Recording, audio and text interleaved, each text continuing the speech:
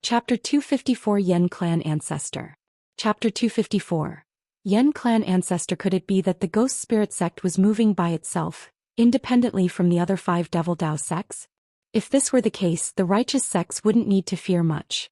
Even the Yen clan had the power to deal with the people of the ghost spirit sect. After all, the Yen clan had many core formation cultivators on guard. After Han Li thought of this, he felt a bit more at ease. Even if the heavens were to truly fall upon them, those of high status would go to stop it. Whatever shady business the ghost spirit sect had, what did it have to do with a trifling foundation establishment disciple such as himself? Let the Yen clan deal with it. He only had to be a bit careful. After all, the fires that harm the gates affect the fish in the pond. Till disaster can affect those who aren't targeted. He didn't know whether the others shared his thoughts. After a moment of fear, their expressions gradually become normal. Unexpectedly, no one further raised the subject. Instead, they chatted a bit about experiences and questions with regards to cultivation. All of this greatly interested Han Li, and he instantly joined in the discussion. Time passed very quickly and the sky gradually darkened. The group had their fair share of talking, and the foreign cultivators left not long ago. It was time to bid farewell. Their exchange of experiences left them with no small amount of gains, especially the means and opportunities used to make a breakthrough by the mid-foundation establishment cultivators. This alone made this trip worth it for Han Li and the other early foundation establishment cultivators. The middle-aged man surnamed Wu, who clearly wished for this discussion to continue, raised the topic of another meeting. Tomorrow several of them would meet at a remote location and continue on with their long chat. Furthermore, they would also be holding a small-scale exchange of goods. How could this not be a wonderful opportunity? This suggestion received everyone's approval. Han Li naturally did not oppose. Thus, the discussion was complete and they left one by one.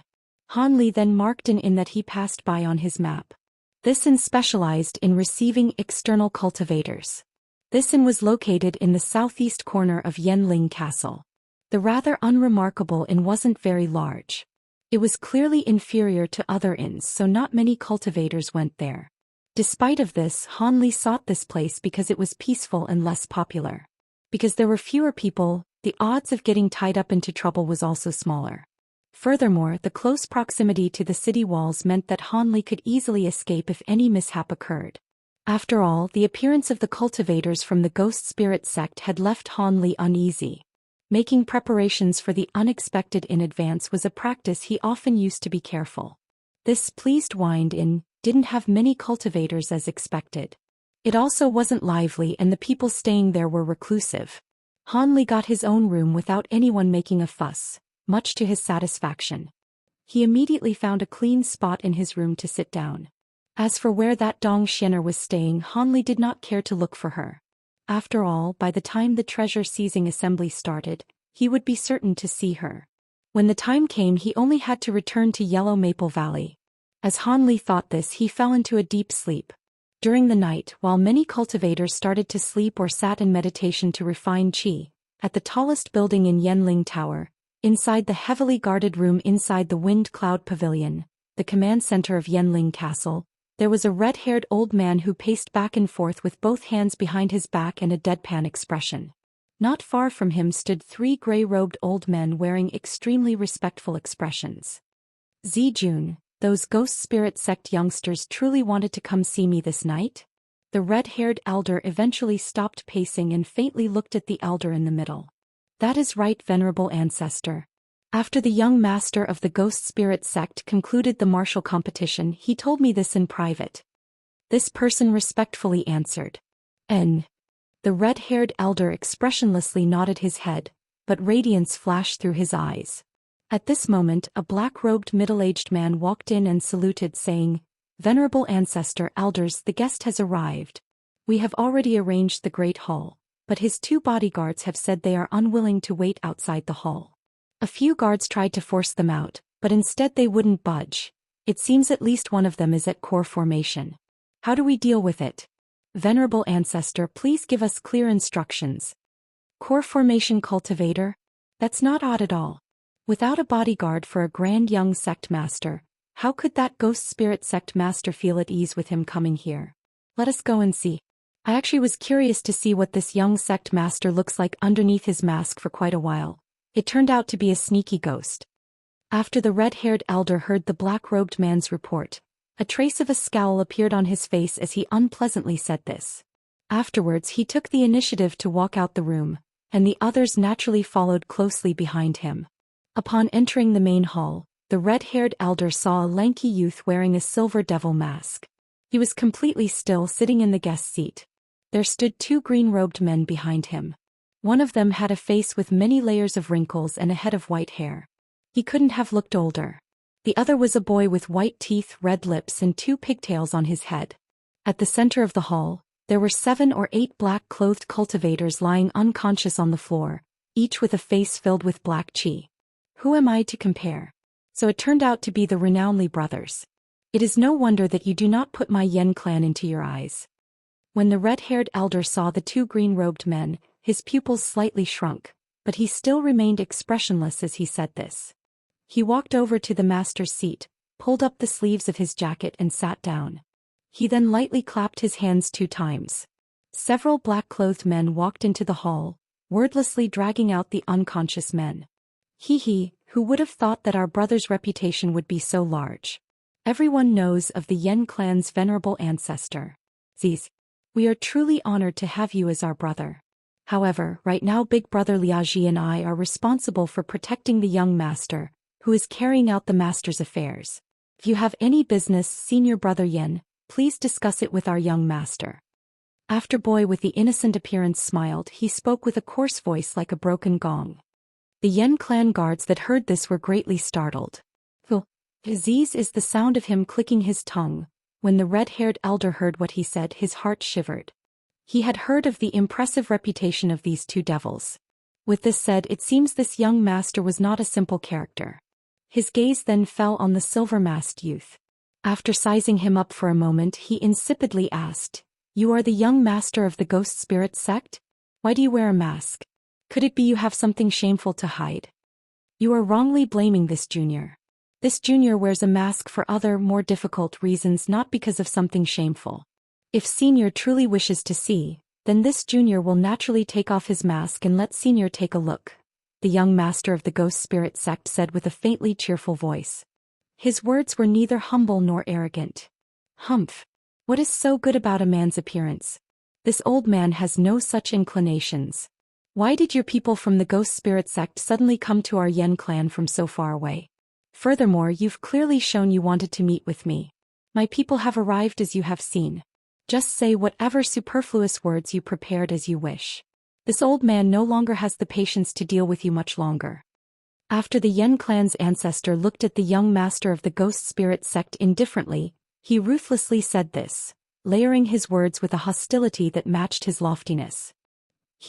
Since Senior Yen has said as such, this junior will not beat around the bush and speak bluntly. My lord father wished for this junior to deliver a letter to senior. He also wished for junior to say 2 words for senior to hear. Even when the young master of the ghost spirit sect saw how the Yen clan ancestor treated him, he still remained calm and poised. What letter? I have never seen your father before. What's more is that the Yen clan and your ghost spirit sect never had such friendly relations. What letter needs to be delivered to this old man? You even want to tell me 2 words in secret. Are you playing with me?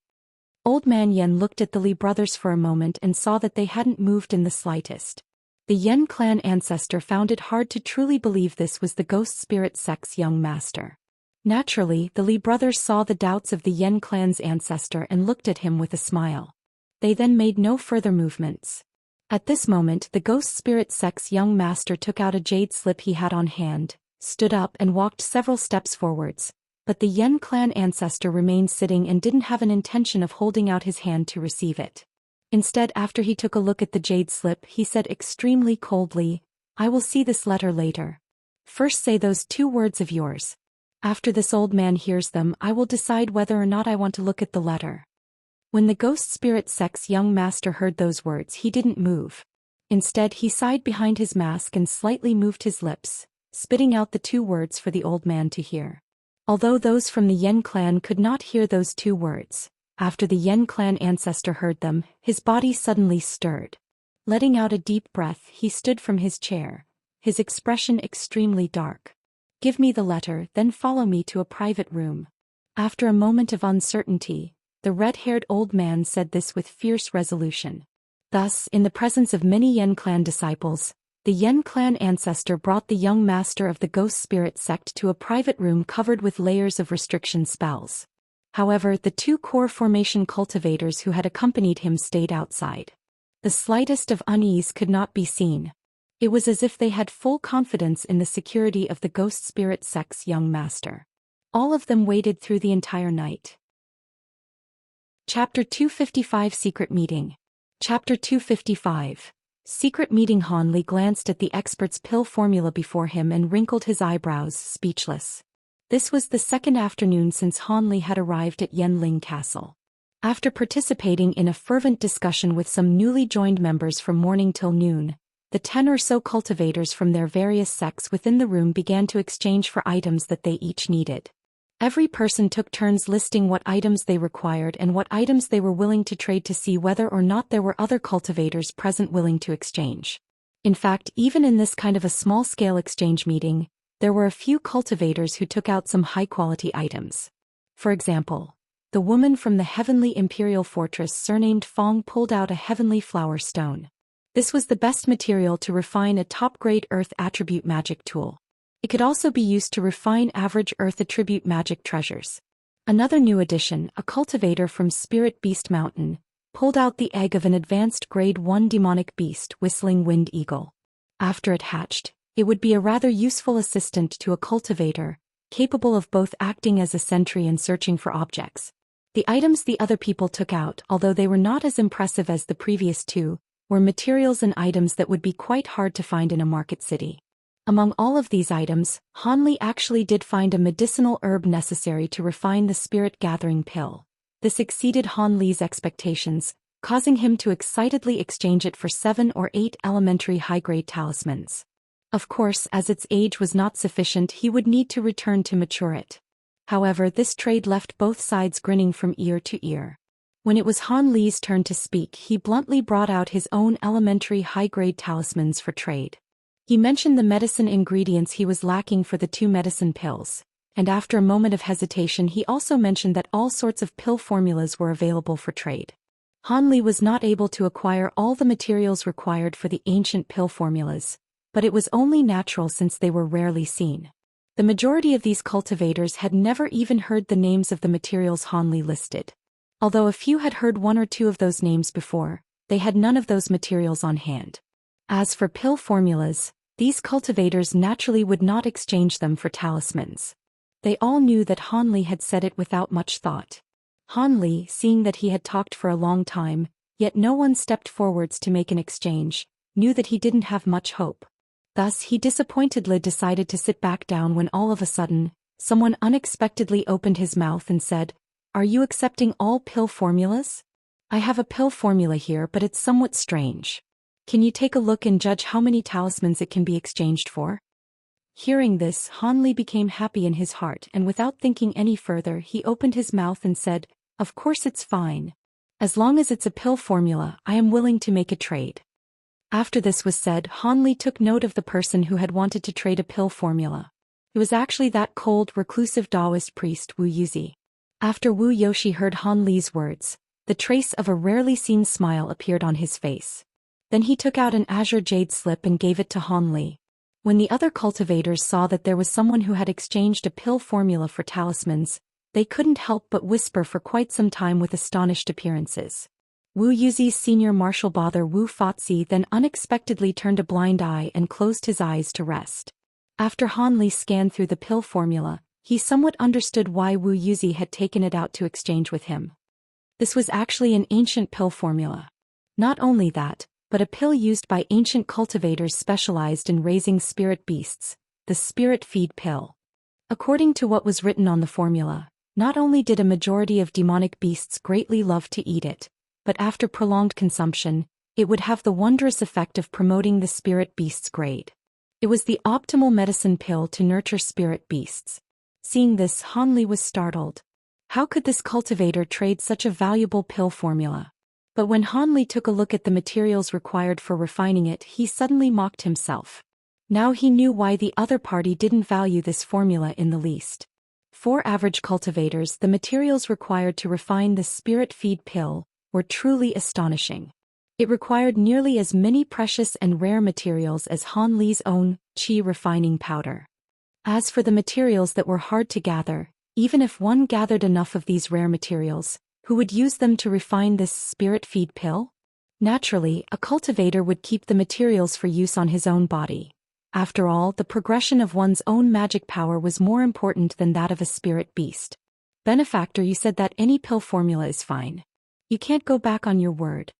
Although this lanky Taoist priest showed a trace of shrewdness, the originally honest and sincere impression he had given Han Li caused Han Li to bitterly smile. However, while this pill formula was of not use to others, it held obvious value to Han Li. Naturally, he wouldn't let it slip by. Han Li lowered his head in thought. He then took out 10 elementary high-grade talismans from his storage pouch and gave them to the Taoist priest. This should be enough to satisfy him. After all, common cultivators would have regarded this recipe as trash. Else this Taoist priest would have long traded it with Spirit Beast Mountain instead of keeping it among his possessions to this day. As expected, Wu Fatsi took the talismans and did not speak further, satisfied.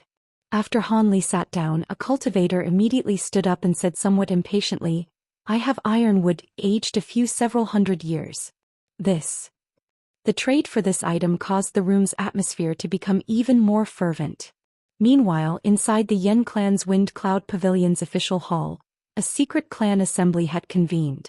All of the stewards and elders who held power all sat down in 2 rows, attentively listening to the Yen clan ancestor. Beside the Yen clan ancestor stood an absolutely peerlessly stunning woman who appeared 17 or 18 years of age, beautiful as a fairy should be. The Ghost Spirit sect raised conditions for the Yen clan's return. They are rather generous. Not only will they lend us the 1,000 spirit sutras to the Yen clan, but they will also promise that a person from our Yen clan will serve as their deputy sect master. Their only request is that Yenner must marry their young sect master and pair cultivate the great blood spirit arts with him. Furthermore, the position of the Yen clan master must be succeeded by their children. Naturally, the position of the Ghost Spirit sect master must also be succeeded. Similarly, the Yen clan ancestor calmly said this. Although his voice wasn't very loud, it had clearly reached everyone's ear, as if he were speaking right next to them. TL. The Yen of the Yen clan and the name of the girl Yenner have the same sound but are written differently. Everyone speak. What path should our Yen clan proceed? You should all know that our late Yen clan ancestors were originally cultivators from the Ghost Spirit sect who were at discord with other cultivators within the sect and established our estate in the state of Yu. The current Ghost Spirit sect master can be regarded as my martial nephew. Because of this, everyone shouldn't have any misgivings on those sentiments. Focus and consider only the benefits and losses to our Yen clan. Furthermore, the Ghost Spirit sect's young master brought some information. The 6 devil sects of the state of Tianluo will invade the state of Yu in 5 days. The states of Jiang and Cheji already surrendered half a month ago, and most of the 2 countries' sects have been extinguished. The small portion that surrendered has become subordinate sects to the 6 devil sects. Thus, even if our Yen clan doesn't agree to the Ghost Spirit sect's conditions, we must consider what happens after the 7 sects of the state of Yu are extinguished and how our Yen clan will survive. This is the problem that should be at the forefront of our consideration.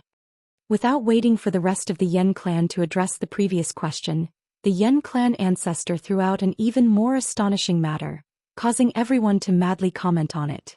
What? The cultivation worlds of the states of Jian and Cheji have already been taken over? This is impossible. The strength of those 2 countries isn't weak at all. How could they fall against the 6 sects of the Devil Dao without years of resistance? How could you speak of them falling? How could they have won so quickly? Could it be there is something greater at play? A secret?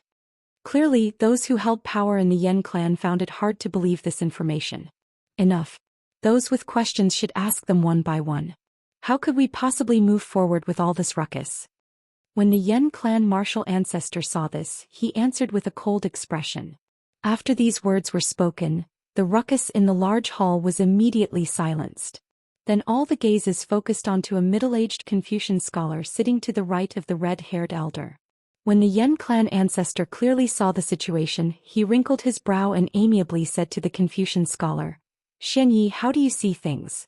You are the source of wisdom for our Yan clan. These matters relate to the life and death of the Yan clan. Please analyze them with all your heart." "Yes, venerable ancestor." The Confucian scholar didn't dare to be negligent and hastily replied. "However, can this descendant first ask a few questions before saying anything else?" "Yes, of course you can. Do not hesitate to ask any questions you have. I will say all that I know," the Yan clan ancestor solemnly pledged.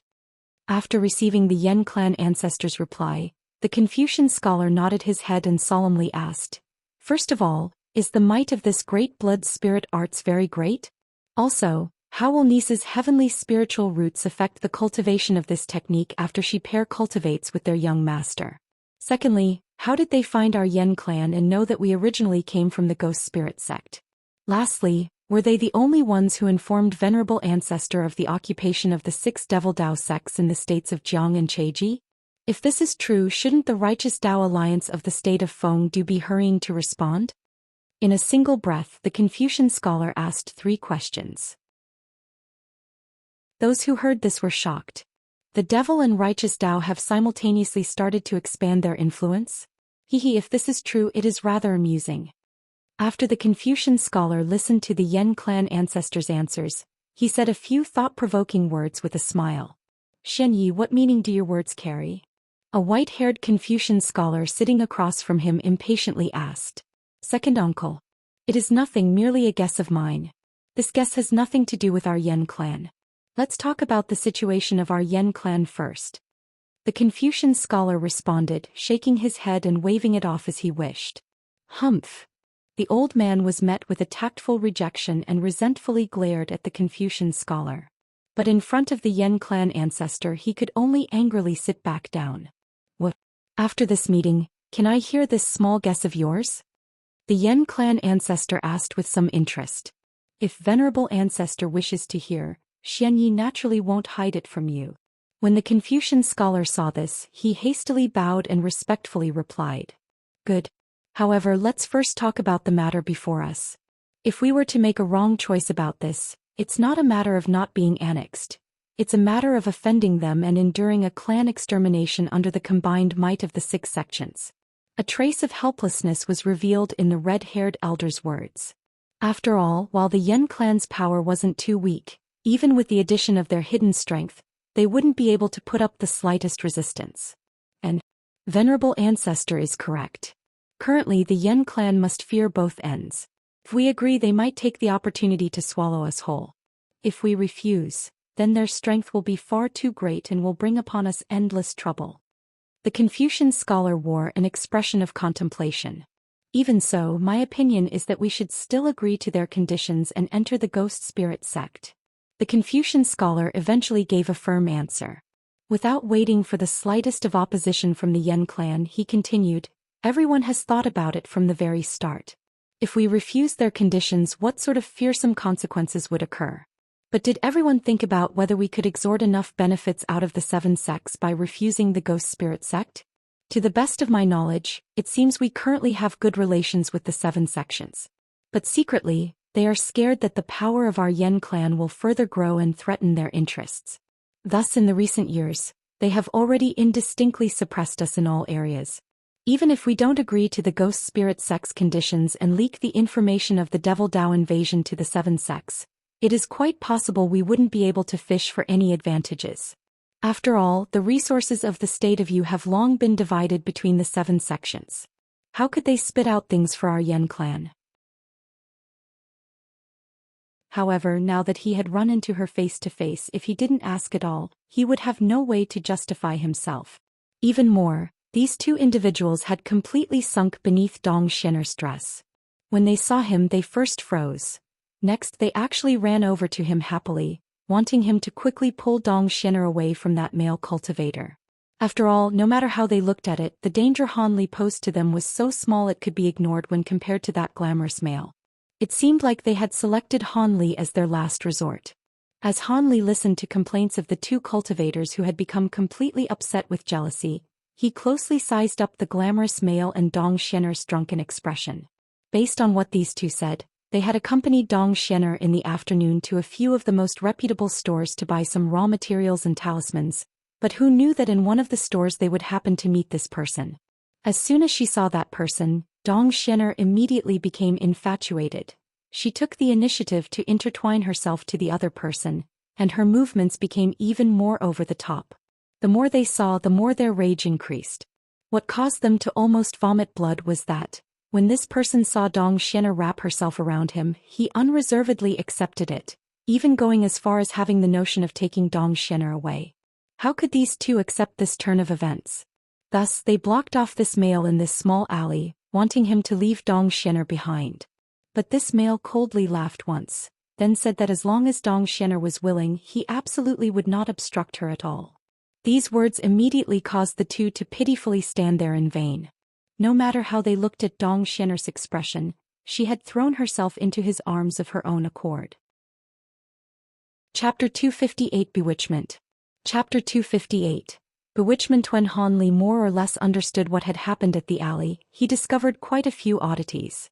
First of all, he was unable to see the other party's approximate age from his beautiful appearance. From his smooth and delicate skin, he seemed to be about 20 years old. However, from his gaze and bearing, he seemed to be of about 30 or 40 years of age. His facial appearance seemed to faintly display some kind of frivolousness, as if he were a pompous young master. However, he was able to see with a glance that the other party was merely at the mid-foundation establishment stage. This was the reason Han Li dared to remain. If he were late foundation establishment stage, Han Li would have further considered whether or not he should be involved in such a contrived affair. Secondly, since the moment he appeared at this place, Dong Xianer's detached gaze had swept past him, but still turned her head back to indulge in looking at this gorgeous man, as if Han Li had actually become a stranger. This was quite fishy. Who are you? Are you also be an admirer of this young lady? Let me Tian first say this clearly. Unless this young lady voluntarily leaves, nobody had better think of make this beauty leave my embrace. When the gorgeous man saw that Han Li, whose appearance was unremarkable, and noticed that his cultivation was only at early foundation establishment, he couldn't help but reveal an appearance of disdain. Then after he patted Dong Xianer's fragrant shoulder, he said this without concern. Despite seeing the other party show such scorn for him, the slightest of anger could not be seen on Han Li's face. During this time his gaze repeatedly switched between this man and Dong Xianer, observing them. He then darkly yelled, "Who is your esteemed self? To actually use bewitchment magic on a cultivator of our 7 sex. Your courage is quite great." When he heard Han Li's words, the glamorous man's expression slightly changed, but he immediately recovered. Then he said with a smooth expression, "You are babbling nonsense. This young woman and I are together because we find each other's company pleasant. If you all do not step aside, don't blame me for mercilessly taking action." Yan Yu and senior martial brother Feng, who had also heard Han Li's words, suddenly realized what had happened. They then aggressively surrounded the glamorous man and angrily said, "I was wondering why Dong Xianer would suddenly not take notice of us as if she were possessed. It turns out that a despicable fellow like you used an evil spell to bewitch her. Quickly undo your magic technique, or don't blame me for being impolite with my violet light symbols." "Exactly, I also thought something was amiss. How could Dong Xianer leave with a stranger like you without any reason? It turned out you were a sorcerer. I will teach you a lesson on behalf of young Lady Dong." As senior martial brother Feng and Yan Yu said this, they each took out their own magic tools, a pair of purple symbols and a short spear, intending to use them. Confronting the threats of an early foundation establishment and a mid-foundation establishment disciple, the glamorous man's face was covered with a layer of chilliness. He coldly said, "You overestimate yourselves." At this moment Han Li felt that something was not right.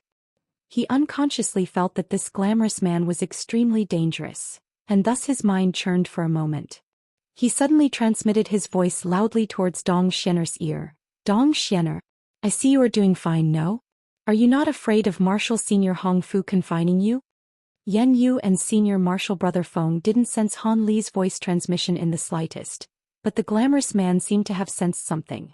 After he glared at Han Li, he hastily lowered his head to look at Dong Xianer. At this moment, Dong Xianer's face revealed an expression of shock as she unexpectedly struggled fiercely to leave the gorgeous man's embrace, withdrawing several steps away. Her face then revealed a slight expression of confusion as if she had woken up from a great dream. When Yen Yu and senior marshal brother Feng saw this, they were greatly exalted. Seeing that the gorgeous man's expression had become unsightly and that he wanted to walk towards Dong Xianer, the two instantly reacted, stepping forward and separating the glamorous man from Dong Xianer. How could they possibly allow Dong Xianer, who had broken free with difficulty, to once again come under his evil spell? After Dong Xianer's consciousness had fully recovered, she seemed to have though of something extremely dreadful and did not dare to look at the glamorous man any further, abruptly running toward Han Li with panic. Then she hid several steps behind Han Li, thoroughly breaking away from the glamorous man's resentful gaze. At this moment her body was incessantly trembling, and her face wore an expression of fear. The slightest of her wicked and unruly behavior had vanished. The gorgeous man's expression grew dark. He looked at Yen Yu and senior marshal Feng with a malicious gaze and then finally rigidly stared at Han Li. Seeing these three look at him with a wary expression, he knew that seizing away Dong Xianer today would be impossible. By the time Dong Xianer's consciousness had returned, the three had tied him down and bothered him long enough for peach trees to fully blossom. Furthermore, if a fight occurred, it would attract a great number of cultivators. He did not wish to be recognized at this place. But ever since he was small, he had yet to let such a golden prize be snatched away from him. With this thought, the glamorous man's face became slightly twisted. He formidably declared, "Today's matter has yet to be concluded. I will remember you three. You should all prepare yourselves." With that said, the glamorous man's body flashed with a rainbow radiance and turned into a red light, flying off into the distance. Only Han Li and the others remained, albeit with squinted eyes. At the Pleased Wind Tavern where Han Li was staying, Han Li and the others heard Dong Xianer's account of her bewitchment by the gorgeous man. "I did not know why, but when I met his gaze, I immediately felt my mind slip away and couldn't think of anything. All I could think of was wanting to do my utmost to win his favor, hoping he would do anything to me. It was as if he were my fated master. I was unable to muster any resistance. However, this was definitely my first time seeing him. How could this have happened? I am certainly unwilling to become anybody's slave." When Dong Xianer said this, her face became increasingly pale. It was obvious that the feeling of just having her body and mind controlled by that gorgeous man had caused her to feel a fear greater than her fear of death. The old man of the Li brothers coughed a few times. He said while shaking his head, "Young sect master, be at ease. There is no problem at all. Although this is a last-minute formation spell, our disciples are managing it. It will be able to display its trapping efficacy. Naturally, if the late Foundation establishment cultivators in the formation use the might of some particularly astonishing magic tools, this may not be the case, but the large majority of these cultivators are certain to be unable to escape. And I am feeling relieved. The 12 guards I brought from the Ghost Spirit sect won't remain idle. That should be more than enough to handle the stragglers who escape the net." The Ghost Spirit sect's young master said without worry. The Li brothers felt there was no problem and didn't further speak. In truth, if they didn't require the souls and primordial spirits of these cultivators to be completely intact, the two Li brothers would be able to take care of it. Exterminating a few Foundation establishment cultivators was a trivial matter, but how could they be bothered to do so? The Li brothers thought with pride. Several thousands of kilometers away, in a secret room of Yellow Maple Valley, 7 to 8 core formation experts had gathered together, nervously listening to a spotlessly clean yellow-robed old man speak. After listening to the old man's words, all of their complexions grew extremely dark. Han Li's master Li Huayuan, female immortal Hong Bai, and even that fatty Lei Wanhe was among them. Their expressions were all extremely disturbed. Not long after the cultivators left the secret room, the entirety of Yellow Maple Valley flurried with zeal. Sound transmission talismans fluttered down throughout the whole sky. Below the storm of talismans, a storm of cultivators was disorderly rushing about on flying magic tools.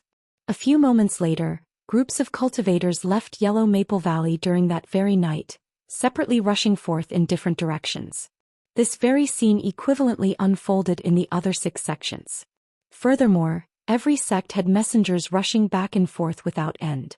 It seemed as if the cultivation world of the State of Yu had become bloodthirsty overnight.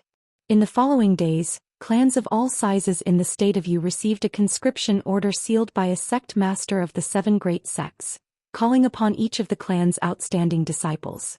Disobedience would be met with violent extermination from an enforcement squad. Naturally, when the conscription order arrived at the Yan clan 3 days later, no one responded. By the time the Yan clan was already deserted. Because Han Li and the other 7 sect cultivators were too far away, they naturally did not know of this matter. As a result, on the 2nd day, just as light had begun to shine, a few cultivators had arrived on the west side of the mountain peak.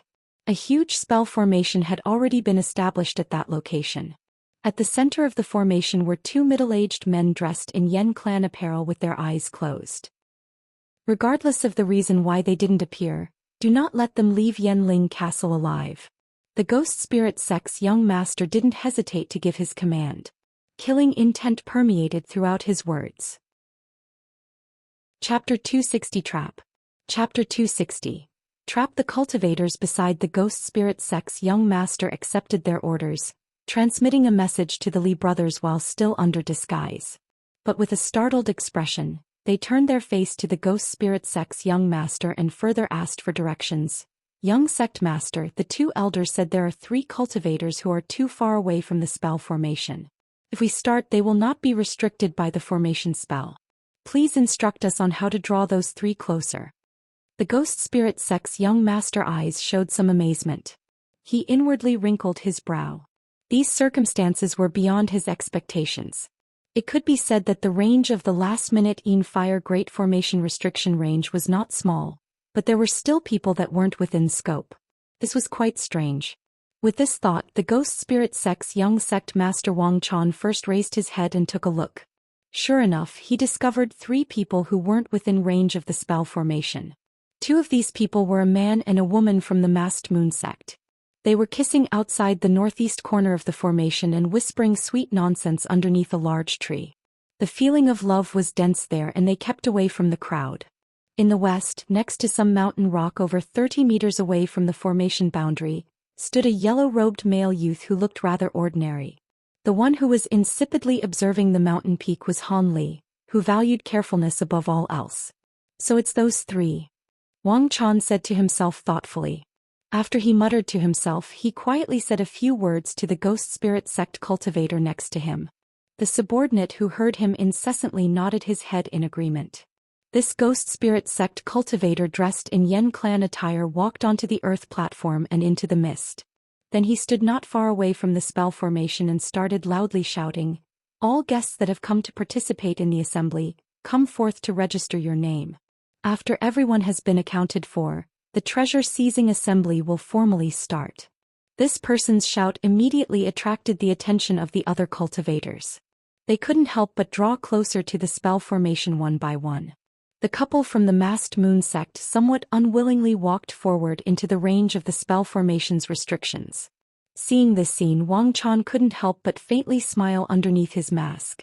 However, when his gaze turned to Han Li in the west, his cold smile immediately ceased. That was because Han Li actually didn't move in the slightest. He didn't have the slightest intention of registering his name.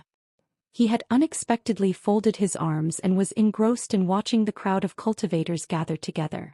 What sect is that disciple from? After a while, Wang Chan coldly asked this. From his clothing, he should be a cultivator from Yellow Maple Valley. A Ghost Spirit sect cultivator seemed to sense that the young sect master was in a bad mood. He carefully replied, "Tell the 2 elders to start. This Yellow Maple Valley disciple seems to have some idea.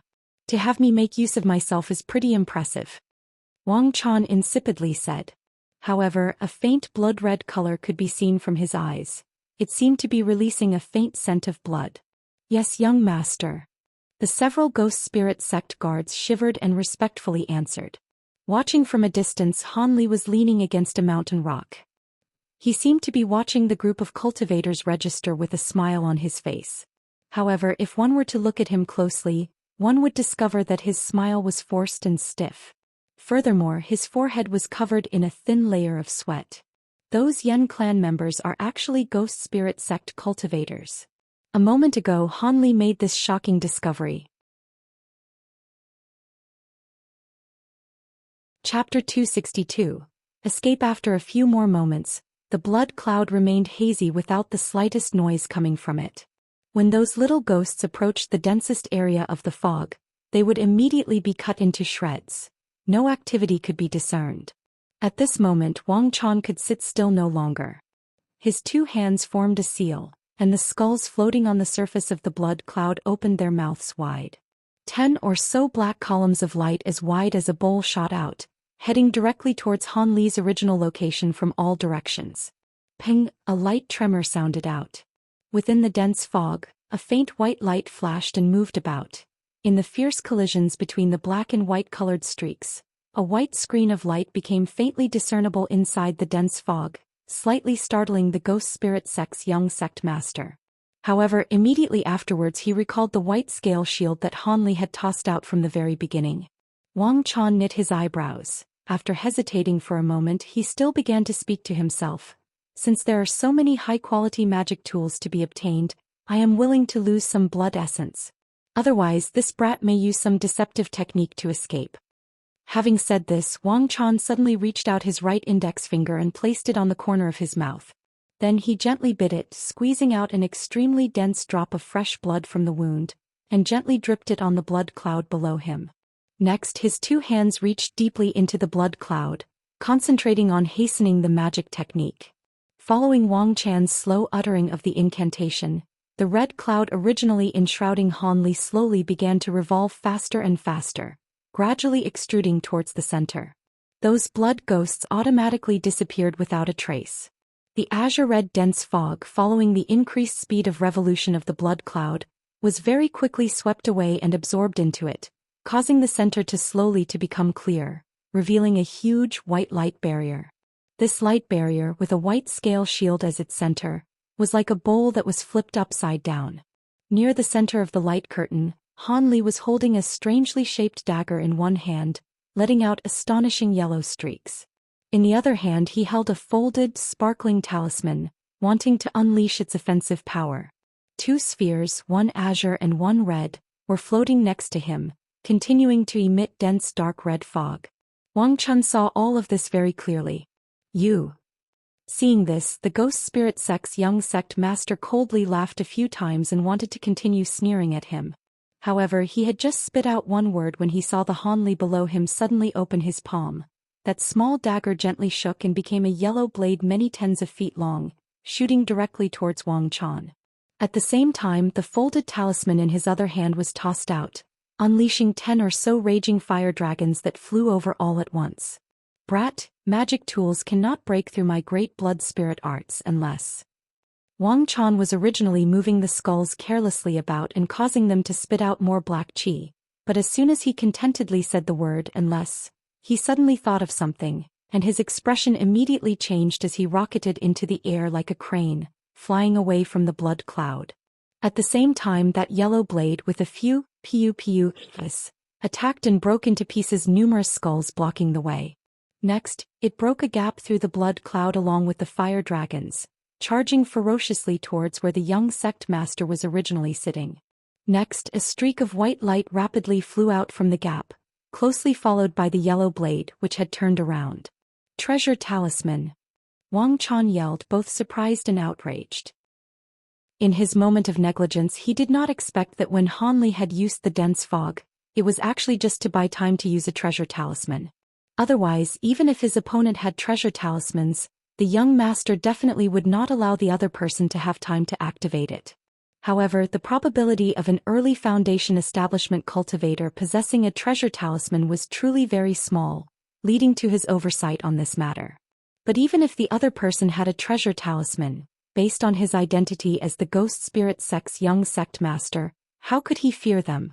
He had also brought along 2 treasure talismans, and one of them was actually an extremely rare treasure talisman with a particular attribute. Naturally, he would not Han Li let escape just like that. The furious Wang Chan leaped into the blood cloud, once again causing this blood cloud to roll together and rise up. He controlled it so that it was as fast as a shooting star, catching up to Han Li. Standing on the divine wind boat, Han Li coldly watched the blood cloud drawing near and the time it takes for a stick of incense to burn. He suddenly waved one hand. Immediately afterwards, the yellow blade suddenly thrusted out, directly shooting towards the ghost spirit sect's young sect master hiding in the blood cloud. However, Wang Quan had prepared himself much earlier. He tossed out the item in his hand and a bright golden skull manifested, then increased in size. Its huge mouth actually clamped down on the yellow blade with one bite, stopping it from advancing even a tiny bit. Han Li was surprised and hurriedly tried to retrieve it. However, that yellow blade, apart from bouncing around in the skull's mouth a few times, was unable to release its power. Wang Quan grinned and the blood cloud next to him began to expand again, causing Han Li to feel a chill in his heart. It seemed like he was about to be bound again. However, at this instant the blood cloud that had been boiling suddenly died down. The expression of Wang Quan, who was forming magic hand seals, changed even more. Not only did the flying cloud's speed slow down, his face actually became faintly covered with an azure black layer. Han Li, who was constantly observing the opponent, was greatly startled upon seeing this scene. He saw that a panicked expression appeared on the face of his opponent, who let out a long howl, not even paying attention to the golden skull that was locked in a stalemate with Han Li wrapped in the blood cloud. He flew backwards along his original path like lightning. Puzzled, Han Li stared in a daze, stopping in place. After some hesitation, he turned both the yellow blade and the golden skull into two talismans, easily retrieving them into his hand. Then he gazed at the slowly disappearing figure of the ghost spirit sect's young sect master, still unsure of what to do. He didn't have enough guts to give chase. However, upon hearing the other person's wailing slowly fade, Han Li immediately realized something and hurriedly urged the divine wind boat into changing directions before disappearing into the horizon. Not long after, the Han Li who had just escaped from danger began to feel great regret after thinking about it carefully. He finally knew why the opponent didn't chase him and instead had turned around. The opponent had been poisoned by the extremely toxic inky flood dragon venom. This all was because the opponent dared to absorb large quantities of the poisonous fog that the azure fire miasma released into the blood cloud. When this dense fog was being refined, according to his requests, the remaining poison from the inky flood dragon's core was refined and incorporated into the fog as well. Today this blood cloud, which had absorbed the dense fog and still contained large amounts of toxins, had definitely been reabsorbed by this young sect master when he chased after Han Li. Thus, after he had become poisoned, how could he not retreat in shock? The more Han Li thought, the more he felt regret in his heart. Since he didn't realize it until now, perhaps he had some mental illness. He had just let a good opportunity to kill a strong opponent and take even more of the treasure on him slip away. This truly caused Han Li to feel somewhat depressed. However, as for why the opponent didn't even retrieve a treasure talisman as powerful as this golden skull and just ran away, Han Li just couldn't understand it. Han Li didn't know that at another location, the similarly extremely prudent ghost spirit sect's young sect master, who had fled when the situation turned ugly, was also foaming with rage. At his side, the two core formation cultivators, the Leisure brothers, looked at each other. It turned out that just as Wang Quan had traveled a short distance during his retreat, he ran into the two ghost spirit sect elders who had just dispatched all of the 7 great sect disciples at once. Because they were worried about this young sect master's safety, after considering things carefully, they finally caught up. Having seen Wang Quan now poisoned, they naturally used their profound magic power to help him force out the toxin immediately. This young sect master quietly guessed the reason why he had been poisoned, but he mistook Han Li's unintended actions as purposefully laying a trap for him. This caused Wang Quan, who had never before suffered such large losses, to immediately hate Han Li to the bone, and he quietly began to view him as a formidable opponent. With these two trains of thought haunting Wang Quan, he didn't give up hope completely. Disregarding the still somewhat weak condition of his body, he fiercely chased in his original direction along with the two elders for a few hundred kilometers without success. However, the vexation in his heart became like a fish bone that permanently lodged itself in his heart. As for that golden skull treasure talisman that he had been forced to give up because it was entangled with the opponent's treasure talisman and he couldn't retrieve it back then, he did not actually care too much. After all, it had been used many times. At this point, it was most likely a wasted product whose strength was almost depleted. Even if it was retrieved by Han Li, he could only use it once or twice, so it wouldn't be very useful. However, what caused his rage to soar was that just when he returned to the small mountain peak where he had set the ambush, a ghost spirit sect guard reported to him that a group of people from the Harmonious Bond sect, part of the 6 Devil Dao sects, had suddenly launched a surprise attack on them. Although there were no casualties, 2 female cultivators whom the guards had subdued had been forcefully seized by the group. Based on the leader's outstanding appearance, it was the Harmonious Bond sect's sect master's second son, Tian Buke, Wang Chan's Jr., whose reputation was not smaller than his own, but whose tactics were vicious. Upon hearing the bad news, although only Wang Chan's eyes dimmed on the surface, he felt like puking blood. Han Li and Tian Buke could now be considered to have become part of Wang Chan's must-kill list. Let's go. Notify the Yen clan elder to immediately begin our retreat. After a long while, Wang Chan let out a sigh and finally said this coldly. At that moment, Han Li flew towards Yellow Maple Valley without the slightest delay. On the way there, he ran into a mixed group of cultivators from Saber Transformation Dock and the Masked Moon sect. Then the leading late Foundation Establishment sect cultivator dropped an unexpected announcement. He was being conscripted. Chapter 263. True Strength. Han Li took a look at the warrant in his hand. It was a conscription order for all traveling disciples, signed by every sect master. He felt extremely depressed. The conscription order had to be genuine, as the sect master's spirit emblem wasn't something that could be forged. However, he truly did not want to follow these orders. From the other party's words, Han Li had learned about the 6 Devil Dao sect's invasion and the great unavoidable calamity that was about to fall upon the State of Yu's cultivation world. Regardless of whether or not the 7 sects of the State of Yu could resist, innumerable cultivators were certain to die. Even core formation experts would have their core destroyed and perish in no small number. Thus, when Han Li learned of this astonishing information, what he wanted to do the most was to immediately return to his immortal's cave and seclude himself for several tens of years. However, he also knew that this was merely a pipe dream. As a disciple of the 7 sects, how could he so easily escape from this great inferno? While Han Li thought about this, he had already been conscripted by the Masked Moon sect cultivator in front of him. At this moment, the Masked Moon sect cultivator said with a smile, "Has this junior martial brother clearly read it? Could junior martial brother state his name and cultivation? We will be working together in the future, so the more we know about each other's capabilities, the better." Han Li composed himself, looked at this person, and then looked at the 30-plus cultivators behind him. Among these cultivators, there were 3 late Foundation Establishment cultivators. The rest were Qi condensation disciples. This caused Han Li to be slightly at ease. At the very least, it didn't seem this assignment was going to be very difficult. With this thought, Han Li cupped his fist and said, "Yellow Maple Valley's Han Li. Early Foundation Establishment." Although the Foundation Establishment cultivators could clearly see each other's cultivation, it was a matter of courtesy. Han Li sincerely carried this out. After all, the other party included late Foundation Establishment disciples with cultivation bases far greater than his own. He wasn't willing to rashly offend them.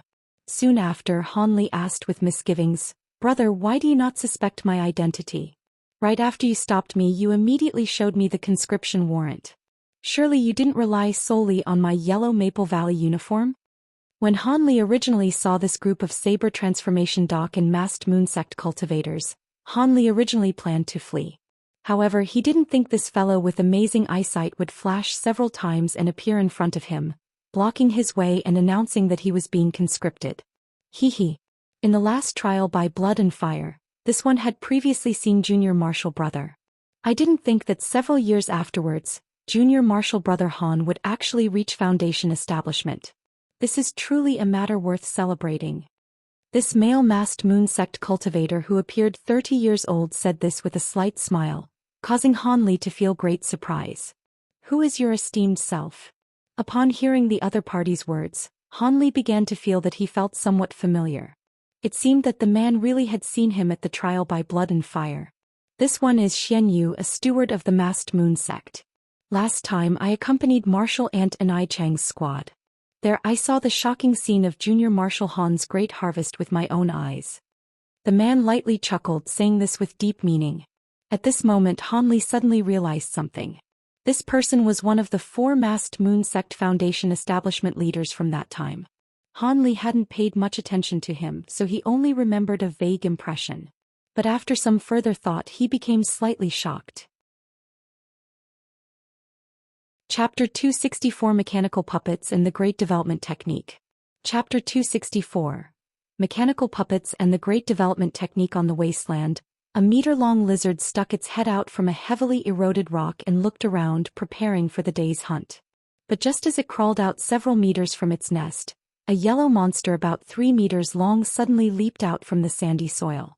It used its 2 front claws and mouth, pouncing at the lizard and easily breaking its neck. Holding the corpse in its mouth, it then hurriedly rushed forth in some direction.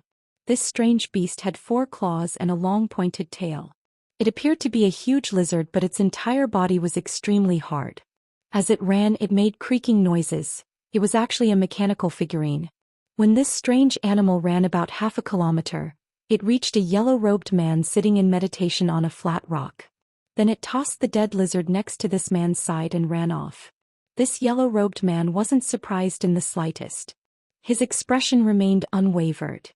He calmly moved his hand. The dead lizard at his side slowly flew up several feet in the air before stopping. Then this yellow-robed man extended his forefinger to the lizard's head and muttered something. Not long after, a faint white light slowly emitted from his extended forefinger. As he continued his incantation, the white light grew increasingly bright until it became blinding. Swiftly, seeing that the crucial moment had not yet passed, yellow-robed man yelled this in a low voice. The white light on his forefinger shot out a white thread that entered the deepest part of the lizard's skull. Then the yellow-robed man strenuously pulled back at the thread. His expression was solemn as he exercised extremely caution. Eventually, under the yellow-robed man's careful gaze, the white thread pulled out a green sphere of light from the lizard's corpse. It was light as a feather, only as large as his thumb. When the yellow-robed man saw this, he beamed as if he had acquired a rare treasure. A light flashed from his other hand, revealing a small light yellow jade bottle. Poof! Streaks of multicolored lights shot from the bottle, sweeping the green ball of light into the bottle. At this moment, the yellow-robed man let out a deep breath as if he were relieved of a burden, wiping a thin layer of sweat from his forehead. It could clearly be seen that his previous action had expended no small amount of energy. This soul extraction technique truly isn't something an early Foundation establishment cultivator is easily capable of using. The probability of success is far too low. There is only 1 success for every 3 or 4 attempts. It seems I'll have to spend the whole day here. The yellow-robed man looked at the small jade bottle in his hand and muttered to himself. His face wore a slight expression of helplessness. This man was Han Li, who was currently practicing the Great Development Technique. The reason why he appeared at this barren area about 50 kilometers away from the Spirit Stone mine was because he wanted to gather animal souls. This was normally something that only people of the Devilish Tao would do. The reason as to why Han Li was currently doing this was because he was studying the Puppet Sutras. Originally, after he studied the initial step of the puppet refinement technique, Han Li discovered that puppet refinement not only required the normal materials used to refine magic tools, but it also required the souls of living creatures. Otherwise, if it were refined without a soul, it wouldn't have any spiritual properties and would fundamentally be the same as a common figurine. The greater the grade of the puppet, the greater the soul it contained. Only as such would the puppet's efficacy be displayed. As they mounted a raid with several thousand cultivators, they were ambushed by a great number of 7 sect cultivators en route. With the 7 sects' absolute advantage, the Devil Dao suffered a great loss, even losing 2 core formation cultivators during the fight. This was a great blow to the 6 Devil Dao sects, and naturally it was greatly celebrated by the 7 sects of the state of Yu, greatly boosting their morale. Humiliated, the 6 Devil Dao sects flew into a rage and began their large-scale assault. Not to be outdone, the 7 sects laid out their defensive formations. Among the common border shared by the state of Yu and the states of Jiang and Cheji, over 10 great battles had occurred there, resulting in the deaths of over 10,000 cultivators. With the additional deaths of 7 or 8 core formation cultivators, The battles had been extremely desperate. On the day a few cultivators came to pick up spirit stones, they told the guards this with lingering fear. This caused Han Li and other cultivators who heard this to become extremely apprehensive, secret rejoicing at not needing to fight in the war. Just by seeing how many core formation cultivators died in battle, one could imagine how dreadful the situation has become. However, the 6 Devil Dao sects were one of the 2 great powers in the Heavenly South region. Their strength truly couldn't be compared to the likes of the cultivation world of the state of Yu. After 7 or 8 battles, the 7 sects clearly understood they would not be able to continuously withstand the opposition's fierce assault. If the 7 sects didn't prepare and establish great restriction formations in advance as cornerstones of their desperate struggle, they would be defeated without much resistance. But even if this were the case, the 7 sects wouldn't be able to withstand for long. During this time of certain crisis for the state of Yu, the 7 sects had sent requests to the cultivators of the mid-level states of Yuanwu and Zijin to come to their aid. Before the 7 sects had started their war against the 6 Devil Dao sects, it turned that they had already wisely sent eloquent messengers to the 2 countries' sects to request aid. When the cultivation sects of these 2 countries received these letters, they were naturally afraid that after the Devil Dao seized the state of Yu, their countries would be the next ones to be taken over. Without having the messengers spend time pleading, they agreed to provide aid.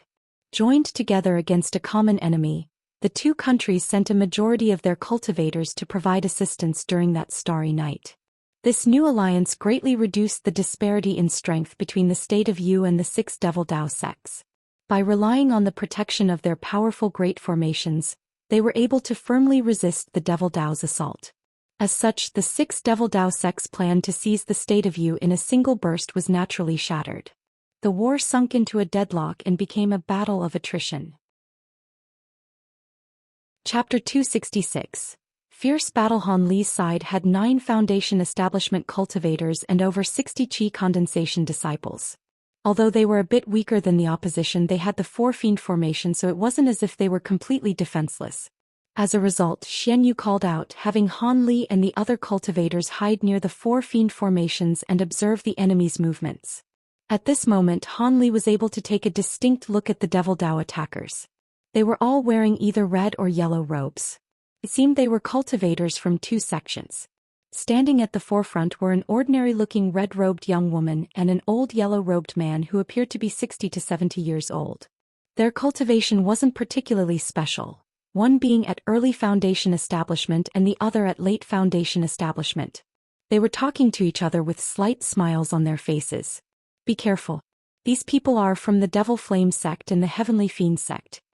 Lu Tianmeng, being the only one who had experienced multiple encounters with the 6 Devil Dao sects, said this to the other cultivators with great caution as if he felt great fear towards the people from these 2 sections. When the Han Li and the other cultivators heard this, their expressions naturally grew increasingly serious. At this moment, the young red-clothed woman stopped chatting, turned her head and insipidly said a few words. Because Han Li and the others were too far away, they weren't able to hear very clearly what she said, but her words made the red-robed cultivators behind the young woman move forward before slowly flying down toward the canyon's 4 offensive formations. At this moment, the yellow-robed old man also silently waved his hand, and his yellow-robed cultivators became streaks of yellow light that headed toward the 4 fiend formation. Within the formation, Han Li and the others unknowingly held their breaths and impatiently revealed their magic tools. These yellow-robed cultivators naturally didn't foolishly charge straight into the formation. Instead, they stopped about 100 meters away from the 4 fiend formation. Then magic tools flew out, aggressively throwing themselves at the great formation. The collisions of the magic tools' wondrous light and the 4 fiend formation's azure, red, blue and yellow-colored restrictions released waves of thunderous explosions, causing the expressions of the 7 sect cultivators underneath to slightly change. Half of you will go out to deal with those heavenly fiend cultivators. Do not let them break the great formation. The other half, be on guard against the Devil Flame sect cultivators. The masked moon sect's Xianxia muttered to himself for a moment before decisively giving his orders. Then a small pure white sword flew out of the formation and turned into a streak of white light, obstructing a flying saber as well as bead magic tools. Hearing those words, a team of cultivators followed Xianyu and also released several of their own magic tools, obstructing most of the opponent's offense. Han Li was naturally one of these people. With flawless proficiency, he released his golden beetle swarm blades to form a net of golden light, trapping a long azure spear magic tool. Because Han Li had chosen to battle the owner of the magic tool, who had the same level of cultivation as he did, the battle seemed extremely tense as golden light and azure streaks danced about. But in fact, Han Li was easily in control and had the time to take a look at other areas of the battlefield. The situation appeared to be handled. The cultivators at Han Li's side were mostly Qi condensation disciples. Their magic tools could not compete with their enemies. Only with the cooperation of 5 or 6 members would they barely be able to resist the attack of a single Foundation establishment cultivator. Chapter 267. Flaunting the Power of Devil Fire. Retreat. Everyone retreat to the Great Formation. Lu Tianmeng yelled in a moment of desperation after seeing the azure flames on those large flags grow thicker and thicker, then took the lead to fall back, fleeing towards the large formation behind him. Hearing this, the cultivators next to him immediately instinctively followed their captain and retreated. Xianyu did not hesitate and similarly ordered a retreat. However, the cultivators on Han Li's side, apart from a few cultivators who had a steady advantage and could retreat at any time, were all entangled by the opponent's ferocity and had no way of escaping. Han Li's opponent similarly mounted a ferocious offensive, attempting to contain Han Li. However, Han Li coldly laughed. After retrieving his other magic tools, he tossed out the white scales shield, forcefully blocking the opponent's attacks and easily returning to the Great Formation. The Heavenly Fiend Sect's cultivators could only bitterly watch and stop their footsteps outside of the formation. Seeing that more than half of his unit was stuck outside the formation, unable to escape, Xianyu began to fight even more fiercely, knowing in his heart that the situation was not good. But just as he wanted to go assist the other cultivators, Lu Tianmeng instantly pulled him back the moment he began to move. It's already too late. The Azure Sun Devil Fire has already been summoned. Lu Tianmeng said with an ashen expression, shaking his head. Upon hearing this, Han Li finally noticed that between the flags of the red-robed flag bearers, azure flames had already shot out. 10 or so flame columns shot into the air, converging into a giant azure fireball tens of meters in diameter, gently floating in midair and swaying imposingly. It was incredibly eye-catching. This. After being startled, Xianyu was about to say something. However, the following movements from those red-robed cultivators immediately caused his expression to become extremely ugly. Those red-robed individuals pointed the tips of the flags at the 7 great sects cultivators who had been entangled outside of the formation. Instantly, the huge fireball became 10 or so smaller fireballs about a meter wide with a PU, shooting directly towards these cultivators. The speed of those azure fireballs was incredibly frightening. In the time it took to blink, they had already aggressively flown in front of the cultivators from the 7 great sects. Naturally, these people had long discovered the transformation of the large fireball. They all instinctively used various kinds of magic tools to receive the attacks of the azure fireballs. An extremely low number of them used a few talismans to execute Taoist magic in an attempt to shoot them down. Unfortunately, because these azure flames were the so-called Azure Sun Devil Flames, they were extremely frightening. Regardless of whether it was the magic tools or the Taoist magics, as soon as they encountered the azure fireball, they were like moths in a flame, silently melting away completely. Seeing this unbelievable scene, the faces of those cultivators became as deathly pale as snow. Before they could think carefully about it, 10 or so fireballs simultaneously slammed into them. The protective barriers and similar magic spells were all completely destroyed upon contact. Furthermore, their bodies instantly became reduced to nothing under the demonic fire, not even leaving a single trace behind. After seeing this massacre, how could the remaining cultivators who had not been hit dare to hesitate at all? Either they had been gravely wounded by the Heavenly Fiend Sect cultivators, or they simply dropped the tangled-up magic tools, directly fleeing towards the Great Formation. However, 2 or 3 people panicked and they immediately died under their opponent's magic tools. Based on the circumstances of the other spirit stone mines that had been ambushed, although the 7 sects cultivators who fell into the hands of the Devil Dao were not immediately killed, they would be immediately escorted to the enemy. It was unknown what the Devil Dao were planning to do with their hostages. However, the hatred built up between the 7 sects and the 6 Devil Dao sects after their consecutive battles could be likened to a deep sea. How could either side treat their hostages well? This concern was especially made worse since the opponent often practiced the inhumane method of extracting one's soul. This caused the 7 sects cultivators to feel even more uneasy. Thus, unless there was no other way out, no one would bring up the matter of surrender. I know of a tunnel directly leading to a location around 10 miles away. That should be enough for us to escape alive. The elder Yu Xing, who had been standing guard here for 10 or so years, suddenly said with a peaceful expression. Like a large boulder creating huge waves, these words instantly shocked Xian Yu and the other cultivators, then exciting them immediately afterwards. Martial Brother Yu, is this really true? Great, now we can finally escape. We're saved. The 7 sects cultivators who were originally panicking had suddenly become much more lively and were unable to contain their joy. Han Li was also rather happy. After all, he truly had no way to deal with those Azure Sun Devil flames. Even if he were to go all out, he wouldn't know where to start. Xian Yu and Lu Tianmeng restrained the excitement in their hearts and, after confirming again the veracity of the tunnel from Yu Xing's mouth, hesitated for a moment before issuing the order to retreat. As for the Spirit Stone mine, they wouldn't have to worry about it. At most, the opponents would destroy the tunnel entrance, halting the production of spirit stones. The Devil Dao cultivators wouldn't even take a few spirit stones from the mine. Even the mortals who worked the mines wouldn't normally be injured in the battle. Thus, all they needed to do was make themselves scarce and slip away. Under Yu Xing's lead, Han Li and the other 50 or so cultivators guarding the mine entered a certain underground tunnel in the Spirit Stone mine. However, just when they entered the underground tunnel, everyone felt the entire canyon tremble for a moment. The 4-fiend formation has been broken through. Xian Yu shouted expressionlessly. Instantly, the cultivators sped up their footsteps even more. The inside of the tunnel was lit up by the many moonlight stones in the cultivators' hands. One could tell from the potholed walls of the tunnel that it was man-made, causing all of the cultivators to feel somewhat shocked.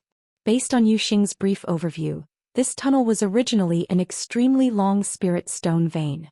It had been carved out by the miners as they progressed along the vein, harvesting the spirit stones. It eventually led to another exit. Thankfully, this tunnel existed and Yu Xing remembered it. Otherwise, they really would have had nowhere to escape today. These words caused the other cultivators to repeatedly nod their heads in agreement. But just at this moment, the tunnel suddenly began to shake violently. After a few loud rumbles, it began to slowly fall apart. Countless clumps of dirt and huge stones rained on the frightened cultivators, directly burying them. The entire underground world became pitch black once again. After many hours at a certain stone wall in a naturally occurring underground cave, a large hole suddenly opened up with a walla. Next, a lizard-like puppet beast rushed out of the hole, stretching its head to size up its surroundings. It then jumped back into the hole. After the time it takes to cook a meal, the lizard mechanical beast jumped out again from the stone wall, only this time a person crawled out as well, closely following behind. This was none other than Han Li, who had encountered the collapse yet managed to survive the disaster. Han Li stood up and glanced at the surroundings, his face revealing a joyful expression. He had just received a new lease on life. Chapter 268. White Spider. Han Li was currently in a stalactite cave open from all sides. Although he did not know how big it truly was, it absolutely couldn't have been small. After Han Li took a look in every direction with a moonlight stone in hand, he had come to that conclusion. In the split second when the tunnel collapsed into dirt and falling stones, Han Li quickly flew and activated his protective barrier. As a result, although he was deeply buried underneath the earth from the series of tremors, he still had the leeway to take deep breaths and move slowly. However, the earth tremors were too great, and Han Li no longer knew where he was, incapable of identifying his direction. He had no choice but to release several lizard puppet beasts he had on hand and have them simultaneously dig in different directions, hoping to find a way out. At this moment he felt great regret for not having previously learned the earth evasion technique. If he had, he could just smoothly shuttle through the earth. Now he could only have his puppet beasts move forward as he slowly crawled. As for using magic tools to open a path, Han Li completely rejected it as soon as he thought of it. Under the current circumstances, negligently squandering magic power was not wise. especially without knowing a clear route. Furthermore, using magic tools while underneath the earth was truly far too dangerous. With a single mistake he would be caught in another collapse. As such, Han Li first controlled several puppets and scouted everything within a certain range once through before choosing the mostly likely route to escape from. Like this, after many hours of dull crawling, he eventually arrived at this mysterious stalactite cave. This caused Han Li's completely taut heart to thoroughly relax. The feeling of surviving a calamity was truly wonderful. Han Li turned his head to look at the hole he just crawled out of. He was certain there were others who had also managed to preserve their life while trapped underneath the collapsed tunnel, but whether or not they were able to find a path to life was hard to say. Because they were trapped in an airtight area, even if they were Foundation establishment cultivators, they wouldn't last for very long. Qi condensation disciples were even less likely to survive. However, while Han Li was rejoicing in his fortune, he felt a bit puzzled. How could it be that soon after they entered the tunnel would collapse from an earthquake? Could it be the Devil Dao had arranged ghosts to cause this? Han Li felt that this guess was most likely true. On the surface, the Devil Dao cultivators had just greatly damaged the Spirit Stone mine's opening, using magic tools to completely smash the cave within to pieces. High up above the Spirit Stone mine, yellow-robed old man was facing the red-robed young woman, regretfully saying, "Junior Marshal Sister Lien, you are treating this small problem greatly. Just to get a few stray dogs, you used an earth-shaking talisman, an extremely rare mid-grade talisman. Humph. To run away from me, Lien Feihua, how could it be so easy? Although rooting out this Spirit Stone mine happened to be just an insignificant mission, to truly let them run away so easily makes me feel ill at ease." The red-robed young woman slanted her mouth, saying this without concern. When the yellow-robed man heard this, he didn't know whether to laugh or cry. Using this to justify wasting a rare talisman, it was truly too ridiculous. But even so, she was the Devil Flame Sect Master's only daughter. He was only a Heavenly Fiend Sect enforcer. He should just mind his own business. With this thought, the old man shut his mouth and kept quiet. Not long after, the Spirit Stone mine was completely destroyed by the Devil Dao cultivators. They flew away, eventually flying off into the horizon. After a day, a huge 7-sex medicine cultivation yard hidden rather far from this place was raided by the same group. They stole all the medicinal herbs that could be used and cleanly set the saplings ablaze with azure sun devil fire. This matter immediately seized the hearts of the 7-sex upper echelon. Compared to the Spirit Stone mine Han Li had guarded, it was insignificant. By using only a bit of time, the mine would be restored. However, the plundered and burned spiritual herbs needed several tens of years to grow again. The 7-sex upper echelon furiously dispatched experts to pursue and kill them. But who would have thought that the enemy would meet with reinforcements, or that the 7-sex would suffer a small loss from the ambush? With such continuous losses, the 7-sex naturally wouldn't submit to humiliation. After recovering a bit of strength, they took the initiative to begin a second wave of large-scale battles, once more opening another prelude. Underground, Han Li wrinkled his brow. He finally identified the direction of the wind within the cave. He had his puppet beasts find the path forward as he crawled after them. After passing through several tens of caverns, the stalactite caves became larger and larger. The largest cavern could fit over 100 people without problem. The further he moved, the stronger the wind flow, which caused Han Li to be a bit more at ease. After all, with wind there would be an opening to the surface. Just as Han Li entered a new cavern, he ran into 6 or 7 people. They were Yuan Lu, Lu Tianfeng, and other cultivators. Unexpectedly, Zhong Wu was there as well. When they saw Han Li alongside 2 puppet beasts, they blankly stared with surprise. But soon after, as Xianyi smiled and thought of saying something, a mournful scream came from the other direction, causing everyone's expression to change, revealing fright. Without inquiring anything from Han Li, Xianyi and Lu Tianmeng looked at each other and immediately followed the scream with hastened steps. No one dared to be negligent, applying all sorts of defensive magic techniques and magic tools as a precaution. When Han Li saw this, he hesitated for a moment. In the end, he took out his white scale shield and slowly followed. However, he didn't use a defensive magic technique. This way, he would be able to use both the Imperial Flight technique and soft body movements. He always believed that in narrow quarters, speed was more important than defense. After they passed through 3 or 4 large caverns, They arrived at a huge stalactite cave and suddenly saw a frightful scene before them.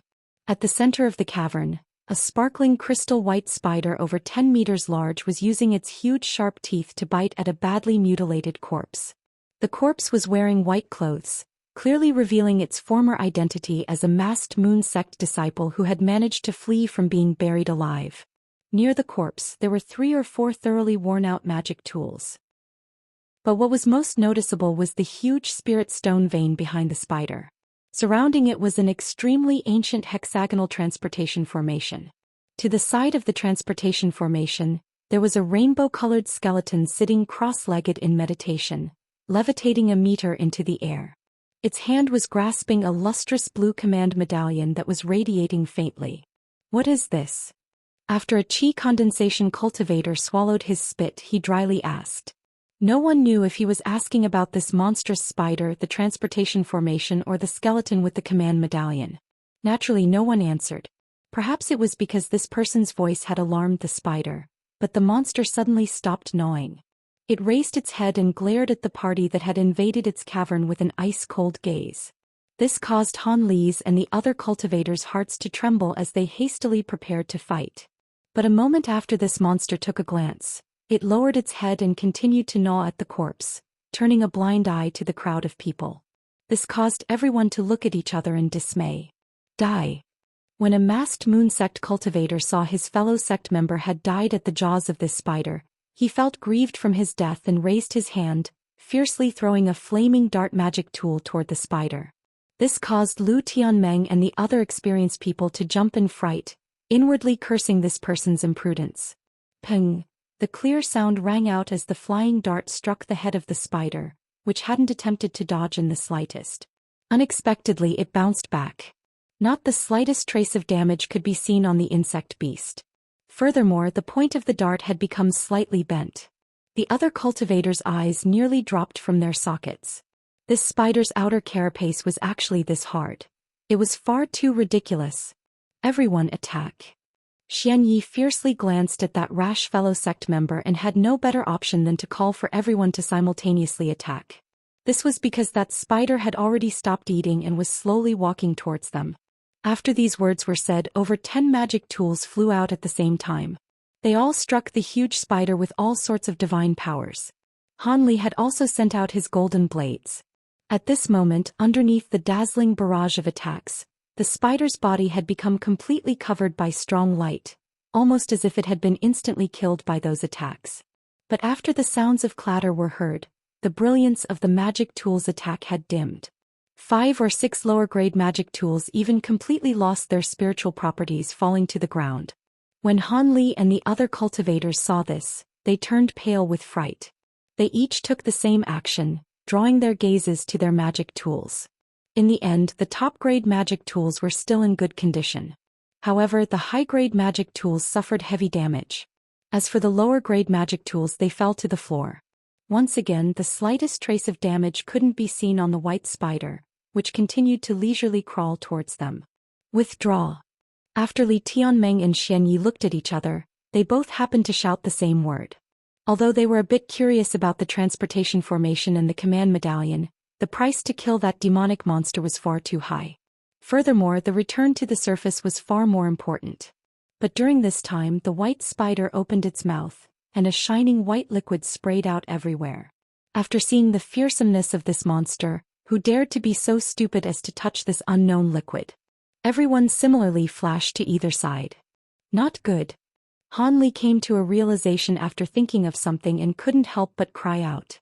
The other cultivators were slightly startled. They hadn't fully realized what just happened. The liquid suddenly turning into a huge net. The spider then pounced at the cave opening and stood on the web. Much to their surprise, it tightly sealed the entrance they had just used to enter. The other cultivators' expressions changed. At this moment, they discovered that this stalactite cave seemed to only have one exit. Chapter 269. Blood Red. Could it be it wishes to eliminate us in one stroke? Zhong Wu asked with a white complexion. Humph. Xianyu didn't speak and raised his hand instead. 7 to 8 fireballs flew from his hand, shooting toward the dense spiderweb. Ping ping. The spiderweb was left completely intact. Not even the slightest sign of a burn could be seen. At this moment the others weren't surprised. They had clearly anticipated that this spiderweb wasn't so fragile. During this moment the white spider slightly bent its legs and with ferocious power, it pounced straight toward Xianyu's direction with its entire body. Xianyu's expression darkened. He pressed a yellow talisman against the ground and immediately after, it noiselessly dissolved into floor. Subsequently, a huge stone spike sharply rose not far away, precisely hitting the abdomen of the spider as it leaped in midair. The spider was rigidly pinned to the roof of the cavern, incapable of moving for the time being. Good. When Lu Tianmeng saw this, he loudly shouted and revealed an expression of happiness. Then he threw out a dark green bag with the bag's opening pointed at the spider at the ceiling, revealing faint warm light. At this moment the spider trapped at the cavern ceiling started hissing. It drew its legs towards its abdomen and held the stone spike tightly. Then it fiercely exerted force. The sounds of crashing stones were heard. The tip of the stone spike had actually been easily crushed into countless falling stones. After recovering its freedom, the demonic beast jumped down. When it had broken the stone spike's tip, its small eyes flickered with green light as if it were angered. It lowered its body and then straightened it. It seemed to want to pounce toward the cultivators once again. But at this moment, the warm light rushed out from the bag and precisely swept away the spider as it was midair. Then as quick as lightning the light returned, with it the spider that had unexpectedly shrunk as it was collected into the bag. Han Li and the others at the side were startled. Such a seemingly ferocious spider had actually been so easily captured alive. This was truly hard to imagine. Lu Tianmeng also wore an expression of pleasant surprise.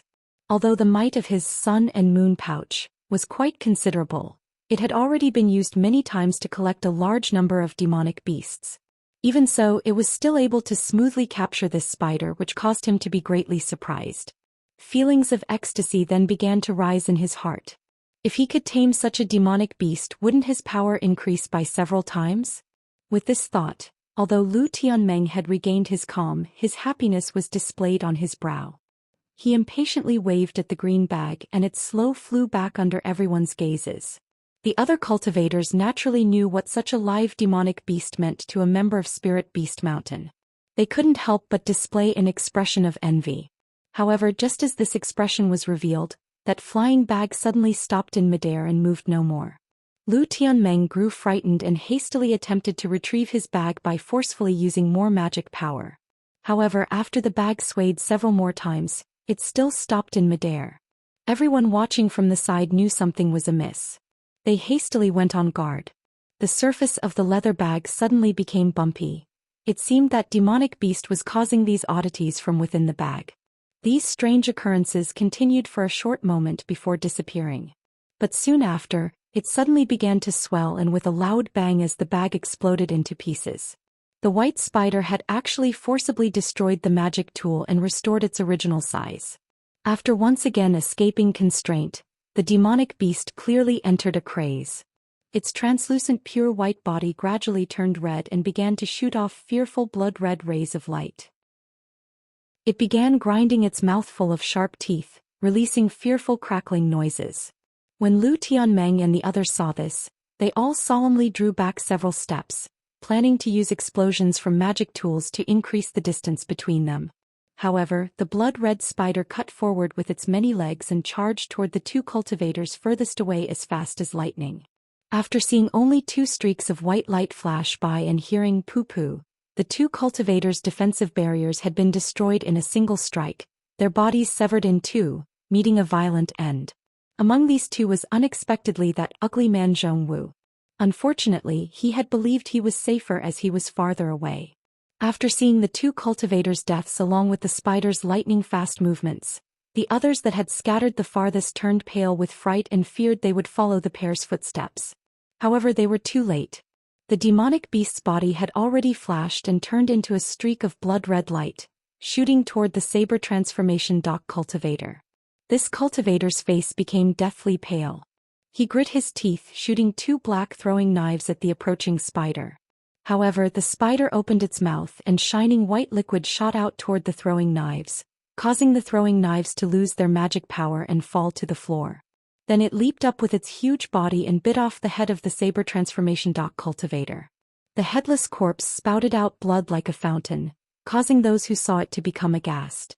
The others, Han Li included, no longer hesitated and immediately sent talismans and magic tools to smash its head. However, even since the spider's body turned blood red, it became as fast as the wind. Within this narrow cavern, the magic tools and magic techniques simply couldn't follow its nimble movements. A short moment later, another 2 cultivators met their violent end underneath its fierce teeth. Although one of them had timely used a colored scarf to obstruct its advance, in the blink of an eye, the spider shredded through the scarf and killed him. This spider's legs and fierce teeth were truly sharp. Their hardness was absolutely that of a top-grade magic tool or higher. At this moment, only Lu Tianmeng, Xian Yu and Han Li had remained. The trio's complexion had become ashen with extreme fear and anger. If they were in an open area, then these cultivators wouldn't have died so easily. After all, with flying magic tools they definitely would have lasted longer. Bang! The spider flashed to the side of Lu Tianmeng. As it attempted to cleave his body in 2 through his protective barrier, a black object appeared to obstruct it. This flat and round object appeared to be a small shield, but under careful observation, its surface seemed to have cracks. It was actually a miraculously strange turtle shell. Apart from a shallow mark that remained from the strike, it was completely intact. It was truly astonishing. Seeing it had no effect, the huge spider immediately gave up on Lu Tianmeng and flashed with red light, arriving at Han Li's side with its jaws open.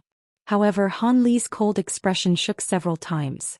His body suddenly became vague and immediately disappeared. He then appeared over 20 meters away. This caused the demonic beast to unexpectedly stay still from surprise. During this delay, Xian Yu took out a small yellow cup and arrived next to the spider. After the small cup flashed with yellow light and expanded, Xian Yu slapped it underneath, trapping it once again. Afterwards, Han Li expanded his black dragon's grasp to its greatest size and cautiously hovered over the cup, fearing another escape from the demonic beast. You two be at ease. My heaven-shrouding cup was refined from copper essence, a material used to refine magic treasures. It absolutely wouldn't be able to escape. After Xian Yu's expression relaxed, he explained this to Han Li and Lu Tianmeng. Hearing this, Han Li's expression relaxed, and he retrieved his black dragon's grasp. It seemed he was truly at ease. However, Lu Tianmeng walked to the front of the copper cup and took a few looks at it before muttering to himself and shaking his head with worry, saying, "This won't do. I feel unassured. Continue using your cup to trap the beast and give me time to prepare a magic treasure and thoroughly kill this monster." When Xian Yu heard this, he wrinkled his brow, but he didn't say anything and followed along. Han Li then looked at the transportation formation and the skeleton's command medallion. After a moment of thought, he walked to the side and sat cross-legged in meditation, leaving the previous matter up to the other 2. At this moment, Lu Tianmeng took out a treasure talisman flashing with azure light. He pressed it between his palms and slowly filled it with spiritual power. It was obvious that a late foundation establishment could use a treasure talisman quickly without having to charge it with power. A short moment later, he separated his hands, and an exquisite small rod shot forth and revolved around his head. "Are you ready? I'm going to release the demonic beast." When Xian Yu saw this, he asked this with concern as he controlled the small cup. "I'm ready. You both can die at ease. That greater displacement medallion is mine." Lu Tianmeng widely opened his eyes, suddenly revealing a sinister appearance. After this large shout, the tip of the short rod released innumerable rays of light. In a flash, 1 rod became 2, 2 became 4 and 4 became 8. In the blink of an eye, over several hundred similar small rods had appeared. Each of the small rods released a small, buzzing rumble. Then, under Lu Tianmeng's control, the majority of the rods charged toward Xian Yu in a dense formation, while a small portion went toward Han Li as he was meditating cross-legged. When Han Li saw this, his expression slightly changed. He didn't dare to clench the item in his hand and rigidly stared at the approaching talisman treasures. Xian Yu's expression was dull, as if he were turning a blind eye to this crisis. Seeing the pair's expression, Lu Tianmeng's proud expression froze. As he shouted, "Not good." In his mind he thought to take out the tortoise shell. However, behind him, the sound of the ground rupturing came from behind him. Then a streak of red light struck at his side. Suddenly, Lu Tianming's body fell to the ground in 2 pieces. Right after, the red light leaped back a certain distance away and stopped. It was unexpected, the blood-red spider that had escaped its trap at an unknown time. Chapter 270 Beheading. Chapter 270. Beheading. Once Lu Tianming had died, the magic power supporting the several hundred small rods disappeared. In an instant, they dissolved into specks of azure light and converged together, forming a treasure talisman that gently fell to the floor. At this moment, all that was left was Hanli, Xianyi and the blood-red spider. Xianyi expressionlessly stared at Hanli and didn't make any movements. Hanli then looked at the blood-red spider and then looked at Xianyi. He then silently raised his hand and brought out his white scale shield. Simultaneously, 8 streaks of white light appeared at his side. They were revealed to be Hanli's puppet beasts. Xianye's expression became slightly moved as he raised his hand to recall the small yellow cup. He insipidly said, "I truly did not think that Junior Marshal Hanli was actually an expert in puppet techniques. However, it seems you haven't cultivated it to perfection. Do you think with so few puppets you could be considered my opponent?" When Hanli heard this, his expression didn't change. He only coldly asked, "Did you release the spider intentionally?" "Correct." Xianyi bluntly acknowledged this. Then he flipped his hand and summoned a red muslin cloak. "Are you not worried about overreaching yourself and allowing yourself to die to this demonic beast?" Hanli coldly laughed after he licked his dry lips. "Hee, me die? Against a mere grade 4 demonic beast with a bit of toughness and brute strength?" Xianyi mockingly said. Hi's face was filled with disdain and contempt. "Regardless, you should go and properly play with that crystal spider. Hope you'll be able to preserve your life." With that said, he covered his body with the muslin cloak. Although he was still there, all the sense from his body completely disappeared. Hanli was slightly surprised. He couldn't help but look at that muslin cloak several times. At this moment, Xianyi slowly retreated to a corner of the cavern with a slight smile on his face. It seemed he didn't want to be involved at all. Hanli's thoughts whirled in his mind several times and guessed several uses of that muslin cloak. His complexion couldn't help but change and he hastily looked at the spider.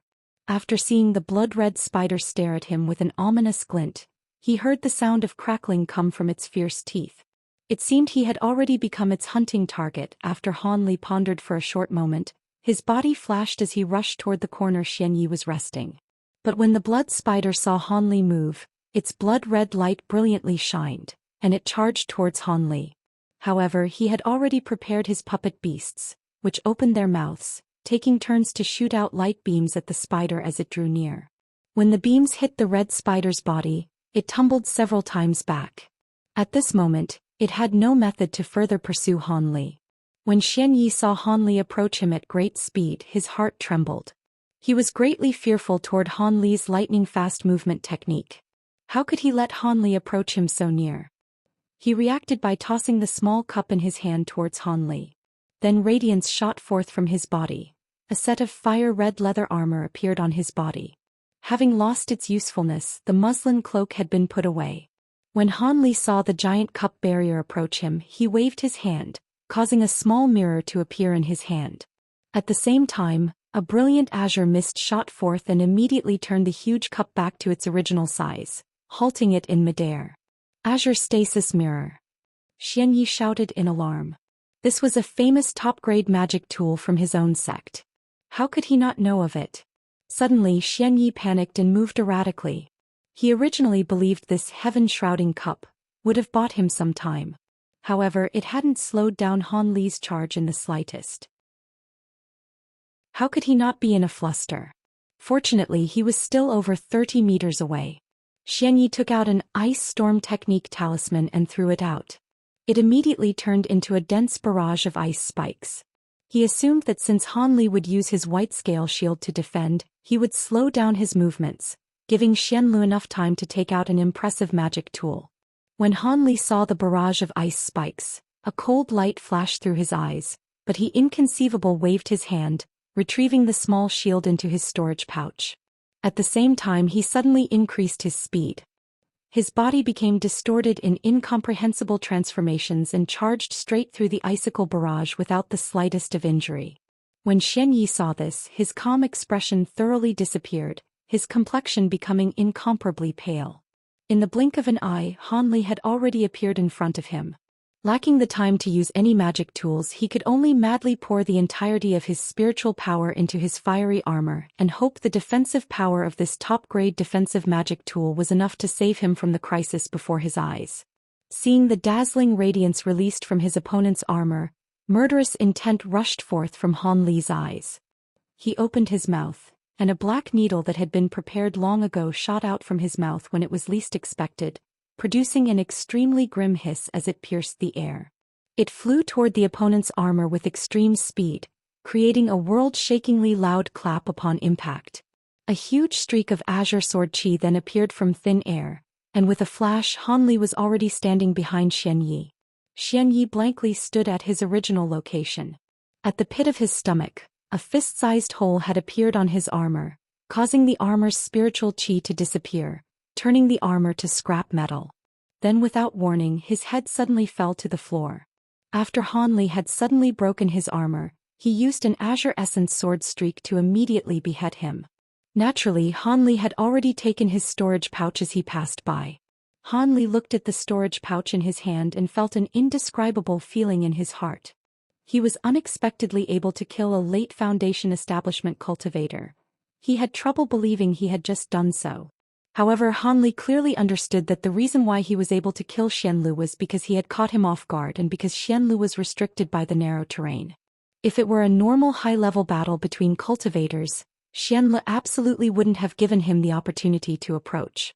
Separated by a distance of over 100 meters and with the assistance of flying magic tools, Xianlu wouldn't be slower than Han Li's extremely limited movement technique and could move about as he wished. In order to destroy this person's armor, Han Li had to consume a single-use explosive magic tool refined from the fledgling horn of the inky flood dragon. Greater Displacement Medallion. That was what Lu Tianfeng called it. Han Li thought as he sunk into contemplation.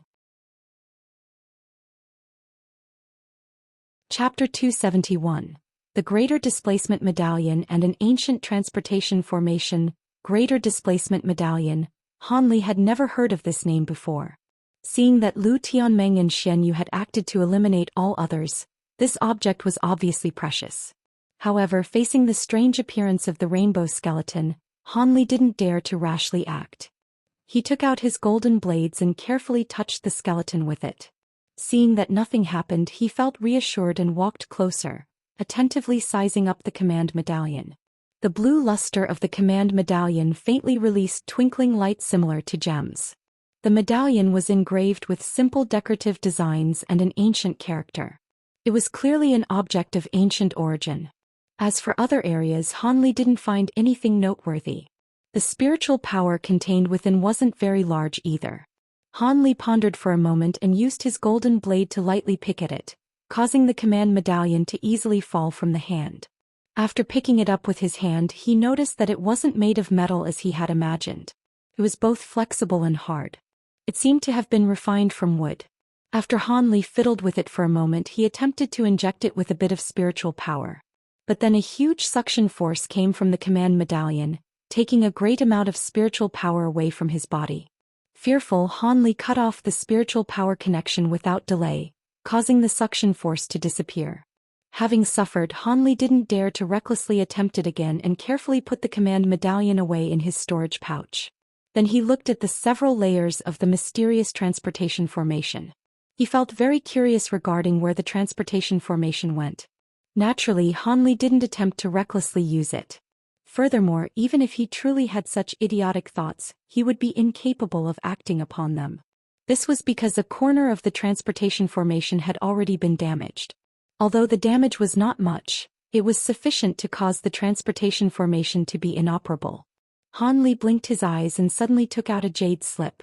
He started to record the transportation formation's appearance and decorative design, preparing to ask others about it and see if he could restore the transportation method. He was greatly looking forward to this. After doing all of this, Han Li looked around the huge cavern to see if there was anything he had missed. As a result, behind a coarse stone pillar, he had discovered 2 sparkling translucent eggs, each about the size of a fist. When Han Li saw this, he was pleasantly surprised. Without guessing, he already knew they were the eggs of the spider demonic beast. Having personally experienced that spider demonic beast's ferocity, how could Han Li miss this opportunity? He immediately looked for a leather pouch that specialized in holding spiritual beasts from a spirit beast mountain cultivator's storage pouch. Then he carefully put the spider eggs into the bag and then stuffed the bag into his pocket. With this harvest, Han Li looked around even more attentively, but unfortunately he found nothing else. However, Han Li didn't mind as he was perfectly content with his spoils. He returned to the white spider's corpse and dismembered it with no trace of politeness, stuffing the limbs into his storage pouch. Then he took Xian Yu, Lu Tianmeng and the other cultivators' corpses and used fireballs to turn them into ashes, burying them there. When Han Li looked at the rainbow skeleton, Han Li threw a few fireballs at it in passing, intending to turn it to ash. But as a result, the skeleton fused with the inferno and condensed into 7 to 8 small rainbow pearls. This greatly shocked Han Li and he collected them with curiosity. Han Li then wanted to leave this place, but in order to make it so the transportation formation wasn't discovered by anyone else, he used azure essence sword streaks to destroy the cavern entrance as he was leaving and completely block the passage. Naturally, he also committed this place to his memory so that he could find it in the future. After that, Han Li followed the direction of the wind in the stalactite cave, finding an extremely hidden opening. He had finally returned to the surface. Because Han Li was afraid of Devil Dao cultivators wandering around in the vicinity, he didn't dare to delay and piloted his divine wind boat in the direction of the Taiyu mountain range. 7 to 8 days later, Han Li returned to Yellow Maple Valley. After he went to report about their losses to a steward who was on duty, he remained on standby at his Immortal's cave. At this moment he knew the second wave of war had already started. Furthermore, the 7 sects had received vigorous assistance from 2 neighboring countries at the very start of the star, and it seemed as if they were currently winning against the 6 sections. This caused the atmosphere in Yellow Maple Valley to greatly ease up. It was no longer as pessimistic as it was the beginning of the war. After returning, Han Li saw that everything inside his Immortal's cave was the same as before. He relaxed, deeply breathing out. Although it could be said that returning to his sect now wasn't sensible as he was likely to be assigned to fight, any 7 sects disciple that shrank back as battle approached and used excuses to avoid being conscripted was severely punished. Light punishments took away spirit stones, heavy punishments crippled one's magic power. These things weren't tolerable in the least. Furthermore, others have told him that 7 sects had already dealt over 100 punishments of varying degrees. Also, regardless if they fled the battlefield, disciples with no assignments or had already completed their assignments were required to report back to the sect within a certain amount of time. If there weren't any reasons for not returning within the time frame, one would be judged for punishment. Naturally, consequences for blunt evasion without reporting back or fleeing to another country grew even harsher. They would be chased by a 7 sect enforcement squads for the rest of their lives until they were killed. So long as the 7 sects existed, the pursuit would never end. At this moment, Han Li was unwilling to break away from Yellow Maple Valley and flee the state of Yu. Naturally, he openly returned to obey orders. In truth, according to his deductions, how could there be a single peaceful haven in the Heavenly South region if it was suffering from the simultaneous expansion of the devilish Dao and the righteous Dao? The cultivation worlds of every region would be in a state of war. It was only a matter of time. As such, he may as well stay in the state of Yu. After all, one's homeland was hard to leave. The first thing Han Li did when he returned to his Immortal's cave was to soak the spider eggs in the spirit well spring. The spiritual qi should slowly incubate and grow them. Then he quickly secluded himself for 2 days and finally finished refining the first layer of the Great Development Technique. He didn't know whether it was a coincidence, but the Azure Essence Sword art simultaneously broke through to the 5th layer after a long period of no progress, much to his surprise. This caused Han Li to enter mid-foundation establishment. When Han Li sensed this, he greatly rejoiced. After all, every increase in cultivation would increase the chances of one's survival within this period of chaotic unrest. But what baffled Han Li was that even after several days, the sect had yet to assign him a mission. This caused Han Li to feel uneasy. According to his experiences, the rarer the tasks, the more dangerous and troublesome they would be.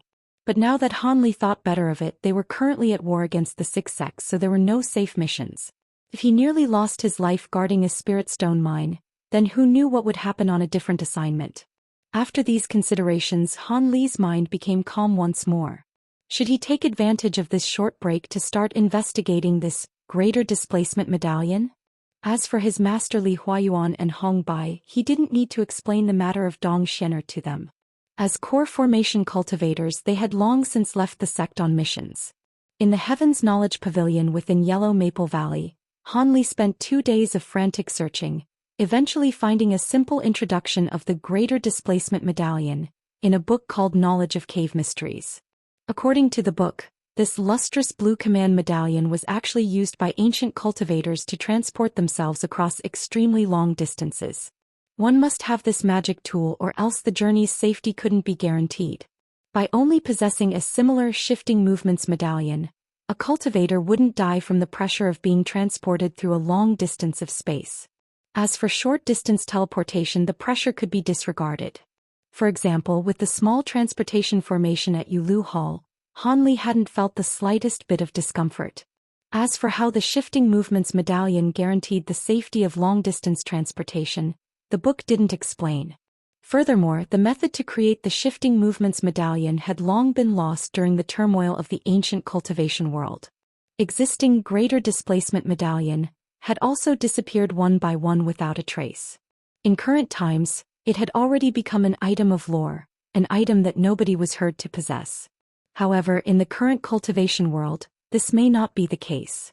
Because ancient transportation formations had become an object of legend earlier than the Greater Displacement Medallion, a single such formation could not be found in the Heavenly South region, though this could not be said for other places.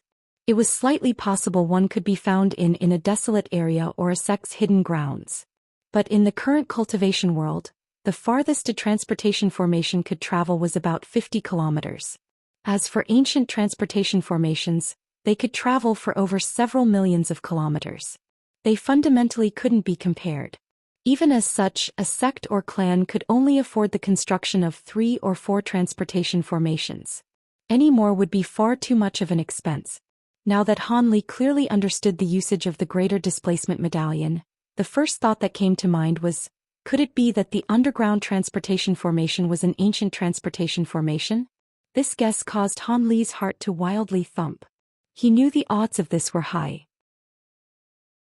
If this were true, with this greater disposition medallion and with a repaired transportation formation, he could immediately travel to a place at least 5 million kilometers away. He wouldn't need to get further tangled in this mess between the 7 sects of the state of Yu and the 6 sects of the devilish Tao. He could travel to a new place and continue his cultivation there. With this thought, Han Li found he was unable to restrain himself. He started to look for books regarding ancient transportation formation to see whether or not there was a method to restore that underground transportation formation. Han Li spent many days searching through the libraries of the Heavens Knowledge Pavilion. However, he hadn't found a single formation spell book with regards to ancient transportation formations. This caused Han Li to become greatly disappointed. At this moment, Han Li thought of a single person who could perhaps help him restore this formation. Chapter 272. 1 year. The person Han Li thought of was naturally Qi Yunxiao, whom he had made a pact with several years ago. Since Qi Yunxiao, a friend and formation spellmaster, was proficient in the 5 elements reversal formation, surely he should be very knowledgeable about other formations. This ancient transportation formation could also be considered a formation spell. As such, perhaps this friend of his could help him restore the formation. As Han Li thought of this, his heart felt greatly moved. After thinking about the dates, he realized that the day the two had arranged to meet again shouldn't be far away. However, he could be dispatched on a mission at any time, so he wouldn't be able to immediately leave to go find him. It seemed he had not choice but to postpone the trip. After a moment of contemplation, Han Li felt slightly disheartened and was no longer in the mood to further look through formation spell books, returning to his Immortal's Cave. Returning to his Immortal's Cave, Han Li discovered that the spider eggs had grown larger. It seemed the spirit well spring was quite effective at accelerating their incubation. When Han Li saw this, he immediately drew a simple spirit-controlling spell formation, a cultivator's basic method for controlling infant demonic beasts. He then bled several drops of essence blood into the spell formation and placed the spider eggs within. The spell formation took effect and the 2 white eggs absorbed the essence blood. Han Li then placed them back into Spirit Spring. As Han Li finished this, a sound transmission talisman arrived and told him to go the main hall without delay. His heart trembled. He knew his assignment has finally come. On the main battlefield between the 7 sects of the state of Yu and the 6 sets of the devilish Dao, at a patch of stones in the Golden Drum Plains at the common border between the states of Yu and Cheji, Han Li was controlling 2 streaks of light formed from his black dragon's grasp and several golden blades. He was madly attacking an early Foundation establishment disciple from the Ghost Spirit sect at all sides. Although the black chi on his opponent's body surged formidably and had several human skulls faintly howling around him, under the violent storm of attacks from Han Li's 2 magic tools, Han Li quickly found an opening and chopped him into pieces. Han Li skillfully snatched the other's storage pouch from his body. Yet another person had disappeared from this boundless wasteland. By the time he reaped his harvest, the sky had already turned dark. As usual, the core formation cultivators of the Devil Dao and the 7 sects should have come out to fight. If the battle spread to his location, he was certain to die an unjust death. Han Li recalled a battle between core formation cultivators that he had previously witnessed with his own eyes. Fear still lingered in his heart. The magic battle between the cultivators of Saber Transformation Dock and the controlling spirit sect had shattered the heavens and earth and swept back and forth over several kilometers. From then on, so long as the sky was the slightest bit dark, he made an early return even if he turned up empty-handed.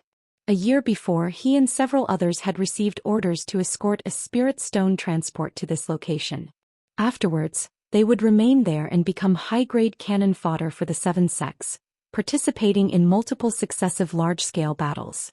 The battle that had just occurred deep within the Golden Drum Plains was such a battle, where over 1,000 scattered enemies mutually killing one another was a common occurrence. What was even more baffling was that ever since the second campaign between the Devil Dao and the 7 sects had resulted in a draw, the 2 sides facing each other across the vast Golden Drum Plains would engage in a large skirmish every month, as well as random battles, both small and large, occurring every day.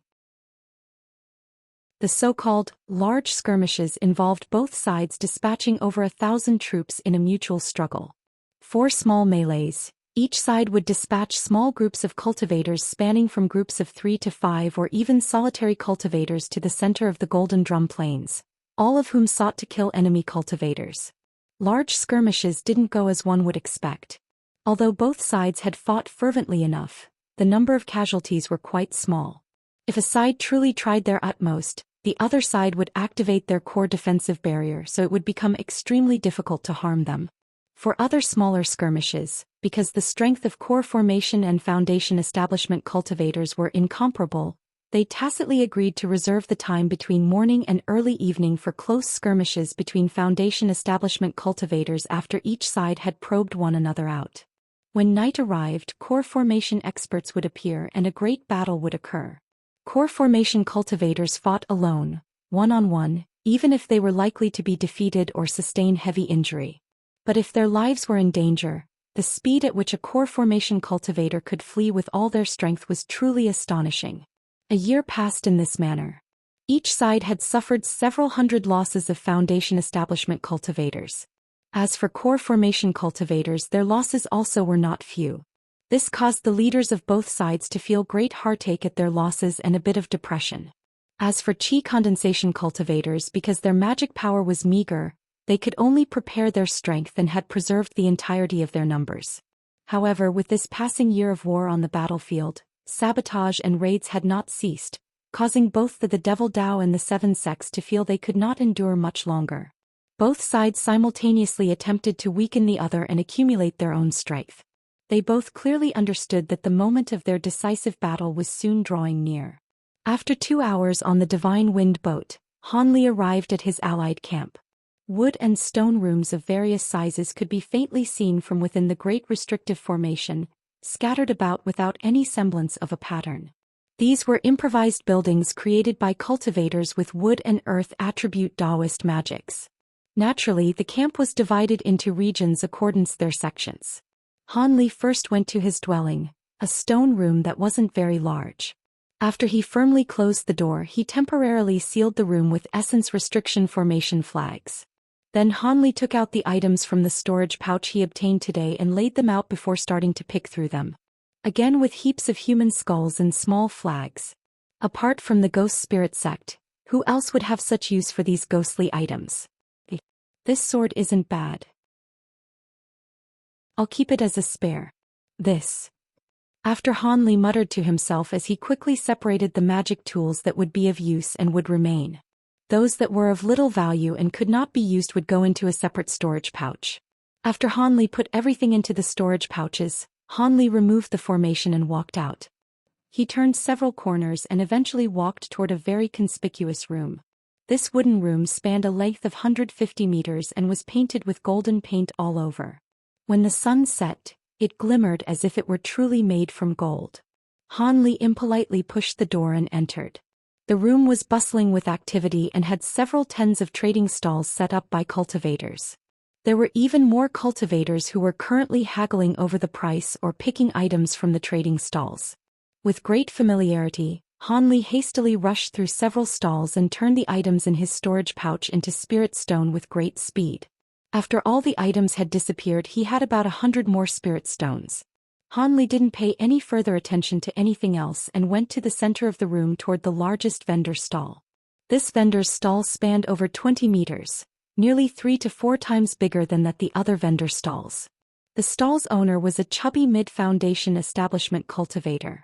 Han Li didn't say any superfluous words and immediately threw a storage pouch full of spirit stones toward the fatty, impolitely saying, "Elder brother Chen, I have gathered 500 spirit stones for the dragon crygrass." Well, if it isn't brother Han. Truly impressive you managed to gather this many spirit stones so quickly. When the fatty saw Han Li, he immediately beamed with a smile. Then he sunk his consciousness into the storage pouch within his chubby hands to count the spirit stones. Not bad, not bad. Really is 500 spirit stones. Here is the dragon crygrass. Make sure to put it away properly. Fatty Chen then took out a jade box with a joyful smile and handed it over to Han Li. Han Li took the small box and immediately opened it to see what was inside. He then nodded his head and put it away. Afterwards he asked the fatty with slight anticipation, "With regards to my previous requests for pill formulas, is there any news? So long as there's a pill formula, I am willing to pay a bit more." Old pal, pill formulas are extremely rare.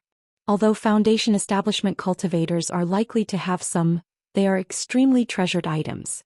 Who would dare to take them out and sell them? Furthermore, if dear friend wishes to have pill formula that are of use to foundation establishment cultivators, it would be even more difficult. I've spared no effort, but even so, I truly haven't been able to find any. When Fatty Chen heard Han Li's words, his face grew bitter as he poured out his complaints. Feeling slight disappointment, Han Li wore an indifferent smile and said, "It doesn't matter. If there's nothing, then forget it. I still must thank elder brother Chen for helping find those 2 formulas earlier." When Fatty Chen heard those words, he happily smiled, saying, "Those 2 nearly ruined pill formulas were something I picked up over my many years. I didn't dare to be confident that you would actually want them. However, dear friend wished to take them and experiment to see whether he could improve them. This is something ordinary people wouldn't dare to do. After all, the energy and time required to do so is far too great. It's a feat that perhaps would be accomplished with the constant efforts of multiple generations." The fatty said this while feeling slightly moved. When Han Li heard this, he faintly smiled and didn't say anything else. Ever since Han Li arrived here, he shockingly discovered that within the camp's improvised market, there were many rare goods that couldn't be found in market cities. From medicinal herbs and raw materials to magic tools and cultivation techniques, it nearly had them all. All the medicinal ingredients he lacked for the spirit-gathering pill were easily gathered within the market. With only a bit of maturation, he'd be able to immediately progress his magic power once more. With this fatty here, Han Li only had to spend about 1,000 spirit stones for 2 of his greatly desired pill formulas, much to his pleasant surprise. Chapter 273. A timely encounter. After pulling out a majority of the spirit stones in his pocket, Han Li even collected a majority of the ingredients necessary for the new ancient pill formulas. As for the remaining missing ingredients, Han Li gritted his teeth and risked taking out 2 400-year-old spirit herbs to sell. His other option was to participate in a few more assignments to kill Devil Dao cultivators. In this way, not only could he earn a reward of a considerable amount of spirit stones, he could also exchange the items found in the enemy's storage pouches for even more spirit stones. Based on the numerous treasure talismans he possessed and the strength of the Great Development Technique, even if Han Li ran into late Foundation Establishment cultivator, he could escape from the opponent safe and sound. Similarly, if early or mid-Foundation Establishment cultivators were to run into Han Li, they naturally would not have any strength to retaliate and could only flee for their life from Han Li. Of course, how could important Foundation Establishment cultivators like the Ghost Spirit Sect's young master participate in these kinds of operations? Just like this, Han Li earned himself a small bit of reputation among the 7 sects Foundation Establishment cultivators this past year. Everyone knew that a vicious character had emerged from the Yellow Maple Valley. While his cultivation base was only that of the mid-Foundation establishment, he inconceivably hunted down over 10 Devil Dao cultivators and was still able to return whole. Han Li used the spirit stones that he had exchanged for to gather all the remaining ingredients for the ancient pill formulas. Upon hearing that the campgrounds of a few other sects also had similar exchange locations, Han Li asked Fatty Chin to be on the lookout for pill formulas, but now it seemed there wasn't much hope. Just as Han Li wanted to say goodbye to the other person, a gust of fragrant wind suddenly reached his nose. Slightly stunned, Han Li twisted his head around to take a look. An elegant and cold female cultivator was approaching from behind. Upon clearly seeing that newcomer's touching face and that dainty body with full assets, Han Li's expression did not change, but in his heart he was somewhat uneasy. It was actually Junior Marshal Sister Chin, with whom he had had skin-to-skin contact before. As soon as he thought about the provocative and erotic scene from that night, a strange feeling surged up in his heart. Come to think of it, he and this woman had not run into each other ever since the departure from the Forbidden Area, so he didn't know when she had arrived at this camp. Fifth uncle, this is the item that you asked for. Junior Marshal Sister Chin indifferently sized up Han Li. Soon after, a trace of shock flashed across her eyes, but she still arrived in front of Fatty Chin and handed a storage pouch over to him. Hee. Niece Xiaoqian, your arrival is too timely. I was just thinking about these goods. Fatty Chin said with delight upon seeing Junior Marshal Sister Chin, his jowls flapping. Fifth uncle. Han Li was stunned by Fatty Chin's title for quite some time. He never expected that this Fatty whom he had known for the greater half of a year was actually Junior Marshal Sister Chen's senior. Just based on his mid-Foundation Establishment cultivation base, his status in the Chun clan would definitely not be low. After initially glancing at Han Li, Junior Marshal Sister Chin did not send a single glance in Han Li's way. This cold treatment caused Han Li to feel unhappy in his heart. Senior Marshal Brother Chin, I will take my leave now, but I will definitely come visit you in the future. Han Li said politely, unwilling to stay any longer. He turned his head around and walked out of the market. At this time, Qin Xiaoqian finally gazed coldly at Han Li's disappearing figure. Her eyebrows were tightly knit as she asked Fatty Chin, who was inspecting the storage pouch. Fifth uncle, was this scaredy cat trying to buy something from you? Scaredy cat. Fatty Chin was shocked by Qin Xiaoqian's words. Yes, the fellow who was just standing here. You're talking about Han Li. Fatty Chin blinked his tiny eyes as an expression of disbelief surfaced on his face. Yes, I'm talking about him. Is there something wrong with that? Qin Xiaoqian asked, somewhat curious. Back then, during the expedition to the Forbidden Area, Han Li had not given this Junior Marshal Sister Chin any good impressions. She always reckoned that Han Li was someone who had run into a great deal of good fortune and always took the opportunity to escape from a fight. Fatty Chin sat in silence for a moment before suddenly sighing, saying with a strange tone, Xiaoqian, you've just arrived here and are ignorant about some matters. Although I don't know why you think this guy is a scaredy cat, your fellow sect member's reputation here is not small. He is an extremely strong character who exterminated over 10 Foundation Establishment cultivators in succession and is definitely not a mediocre individual. I even want to recommend this person to the clan leader after a few more battles. If we can win over this guy, he will be a great help to us. He exterminated over 10 Foundation establishment cultivators? Junior Marshal Sister Chen asked, the cold expression on her face turning into one of amazement. She truly did not dare to believe what she was hearing.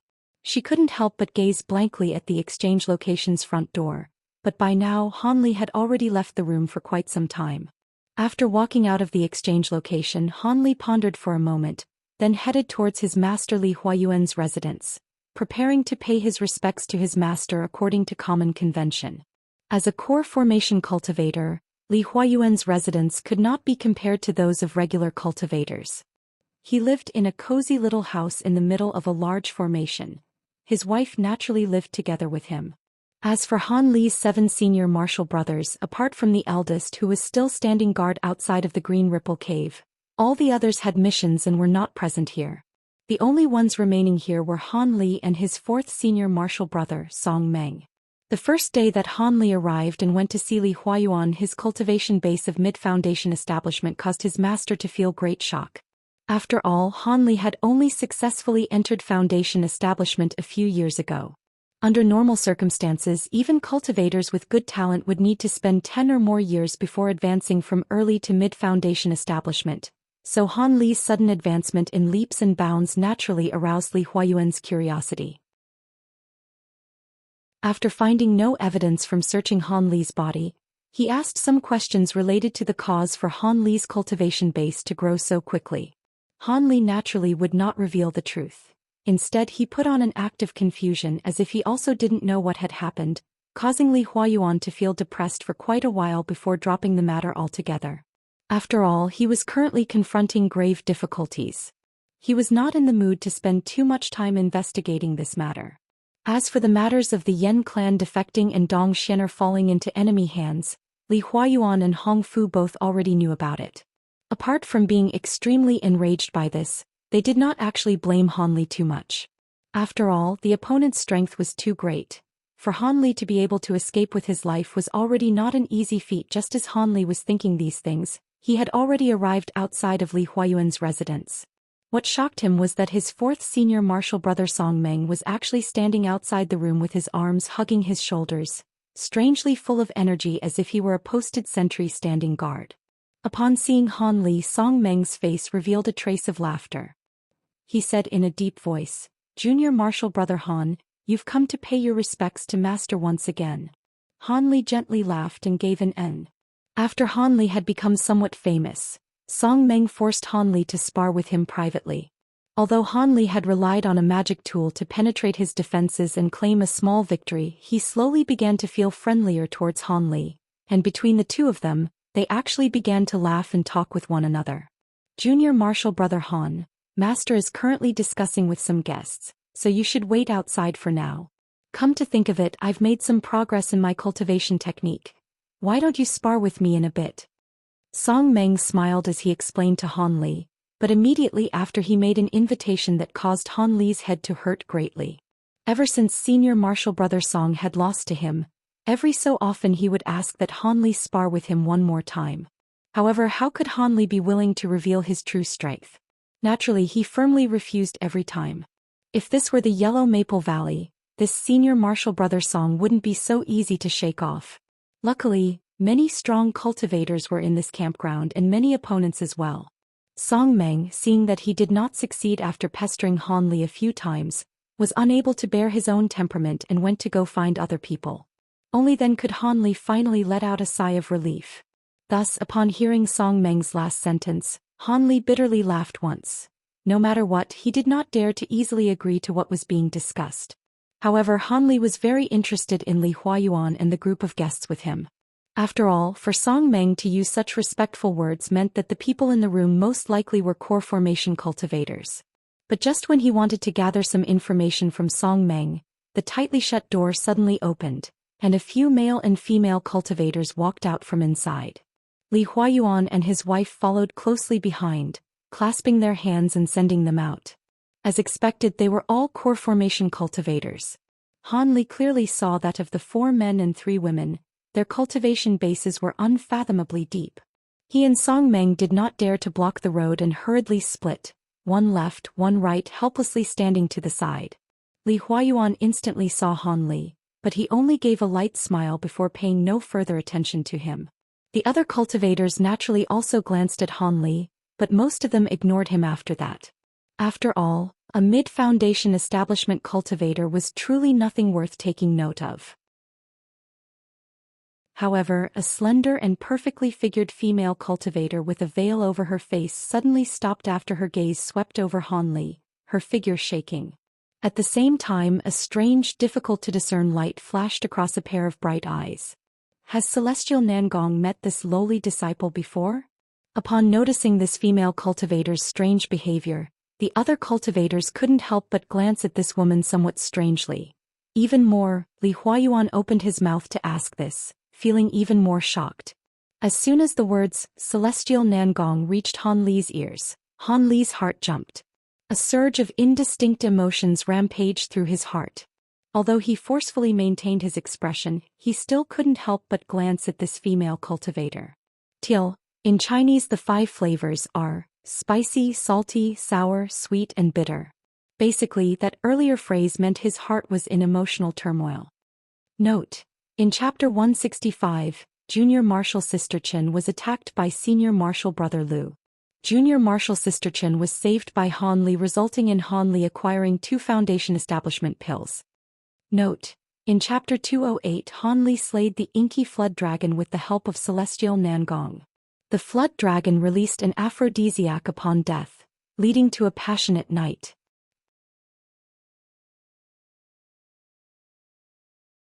Chapter 274. Appointment? No. It's just that he looks very similar to an old friend that I haven't seen in a long time. The strange expression in Celestial Nangong's eyes disappeared, and she recovered her clear, cold gaze. This sentence caused Han Li's heart to feel a tart, slightly bitter taste. Oh, then this is really coincidental. Li Huayuan gently laughed and said, sizing up Han Li once again. However, Han Li's face was as calm as water, not revealing even the slightest odd reaction. The other cultivators glanced at each other once. Although they all revealed knowing expressions, only the heavens knew how much they truly believed. This Celestial Nangong also knew that these words were unlikely to obtain the trust of the others. However, she still offered no defense and floated away. The remaining people all gazed at Han Li with deep meaning before saying their goodbyes to Li Huayuan and his wife. The smile on Li Huayuan's face slowly disappeared after sending off all the guests. He knitted his eyebrows, then turned around and said to Han Li indifferently, "Follow me into the room, I have some things to ask you." Seeing this, Han Li bitterly complained to himself, but he could only agree. As for his master's young wife, she gently assured Han Li with a few sentences, then followed him into the room. When Han Li walked into the guest lobby, Li Huayuan was sitting on the chair, appearing very thoughtful. "You and Nangong Wan of the Masked Moon sect know each other?"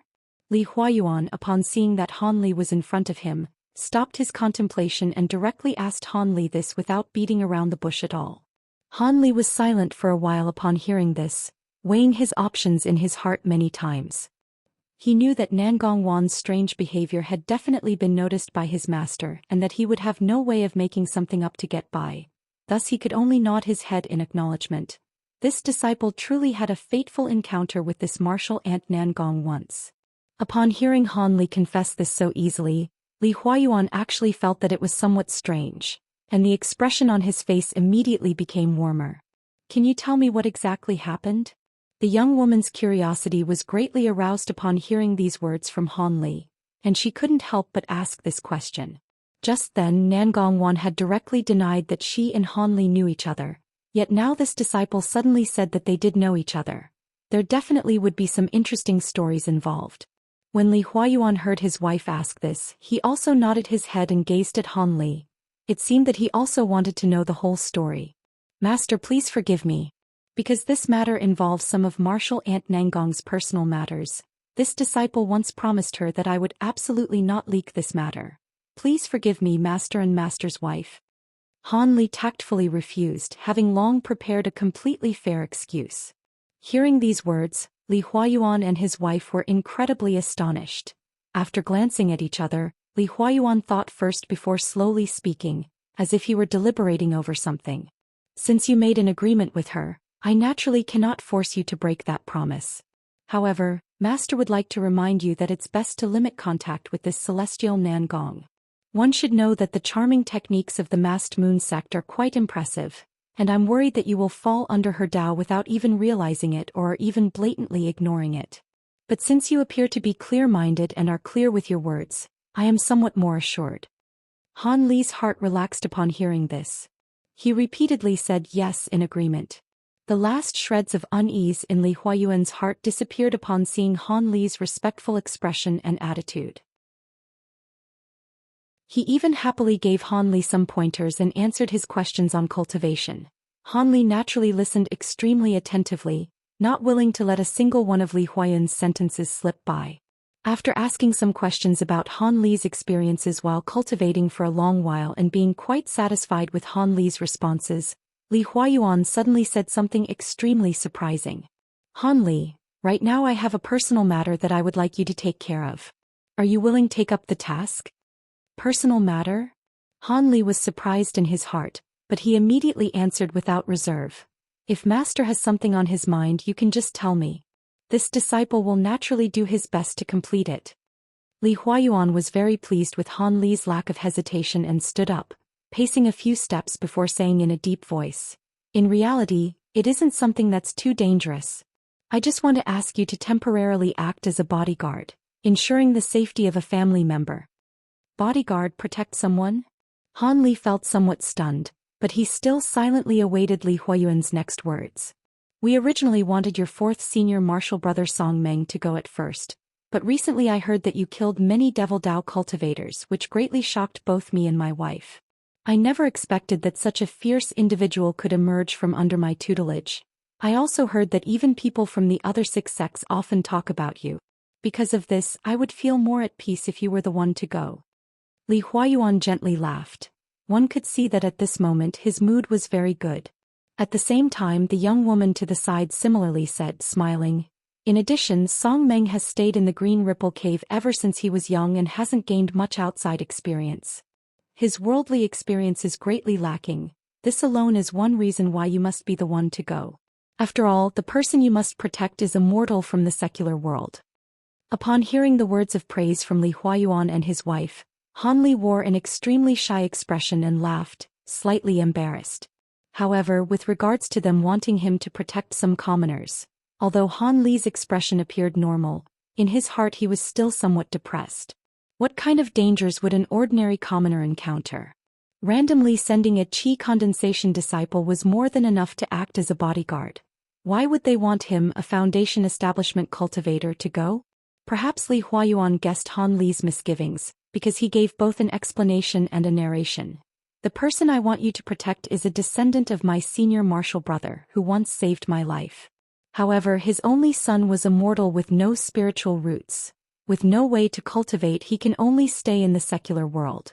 Thus, before he died, I promised that as long as I lived for one more day, I would definitely ensure the safety and prosperity of his descendants. I've secretly supported this family for the past 100 or so years by providing many riches and completely eliminating any dangers. Li Huayuan stopped speaking as if he were thinking on past matters.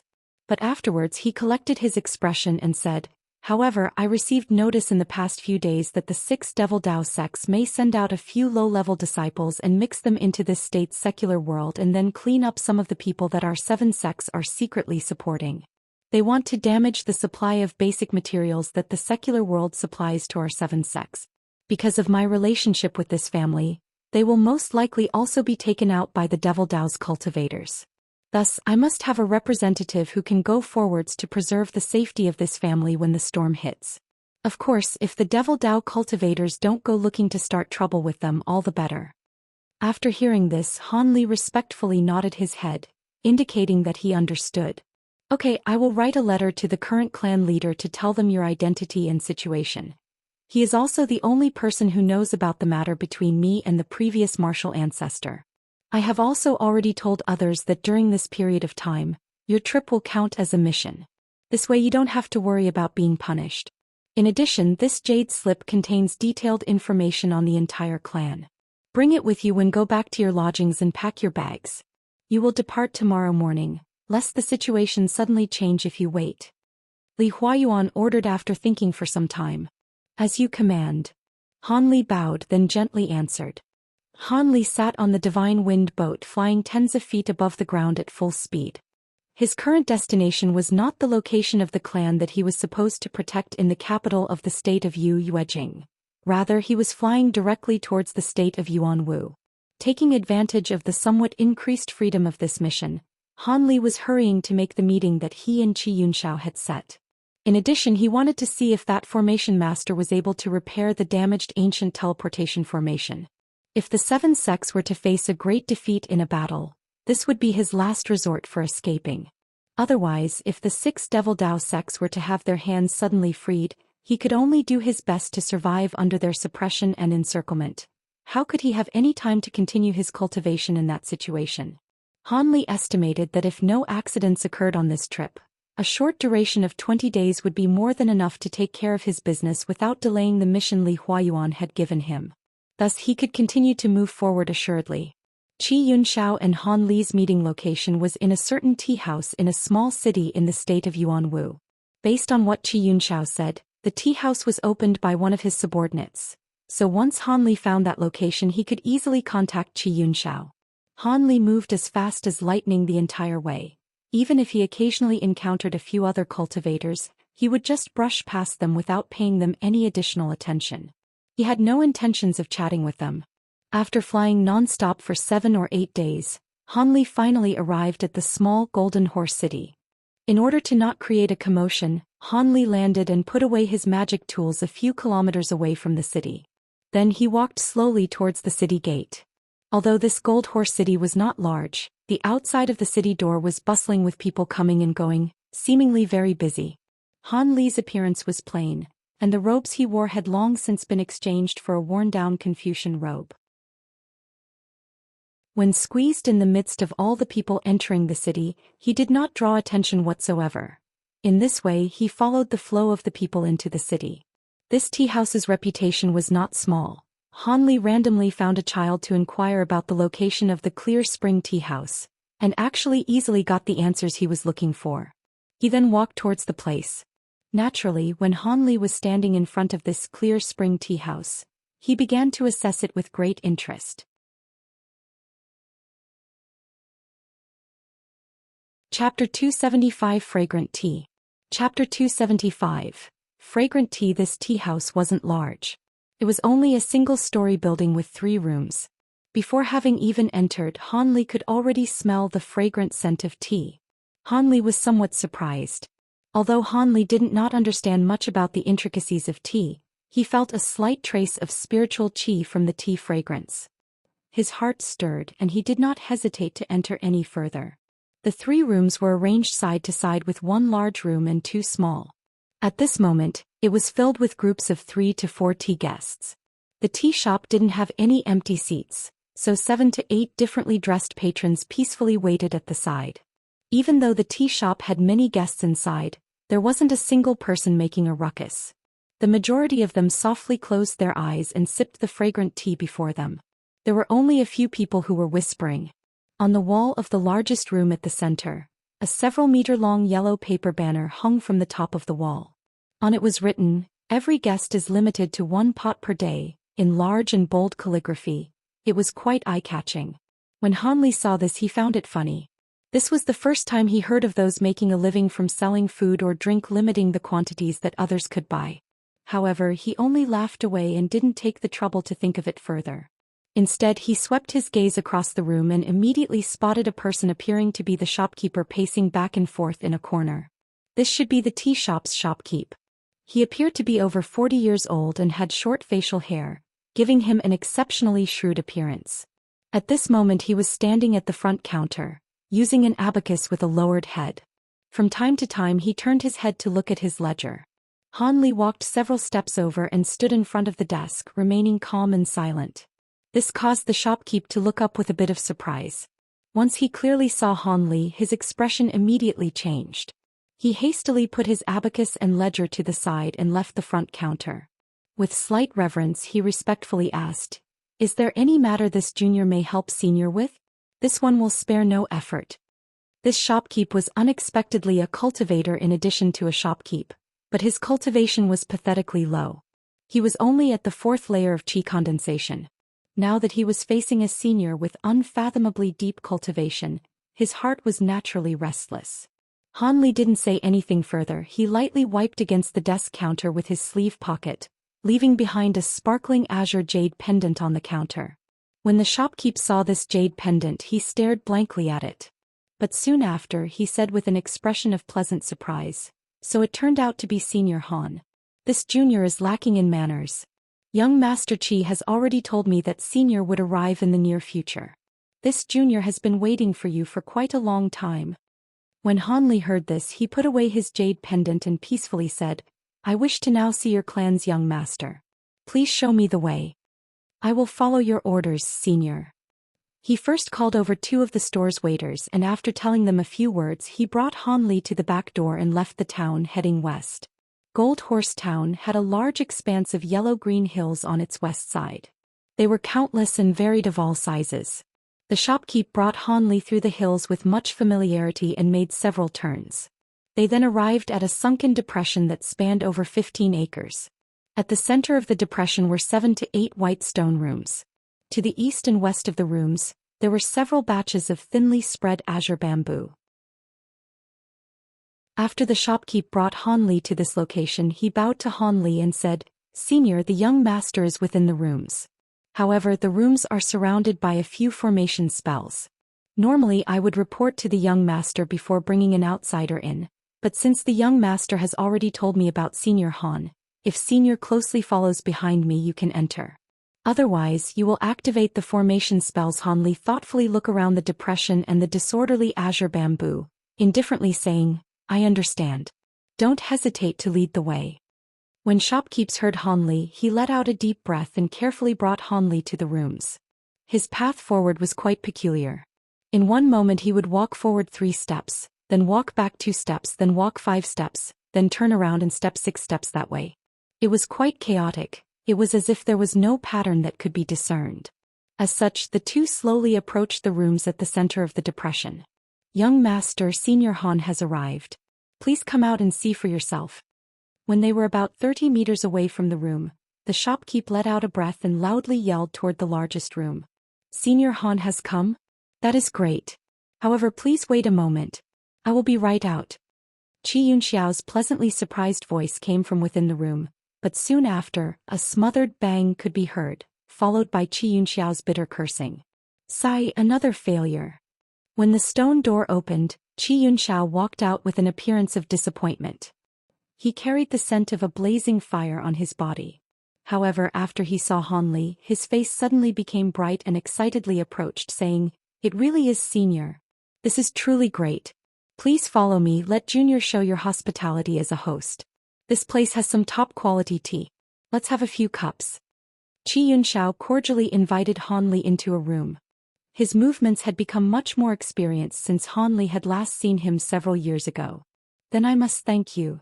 Han Li knew that he still had to request his help and was very polite. After that, he entered the room and sat near a long table that was 3 meters long. "Senior, that." Once Xianxia commanded the shopkeep to make a pot of tea, he turned his hand and seemed to hesitate, wanting to ask Han Li something. With a silent smile, Han Li took out the book Yunxiao Experience and placed it on the table. The book's flickering silver light had remained, showing that the seal was still intact. When Xianxiao saw this book, his spirit shook.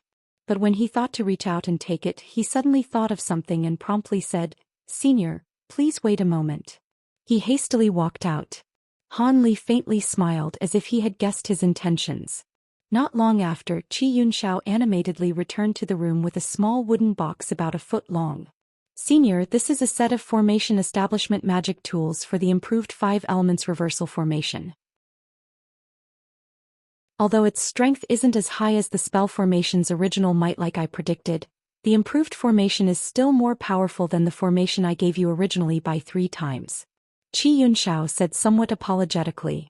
It seemed he was still a bit worried since he hadn't improved the formation establishment magic tool's power to what was previously agreed. 3 times. Han Li's expression changed, his heart feeling extremely amazed. 1/10 of the 5-element reversal formation was already enough to completely satisfy Han Li, who felt there was no need for further improvement. Even a core formation cultivator such as Lei Wanhe had felt this formation was quite a pain to deal with. If he truly improved the formation to the point where it was 3 times more powerful, it could resist even core formation cultivators. With this thought, Han Li couldn't help but want to look inside the wooden box. Meanwhile, Qi Yunxiao picked up the silver book and carefully looked at it. When Han Li opened the box, he saw a set of formation flags and plates with oppressive spiritual qi. Han Li took them out for a careful look. This set of magic tools had much more formation flags and formation plates than the previous set. Furthermore, the decorative design and written seals were obviously more complicated. It appeared that what he said wasn't false. Its strength was far greater than its previous iteration. Han Li put away the formation flags with satisfaction and then took a look at Qi Yunxiao. At this moment, Qi Yunxiao had lightly stroked Yunxiao experience with a smile. It seemed he made a similar inspection and confirmed the seal had remained. I am very satisfied with these improved set of formation establishment magic tools. I have truly troubled you, fellow Taoist, Han Li said with a slight smile. Senior's words are over-exaggerating. This one is truly grateful that Senior returned this book with its seal intact. This junior should be thanking you greatly. When Qi Yunxiao heard Han Li's words, he shook his head as if he were beating a drum with it and cordially replied. Han Li smiled, and after saying a few more modest remarks, he chatted a bit with Qi Yunxiao. The shopkeep came a moment later and served 2 cups of lovely emerald green tea. The tea's fragrance was clearly far richer than the tea from the Clear Spring Tea House. Obviously, higher-grade tea leaves released slightly heavier amounts of spiritual qi. Under Qi Yunxiao's eager invitation, Han Li took 2 sips. He immediately felt his mouth refreshed and his mind cleared. He couldn't help but praised it, saying, "Good tea. I didn't know tea leaves could be blended with spiritual qi. It's too wonderful for words. I assume these must have personally be made by fellow Taoist. I am truly in admiration." Han Li's words were actually said with sincerity. To be able to blend spiritual qi with common tea leaves, this was something Han Li had never heard of. Furthermore, the tea's fragrance was incomparable, far better than the top teas of the mortal world. When Qi Yunxiao heard Han Li's words, he wore an embarrassed expression and hastily explained, "Senior misunderstands. This tea was not refined by this junior. My close friend gave it to me as a present. These tea leaves were the result of nearly 10 years of my close friend's research in the mortal world."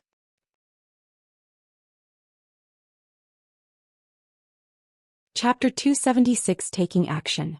Chapter 276. Taking Action. Close friend? Could it be the individual whom fellow Taoist wanted to save with the spirit herb? Han Li seemed to have casually asked this, but he was inwardly very happy. He had been bitterly worried that he wouldn't be able to raise the subject of that formation master by Qi Yunxiao's side. He naturally couldn't let this golden opportunity slip by. Qi Yunxiao was stunned when Han Li asked this question and was a bit hesitant.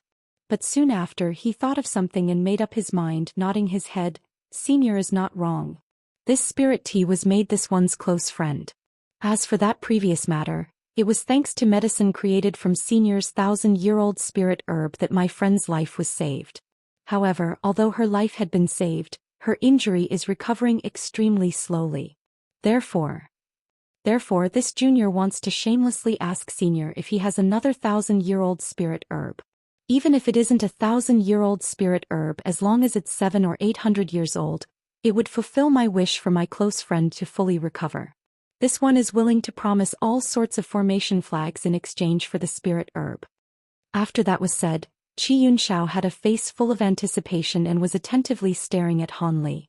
When Han Li heard Qi Yunxiao's words, he was slightly surprised, but his heart soon relaxed. Since the other party still sought something from Han Li, it seemed he would naturally succeed in his request for the other party to repair the transportation formation. However, his face naturally wore an awkward expression. He would make Qi Yunxiao feel like he would owe Han Li a favor. With this thought, Han Li muttered to himself for a moment. After a long moment later, he said with reluctance, "This one does have such a spirit herb on hand. However, this one intended to refine a medicine pill with it and use it. This is truly..."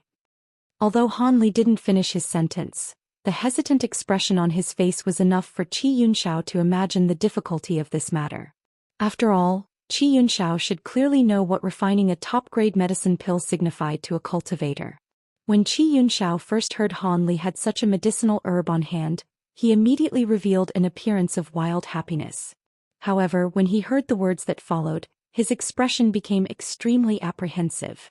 Without even waiting for Han Li to finish his sentence, he immediately said with a half-pleading tone, "Junior knows that making Senior Han Li give a spirit herb is a bit forceful. However, this one truly feels great anguish from seeing his dear friend suffering day after day. So long as Senior agrees to seed the spirit herb, this one will allow Senior to choose from this one's formation establishment magic tools as he wishes. Even if Senior wishes to take them all, Junior will have no complaints." When Han Li heard the other party's words, his heart was greatly moved. Even if this Qi Yunxiao's formation establishment magic tools weren't as abnormal as the 5 elements reversal formation, they were sure to be rarely seen quality goods. If he had several more sets on hand, he would be able to increase his defenses by no small amount. Even better were the formation spells with extremely powerful offensive capabilities. If he could trap strong enemies within the formations, it would also be another incisive method of attack. However, the main objective of this trip was to have the other party restore the damaged transportation formation. If he were to take a few formation establishment magic tools, then this matter couldn't be fulfilled, and if he asked for too much, he would give the other party the impression that his greed was insatiable. Han Li did not currently wish for these two to become hostile towards him. After Han Li pondered about this, he intended to refuse the other party's exchange and raise the matter about the transportation formation. But at this moment, the flustered yell of a young woman suddenly came from outside. "Young Master Qi's bad. My clan's young madam has encountered mishap. Please save my clan's young madam." Qi Yunxiao's face immediately changed once the voice penetrated the walls. He hastily stood and left the room without even said anything to his guest, Han Li. The shopkeep standing to the side similarly ran out the room with a panicked and pale face. Han Li raised his eyebrows, but his expression didn't change. Still, he felt puzzled and slowly walked out with hands behind his back. Outside the room, Qi Yunxiao and the shopkeep were attentively and nervously listening to a talking woman who appeared 18 or 19 years old. This girl was pretty and had fair skin. As she was talking about something, she had an anxious appearance. She immediately shut her mouth with fright when she saw a stranger, Han Li, walk out of the room. An expression of vigilance flashed from her eyes. Seeing this, Han Li gave a smile without paying it any mind and stood still. He didn't walk any further. But after Qi Yunxiao turned to look at Han Li, it appeared as he had grasped life-saving medicine and flew to Han Li's side. He excitedly pleaded to him, "Senior, this one's close friend is currently being restrained by cultivators with malicious intent. Right now, only Senior can save her. So long as Senior agrees to take action, this junior will be sure to give heavy payment as equivalent thanks. Could Taoist friend Qi please give me a few details? Is the young woman spoke of your dear friend the formation spell master?" Han Li wrinkled his brow, asking with some surprise. "That's right. The 5 elements reversal formation establishment magic tools that Senior previously used were jointly refined by this one and that young lady," Qi Yunxiao hastily said as he looked at Han Li with impatience. It was at this moment that the pretty woman then discovered that she was incapable of seeing how deep Han Li's cultivation was even with her cultivation base at the 5th layer of qi condensation. This caused her to open her mouth in shock and then look at Han Li with fear. Han Li then turned his body to the woman and said with a deep voice, "Could this young woman explain it once more? I want to know the whole story." Although Han Li knew this was the best opportunity to gain favor, he needed to know the enemy's strength and numbers. He didn't wish to fail and be in need of rescue himself. "It's like this. Today the young lady and I arrived somewhere nearby." When the pretty woman saw Han Li ask her this, she couldn't help but repeat the story once through in a fluster. Originally, this young woman's young madam had ran out of high-quality tea leaves to refine into spirit tea. As per previous custom, she went to the nearby Jade Cloud Mountain to pick a few leaves, but she unexpectedly ran into a group of male qi condensation cultivators. When the master and servant saw so many cultivators appear, they already felt something was wrong and intended to immediately leave the mountain. But who would have thought that there was a person from these group of cultivators who would recognize one of the women as a formation spell master who had set up a formation spell for some small clan. This person immediately informed this matter to his colleagues.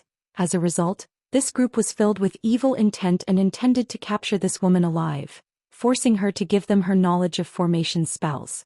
However, the young madam was exceptionally quick-witted and didn't wait for the opponent to act, having her servant rush off the mountain to escape. But as she herself was halfway down the mountain, she discovered people relentlessly pursuing her. They were growing increasingly closer and would soon overtake and capture her. Without a better option, she could only use the formation flags she had on hand to arrange a simple formation spell in the middle of the forest, protecting herself. Then she had this servant rush towards Xianxia in order to call for help. As Han Li heard the other party's account, he muttered to himself indecisively. According to the young woman, the enemy consisted of only 7 or 8 qi condensation disciples. He no longer had any qualms and quickly decided that he must help them. With this thought, Han Li nodded his head and said, "We'll follow the lead of this young lady." After saying this, under Xianxiao's grateful gaze, Han Li threw out his sleeve, and a small white boat appeared, enlarging itself before everyone's eyes. "Everyone get on board. We must save someone from danger. Although this magic tool is a bit small, it flies extremely fast and will have no problem flying with 4 or 5 people." Han Li's body flashed and reappeared in front of the small boat. He then turned his head and said this to the others. Xianxia and the young woman came to a sudden realization and boarded the small boat. But when the shopkeep also thought to board it, Xianxia stopped him and said, "Uncle Lin, your cultivation is far too low. If you were to go, there would be many dangers. Please stay here. We will immediately return after we save her." When the shopkeep heard this, he appeared hesitant. But he knew that Xianxia meant him well, so he remained with some slight unwillingness. Thus, Han Li and the others flew on the small boat and turned into a streak of white light, disappearing off the edge of the horizon. Han Li quickly flew the divine wind boat south with all his strength. Its quick speed caused the 2 passengers to keep their eyes wide open from surprise. Not long after, they arrived above a besieged formation spell in a forest. At this moment, there were 7 or 8 people viciously attacking the spell formation with magic tools. It seemed the layer of faint azure light that covered the forest had weakened to the point of near destruction. When Xianxia saw this, his eyes grew red and he immediately wanted to jump off. However, Han Li held him still and insipidly said to him, "Don't rush. It seems the magic tools they are using aren't bad. From this alone, they seem to be from some cultivation clan. Since they knew this young lady was a formation spell master, even if you were to repel them here, they would continue to tangle with you in the future. It would be better for me to help you eliminate them cleanly and wipe away the problem entirely." When Xianxia heard that these people would unceasingly tangle with him in the future, he couldn't help but angrily nod his head. When Han Li saw this, he faintly smiled and then looked at the unknowing cultivators below. Cold light flashed from his eyes. He suddenly raised his 2 hands and 2 streaks of black light and 6 streaks of yellow light flew out. In the blink of an eye, they arrived in front of these cultivators and easily encircled the frightened assailants. They all fell to the floor one by one, killed by Han Li instantly. Xianxia and that maid looked at the scene, overwhelmed with shock. Although they knew the difference between qi condensation and foundation establishment cultivators was certain to be great, they did not think at all that Han Li would be able to quickly kill so many people with ease. It should be known that the highest cultivation base among these men was the 12th layer. Xianxia himself was only at the 9th layer. Han Li didn't pay any attention to these 2's gazes of reverence and had the flying magic tool descend. Without waiting for the divine wind boat to completely touch the ground, Xianxia hastily and impatiently leaped off, rushing into the forest. He yelled with great nervousness, "Iner, are you all right? The enemies have all died. You can come out now."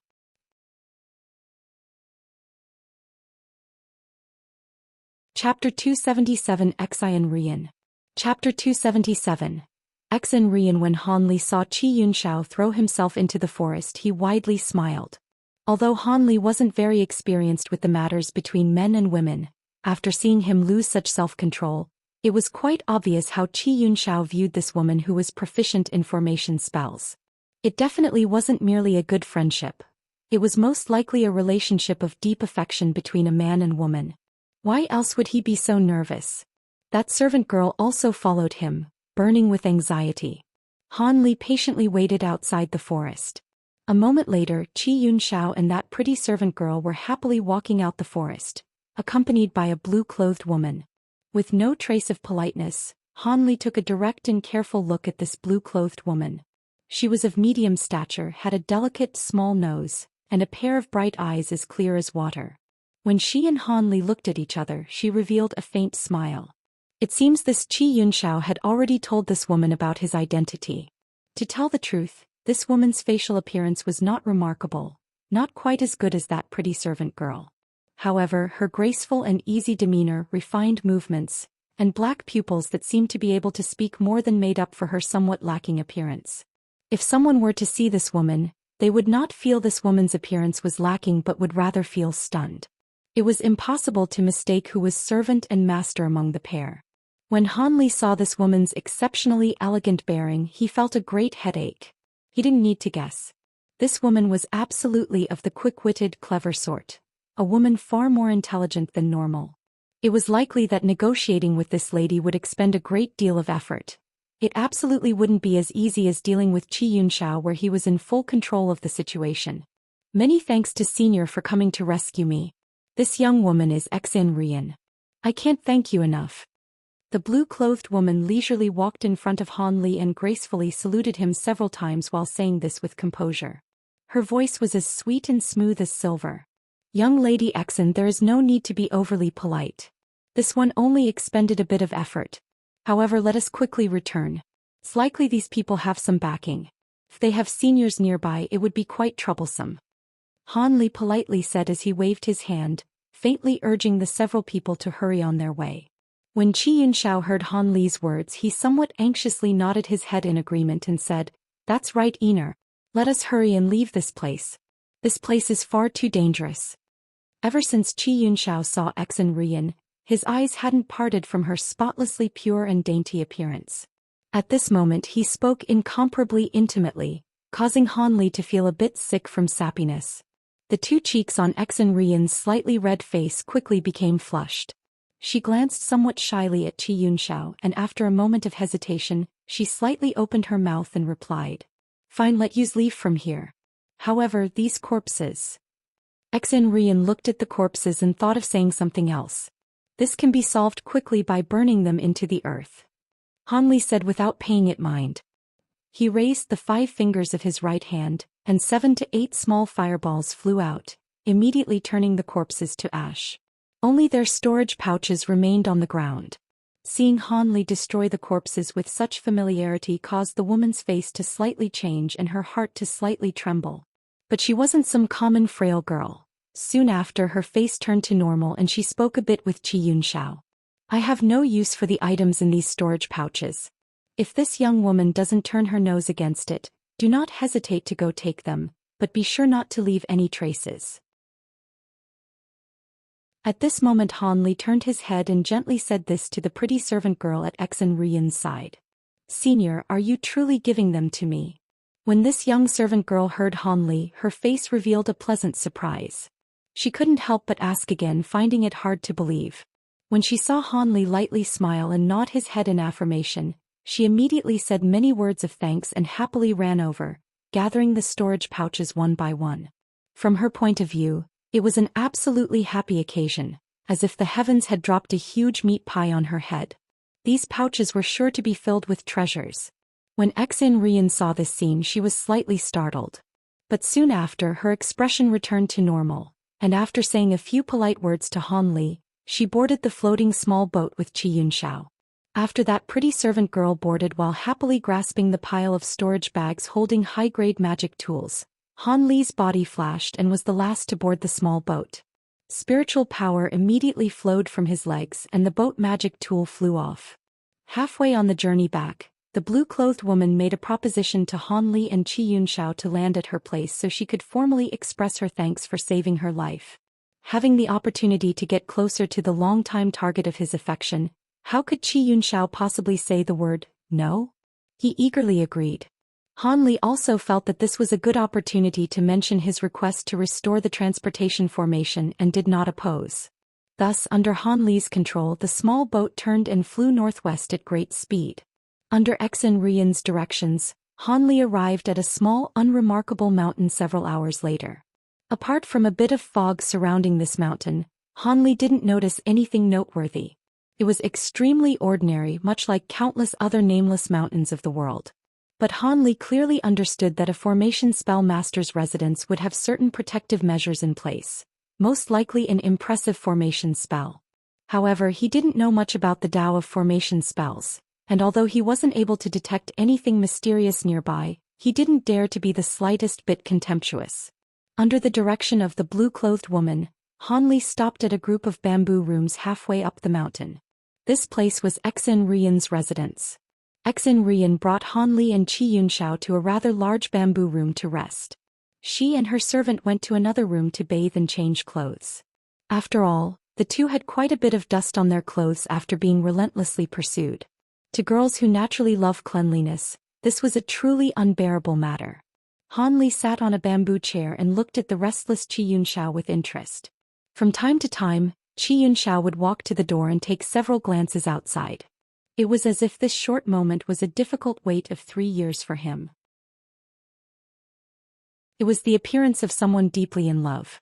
Han Li found this truly amusing, and he couldn't help but slightly raise the corner of his mouth, revealing a somewhat mysterious smile. When Qi Yunxiao just happened to turn around, he happened to see this. Qi Yunxiao completely blushed and made some vague explanations before sitting down at his original seat with embarrassment. A graceful and virtuous woman and a noble man make a good match. This is a just and honorable matter. Why does fellow Taoist Qi mind it so much? Han Li sampled some of the high-quality tea on the table. After smiling indifferently, he said this with an appearance of ease. Senior. No. I don't. Qi Yunxiao became increasingly flustered. At this moment, that servant girl came in and Qi Yunxiao finally relaxed. Not long after, Exin Rian walked into the room with a graceful bearing. Her white garment resembled a lotus blossom in bloom, causing those who saw her to become extremely dazzled. Rian will engrave this debt to Senior Han and elder brother Qi in her heart. Please let this humble woman pour you cups of wine and tea as a token of appreciation. After Exin Rian entered the room, she went to the side of the servant girl and took a pot of tea from her. Then she sincerely poured a cup for the two. After Han Li took the cup of tea, he bitterly smiled and inwardly sighed. I truly don't understand this woman. Her words don't reveal anything. Although she hasn't promised anything, she isn't letting us choose anything either. When Qi Yunxiao saw that his beloved was serving him tea, he was happy beyond recognition. When he drank a cup of tea, he didn't taste it in the slightest. He only giggled foolishly without end. When Exin Rian saw Qi Yunxiao with this appearance, she felt a great headache. She could only turn toward Han Li and chat a bit. She thought to make some inquiries about Han Li's identity and see which sect or great clan he was from. After all, a foundation establishment cultivator was certain to have some backing. Naturally, Han Li wasn't naive enough to easily reveal his background and deliberately answered vaguely, skirting around her inquiries. After the chat was over, the woman unexpectedly didn't end up with any useful information. This caused Exin Rian to feel gloomy and even more vigilant against Han Li. From Exin Rian's perspective, even if Han Li came to help so quickly, Han Li may also hold similar intentions as that previous group. To guard against the unexpected, she naturally became far more careful and used her mind to the greatest extent. Senior Han, since you have saved Rian, do not hesitate to choose any formation flag and plates that this one has already refined. At this moment, this one happens to have many sets. Could Senior take a look and see if he is satisfied with them? Qi Yunxiao finally became a bit sober from his infatuation and said a few words to Han Li. This caused Han Li to be a bit surprised and also greatly happy. He was finally able to mention the problem he was most concerned with. When Exin Rian heard this, she was startled. But soon after, she smiled toward Qi Yunxiao with great appreciation. This caused Qi Yunxiao to further giggle foolishly with happiness. With regards to formation flags and plates, there's no rush. This one has another matter for which he wishes to seek help from fellow Taoist Exin. If you are able to help this one solve this matter, there will be no need to bestow any rewards. Instead, this one will give you an 800-year-old spirit herb that I had planned to refine a pill so that you can treat fellow Taoist Xian's illness. Han Li's sudden words caused the two to become greatly shocked. Senior wishes to seed the spirit herb? When Qi Yunxiao heard these words, he couldn't help but stand and simultaneously ask this with pleasant surprise. At this moment he was completely absorbed in his wish to treat his beloved's illness and felt greatly moved.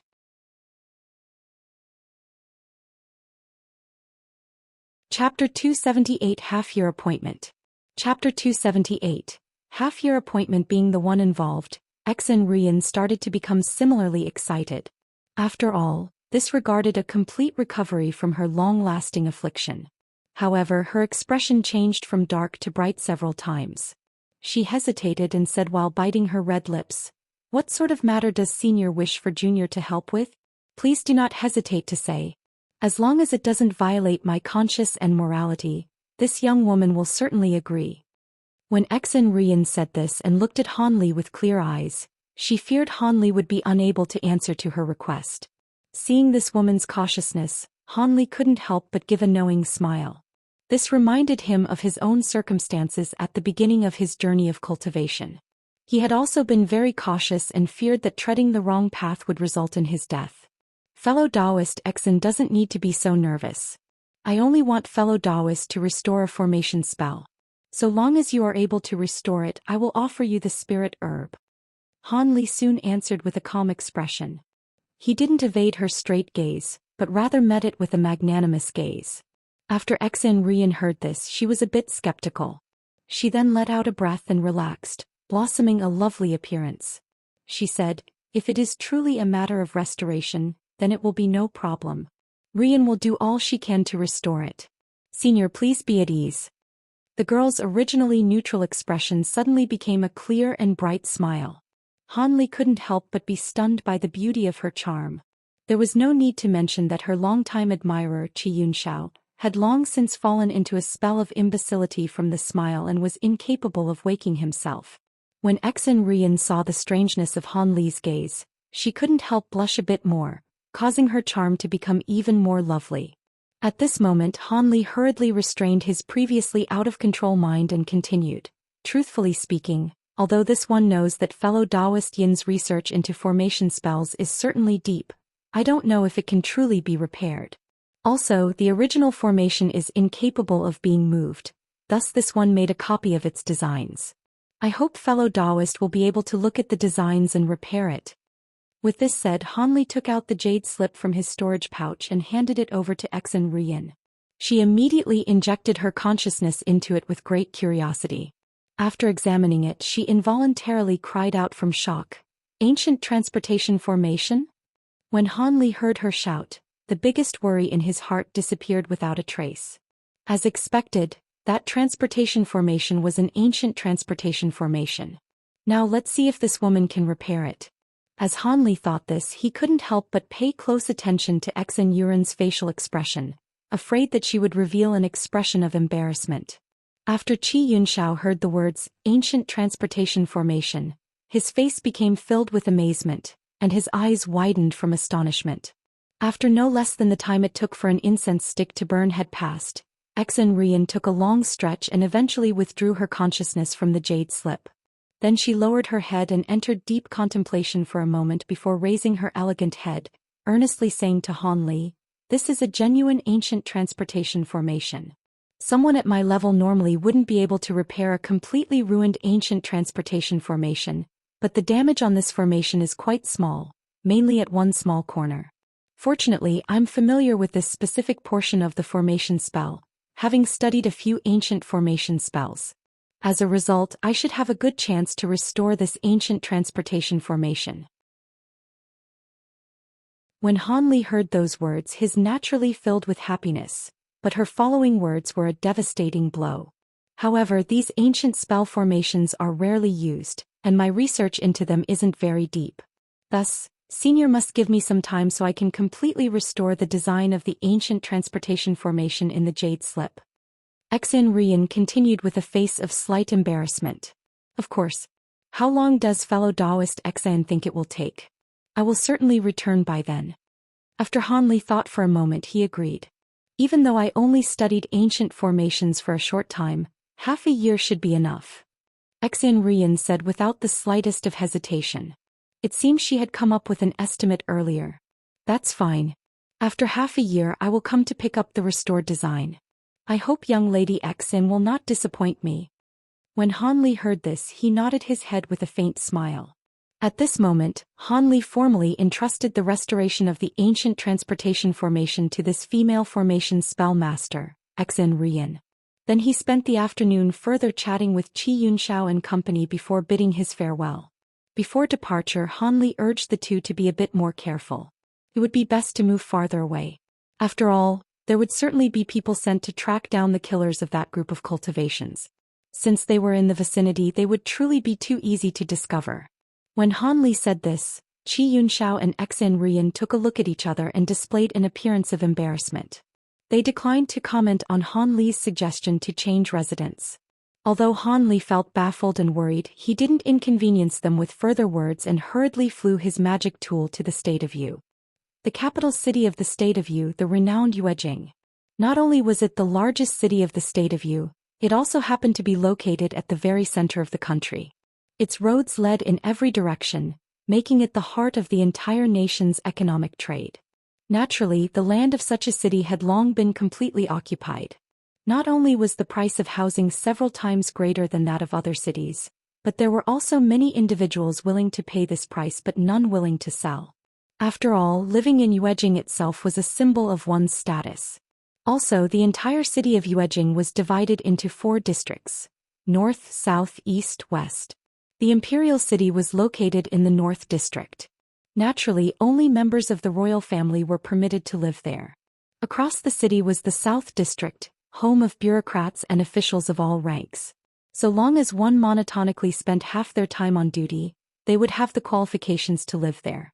If no one in a household held an official's position, that household would naturally be forced to move to another district. TL note: in Yujing, Yu is the name of the country and Jing means the capital of the country. So the name of the city literally means the capital city of Yu.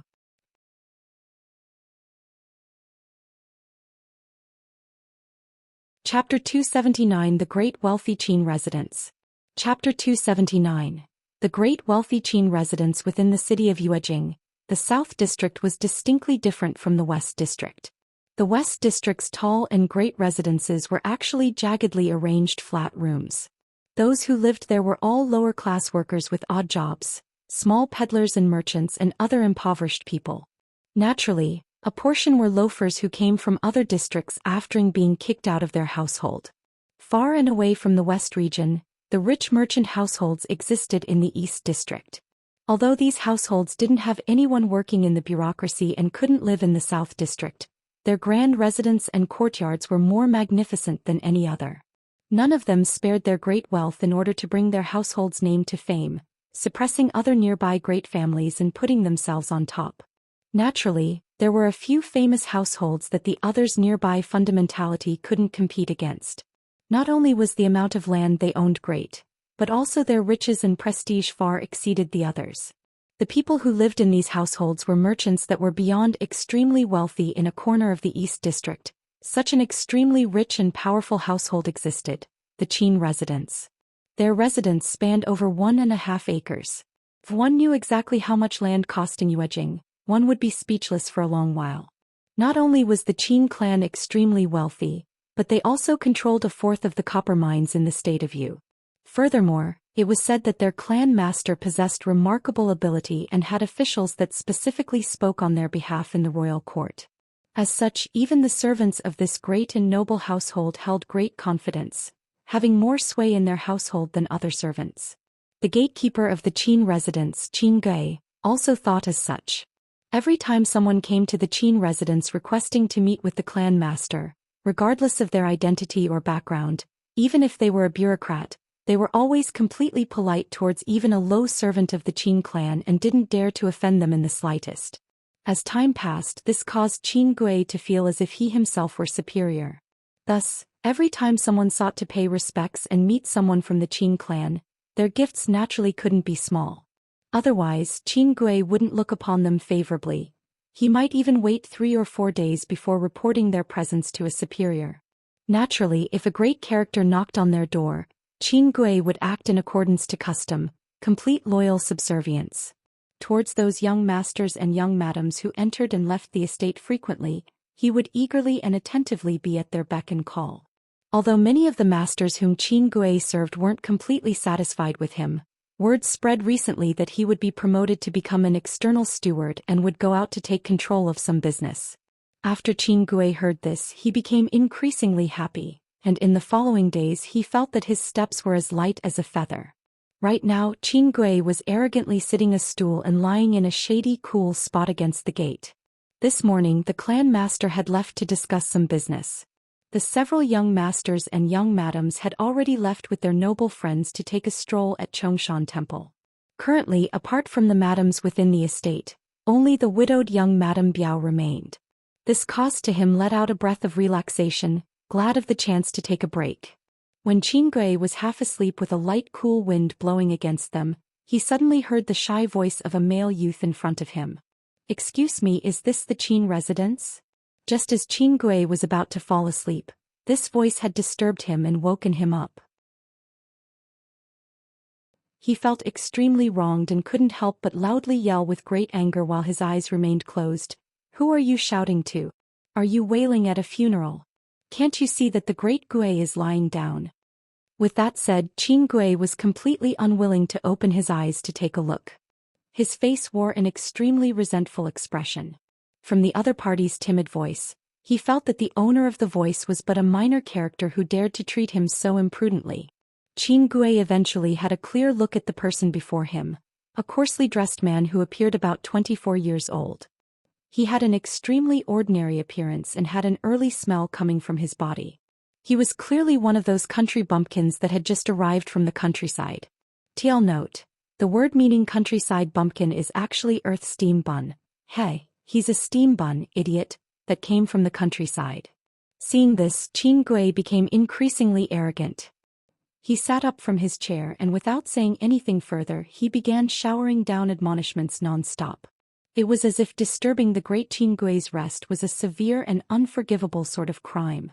While he was reprimanding the newcomer, Qin Gui's saliva splattered all around and continued spraying there for more than the time it took to make a cup of tea. This rustic youth appeared as if he hadn't understood the great Qin Gui and appeared to at a loss for words. He could only listen to Qin Gui's tirade with a foolish expression. After a long while, Qin Gui clearly vented the fiery resentment within him before reluctantly stopping his verbal attack. Soon after, he gave the youth a slanted look. It seemed as if he wanted to say something to him. He then casually asked, "What are you doing at our Qin residence? We aren't lacking laborers or servants. Hurry up and leave. The servants at this residence aren't the same as other servants. We won't take in those with muddy origins. Come back after you find a backer."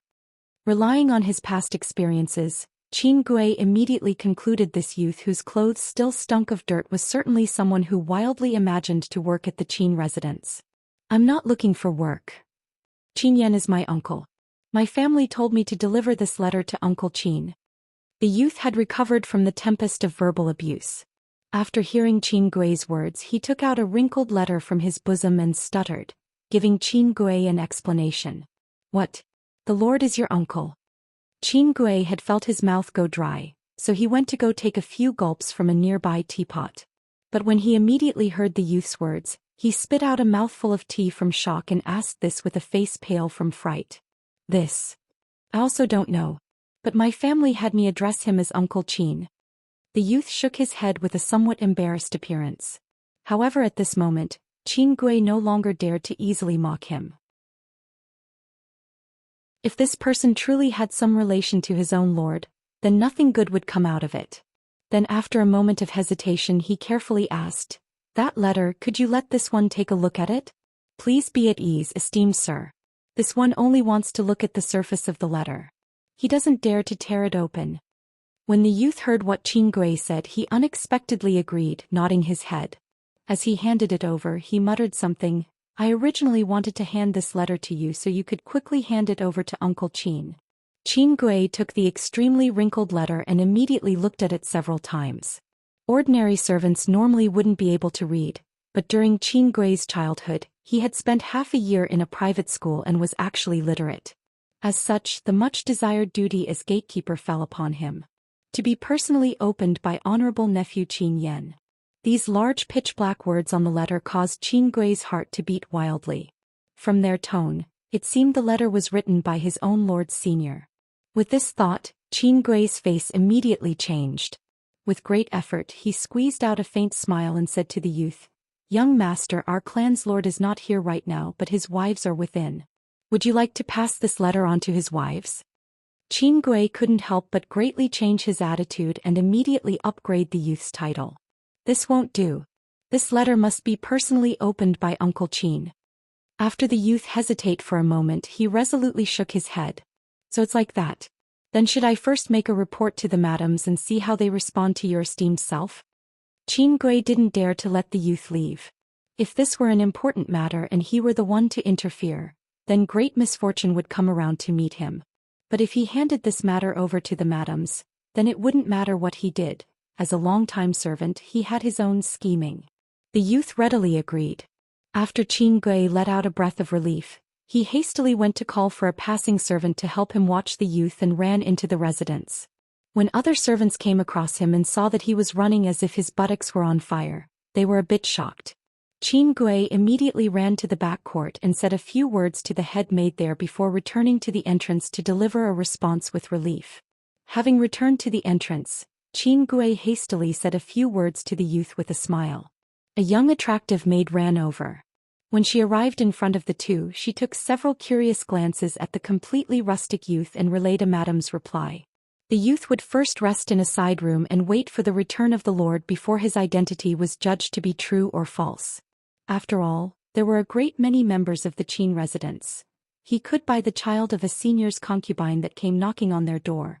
Since the higher-ups had already dealt with this issue, Qin Gui felt at ease and continued to guard the main gate. That young maid then brought the youth to wait at a guest room for the time being. On the way, several people saw the youth's rustic appearance and glanced at him several times in surprise, causing the youth to greatly feel uneasy. He simply lowered his head and continued following while looking the young servant girl's back. When the maid turned her head and saw the youth's strange behavior, she couldn't help but chuckle. She looked several at the man with beaming smiles, finding it quite entertaining. When a side room in the front wing was arranged for the youth, the young maid repeatedly warned the youth to not run around and returned back to report while giggling.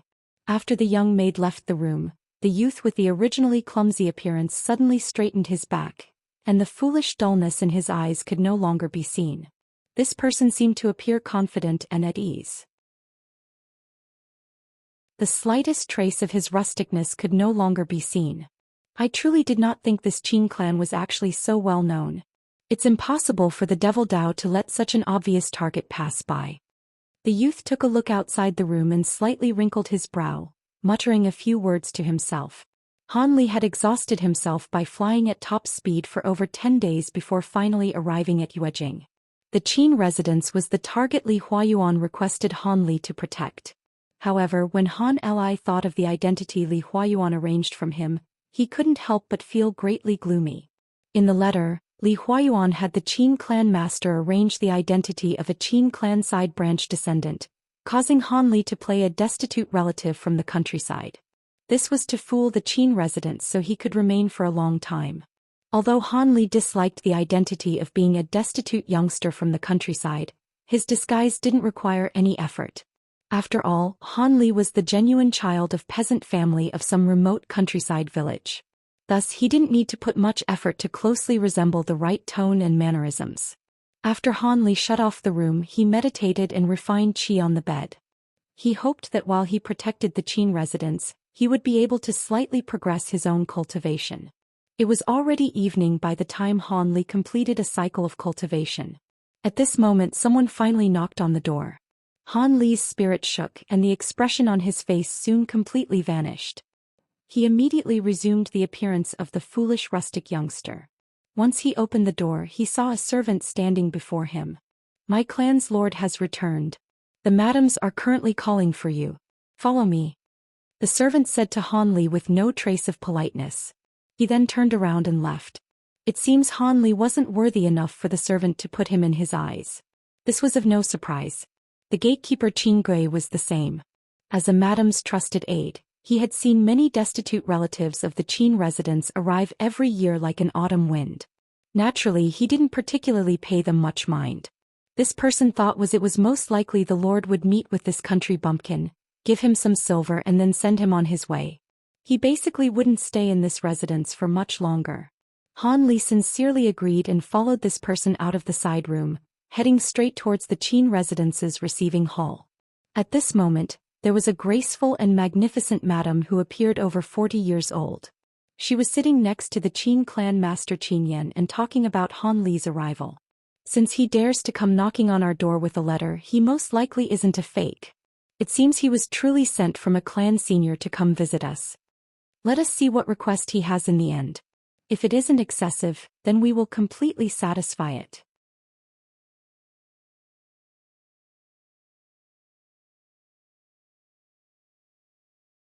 Chapter 280. Interview. Lord clearly understands that our clan does not lack silver. However, our face cannot be ruined in the slightest. His wife sitting across from him said a smile. She embodied the image of a perfect wife. When Qin Yan saw this, he was completely satisfied.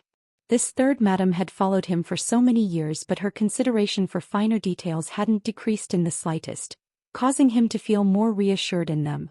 Even ordinary matters of all sizes with regards to the Qin residents were handed over to her. Furthermore, her orders were always extremely satisfactory. Lord, I have already sent people to fetch him. After Lord Husband sees him, I will handle this small matter. His wife continued, speaking with a gentle voice. When Qin Yan heard this, he faintly smiled, but when he thought to say something else, a servant made a report from outside the room. Lord Qin Ping has brought the guest. Do you want to call him in now? Tell Qin Ping to bring him in. Without deeply thinking, Qin Yan gave his command and simply closed his mouth. He then gave an apologetic smile to his third wife. I will follow your orders. The servant agreed and spoke no further. Qin Ping entered the guest hall with a simple-minded youth following behind him. As this male youth walked in, he looking left to right in the guest receiving hall as if he were extremely curious about within it. When the two walked into the hall, Qin Ping made his report and automatically withdrew. The only one who remained was the youth restlessly facing Qin Yan and his wife. When Qin Yan and his third wife saw the youth's bewildered expression, she couldn't help but look at him with a knowing smile. Qin Yan lightly coughed and then amiably said to the youth, I've heard this little brother has a letter for Senior Qin. Is this matter true? Could you hand that letter over to me so I could take a look? The youth, Han Li, looked at the Qin clan master and revealed some hesitation. With a bit of uncertainty he asked, Are you really Uncle Qin? My grandfather said from his own mouth that this letter could only be given to Uncle Qin himself. When the third wife heard Han Li's words, she was slightly startled but soon smiled, almost unable to restrain her laughter. Inside the main guest receiving hall of the Qin residence, how could anyone dare to arrogantly pretend to be the Qin clan master? This youngster's question was truly amusing. When Qin Yan heard this, he blankly stared for a moment before revealing a wry smile. With no better option, he could only say, This one is the genuine Qin clan master. However, whether or not I am your esteemed self's Uncle Qin, I must read the letter before I know. Qin Yan appeared to be beaten, much to the amusement of his third wife watching from the side. Within Yuejing, nearly no one did not know of the renowned master of the Qin clan. But who would have thought this rustic younger would have actually have doubts? It truly made for a good story. Having heard Qin Yan's words, confidence bubbled forth on Han Li's face, and he brought out the crinkled letter, quickly creasing it before handing it over to Qin Yan. Qin Yan, who had long lost his patience, had difficulty resisting the urge to go over and snatch the letter but managed to maintain his poise until he received it. However, he didn't immediately open up the letter. Instead, he took a deep look at Han Li and suddenly put the letter on the table, lightly clapping his hands 2 times. Clap, clap. An old man with a head full of white hair walked into the hall, wearing an azure jacket. Without saying anything further, Qin Yan pointed to the letter. The old man then immediately advanced towards the letter. He brought the letter under a bright light and carefully observed it. In the end, he returned the letter to the table. There are no problems. After spitting out these words, the old man bowed and retreated. He hadn't made a single noise this entire time, as if he were a ghost. Feeling assured, Qin Yan faintly squinted at Han Li, and when he saw Han Li's baffled expression he couldn't help but smile. Then without any further doubt he skillfully opened the letter and took out the letter for a close look. When the third wife saw this, she gave Han Li friendly smiles. She then raised a teacup in front of her, wanting to take a sip. However, before the cup even touched her lips, she saw Qin Yan pant as he read the letter. He suddenly stood with a face filled with extreme and bizarre amazement. "Lord, what's the matter? Could it be the letters fake?" The third wife was shocked, hastily putting down her teacup and asked with great concern. "No, this letter is genuine. Furthermore, it is a letter from my senior to whom I owe great favor." Qin Yan's expression returned to normal almost instantly, his tone of voice once again quite calm. Then he looked at his beloved wife as if there was nothing wrong and sized up Han Li. "Your esteemed self is called Han Li?" Lord Qin inquired. Although his tone was the same as before, the third wife somehow felt something was amiss. Just as this madam met with doubt, Han Li nodded with all his strength. "That's right. I am Han Li. Is it as my grandpa has said? Can I stay here?" "Hee. Of course. When I was a child I saw elderly Huayuan with my father. I did not think that today I would see his descendant. I will treat you as if you were my own nephew." Qin Yan suddenly gave a hearty laugh. His loud and clear voice caused the nearby servants to look at each other in dismay. They did not know why their clan master was so happy within the guest hall. "Come, accompany with me a nearby room and tell me how elderly Huayuan is doing. As for the others, they are not allowed to follow. My dear nephew Han Li and I will have a proper chat." Qin Yan grabbed Han Li's arm and said this cordially. Then he dragged Han Li to the side door and blocked his third wife, who had also wanted to follow. This caused his third wife to feel greatly shocked and confused. She could only helplessly look on at Lord Qin and Han Li as they left through the side door. However, she didn't dare to disobey and secretly follow them. At this moment she had a head full of doubt and suspicion. Han Li followed Qin Yan, and they arrived at an extremely quiet side hall. Without saying anything further, Qin Yan turned an ancient vase that was decorating the hall. Soon after, a concealed room suddenly appeared from the wall. When Qin Yan saw this, he entered without the slightest hesitation. After Han Li faintly smiled for a moment, he followed him in. Although the concealed room wasn't very large, it was fully furnished. Not only were there desks and chairs, but there was also a bookshelf about 3 meters high within the room. The room appeared extremely refined. "Since your esteemed self came from Immortal Li's sect, then you should be a cultivator. Just now in the guest hall I was extremely rude. I hope Immortal Han won't blame me." When Qin Yan sealed off the secret room, he apologized to Han Li with a respectful expression. "It was nothing. I can't blame those who didn't know. Besides, this act will have to continue." After Han Li casually sat down in the chair next to him, he said this without much care. At this moment his appearance completely changed and resumed his confident, easy bearing. "Many thanks to Lord Immortal's magnanimity." When Qin Yan heard this, he grew even more respectful. He then stood at the side and didn't reveal the slightest dissatisfaction. After all, what did it mean to be an immortal cultivator? Qin Yan clearly understood this. They were living legends equivalent to gods. Even more, without the help of that Immortal Li, his Qin clan absolutely wouldn't have been as illustrious and prestigious as it was today. In heart and appearance, Qin Yan didn't dare to be disrespectful in the slightest. "Why don't you sit, Qin clan master? There is no need to be overly polite. The Immortal Li you spoke of is actually my own master, so you can't be considered a stranger to the Li clan." Han Li answered with a smile. "I do not dare. This one is but a mortal. How could I be disrespectful to an immortal? This one will stand to the side and listen to Immortal Han's commands." Qin Yan repeatedly waved his hand, refusing to sit down. This caused Han Li to thoughtfully mutter to himself for a moment, but he did not further press him. "I do not know what brings Immortal Han to this place. Immortal Li's letter only mentioned your identity as an immortal. The letter didn't mention any specific matters. Could you please inform me about a thing or two?"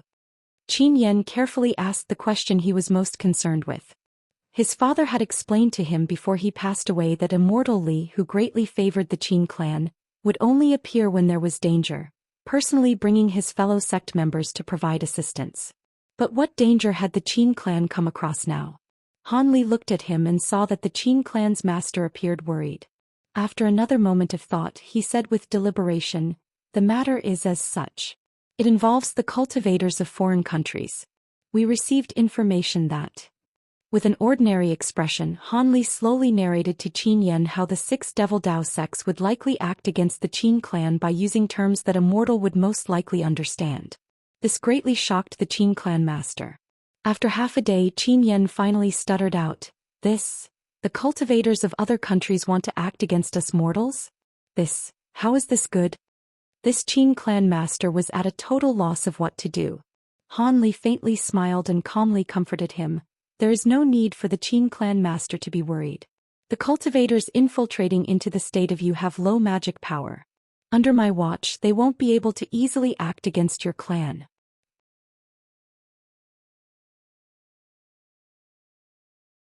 Chapter 281 The Qin Residence and Young Madame Biao. Chapter 281 The Qin Residence and Young Madame Biao. After 2 hours had passed, Han Li left the secret room with Qin Yan, once again returning to his country bumpkin appearance. Having returned to the guest room, the Qin clan master looked at his third wife and immediately ordered them to arrange a clean room in the back of the residence, as honorable nephew Han would be staying with them for an extended time. The surface reason was plain.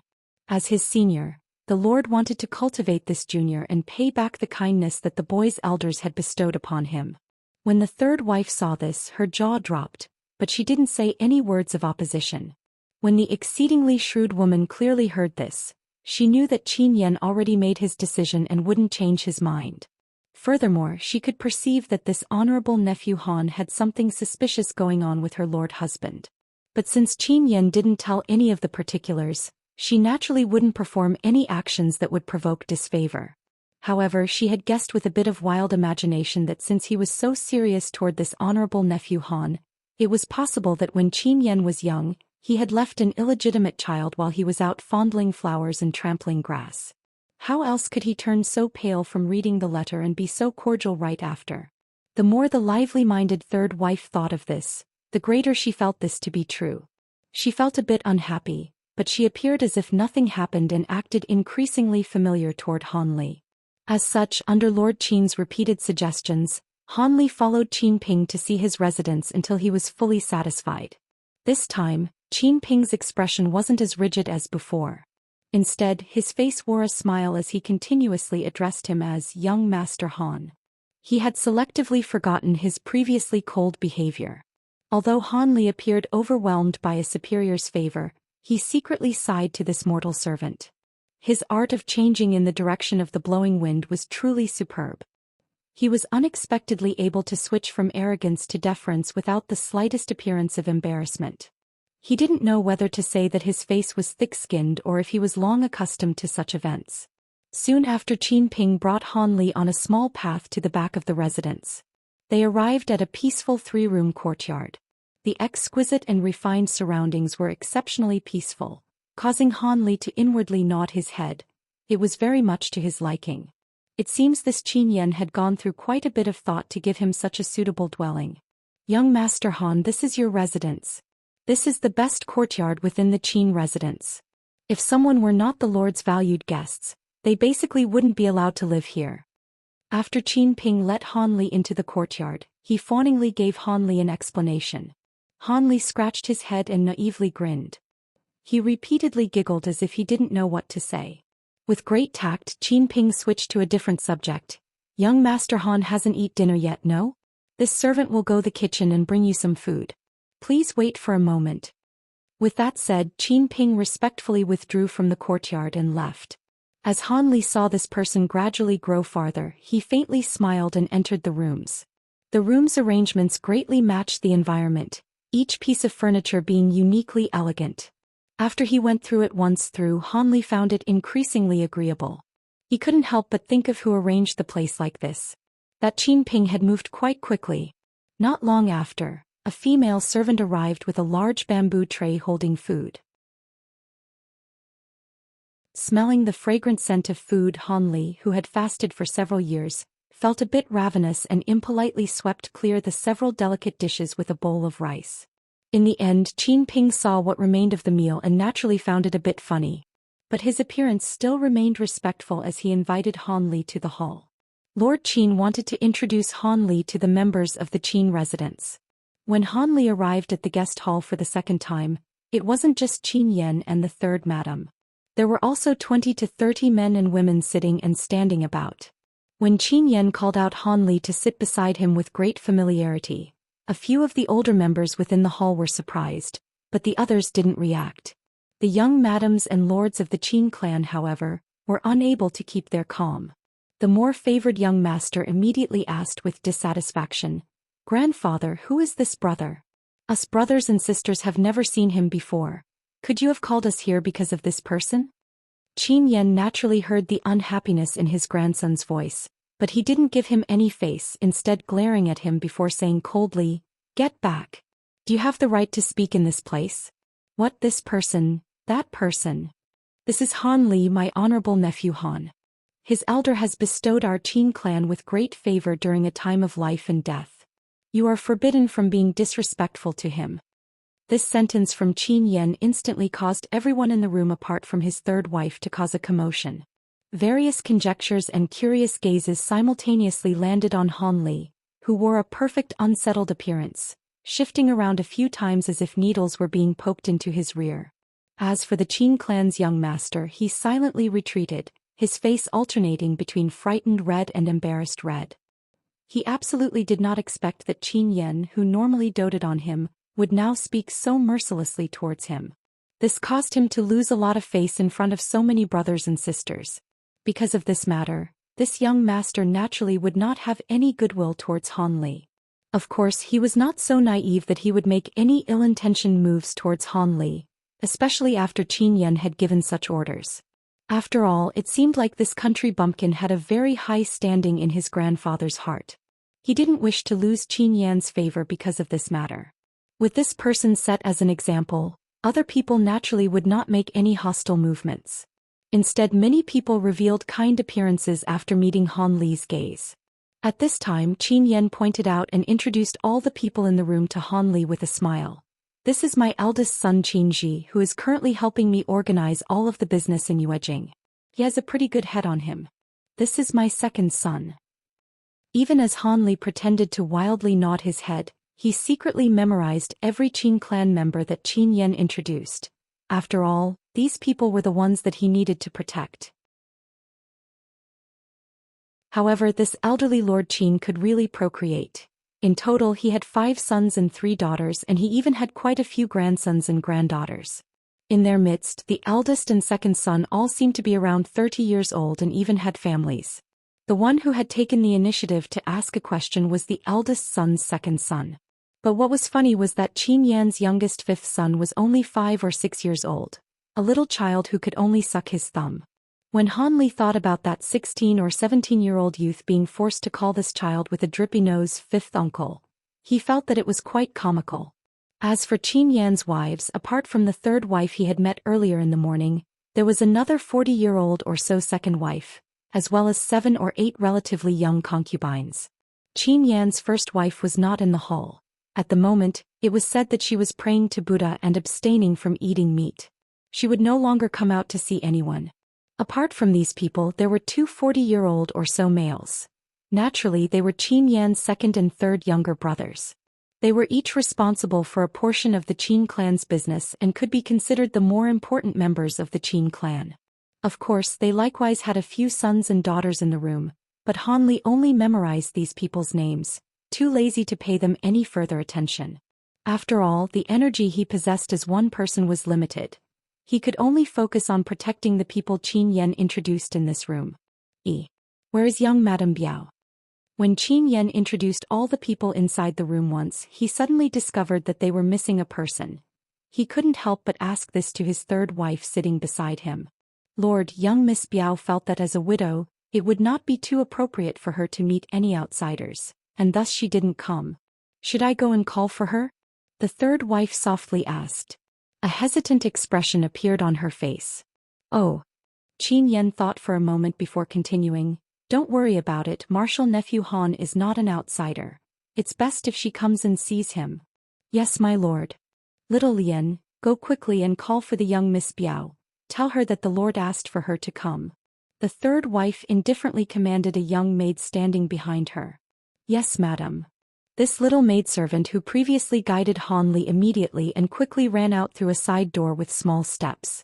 At this time Qin Yan turned his head around and said in a low voice to Han Li, "There's one more person who didn't come, a young woman whom my first wife saved 7 or 8 years ago while she was visiting her parents.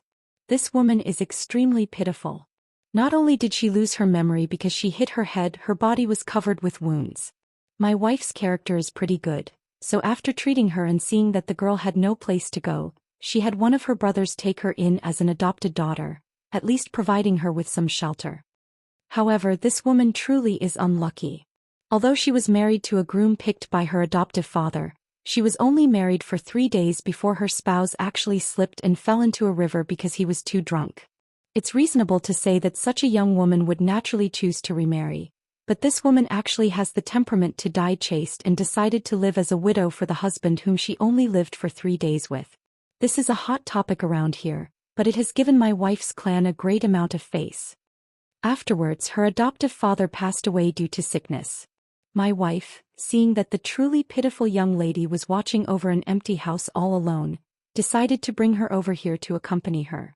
In passing, she would also ease this woman's anxiety." As Qin Yan spoke, he sighed incessantly.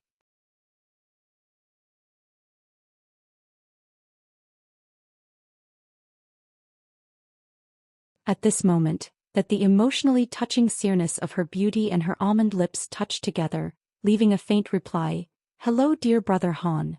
It seemed as if Mo Fengwu truly did not remember Han Li.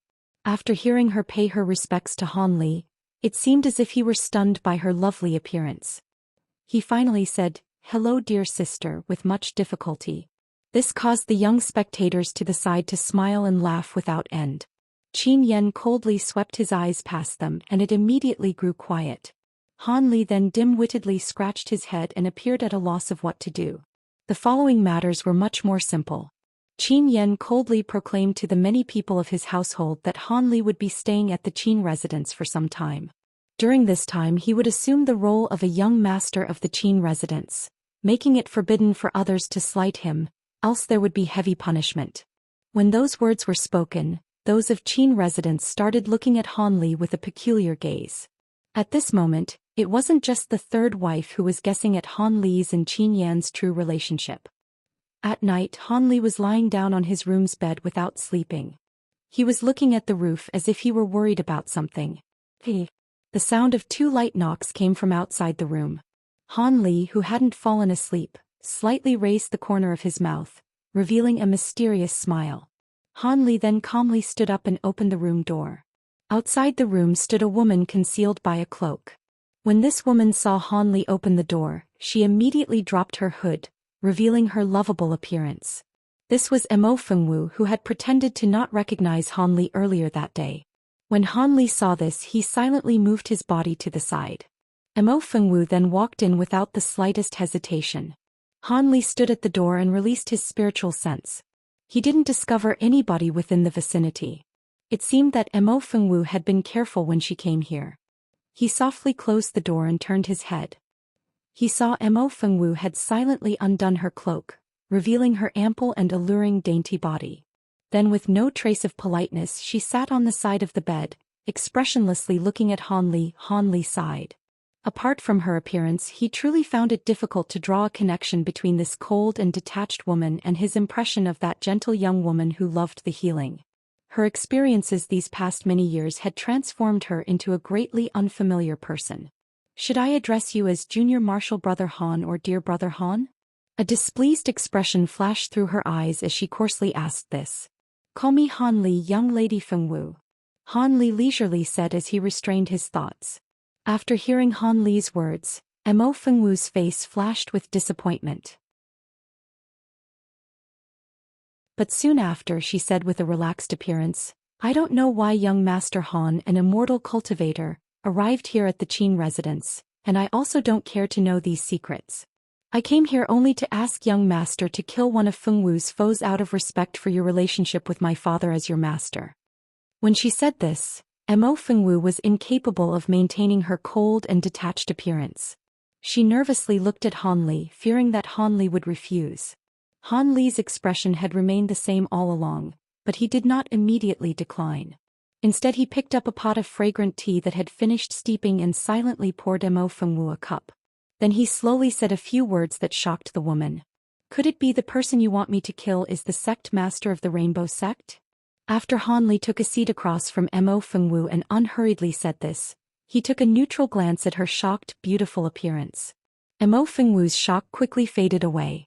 She looked at Han Li with a strange gaze several times. After a long while she bitterly said, "It seems Junior Marshal Brother Han already knew of this matter with the Missouri estate. It's true that nothing can be concealed from you immortal cultivators." Although Mo Fengwu said these words softly, Han Li heard a trace of hidden resentment within them. Furthermore, this resentment was unexpectedly directed toward him. After a moment of consideration, Han Li understood why she was like this. Afterwards he lightly chuckled and explained, "It seems that young Lady Fengwu has misunderstood. Regardless of how this one says it, he does have a friendship with the Missouri estate.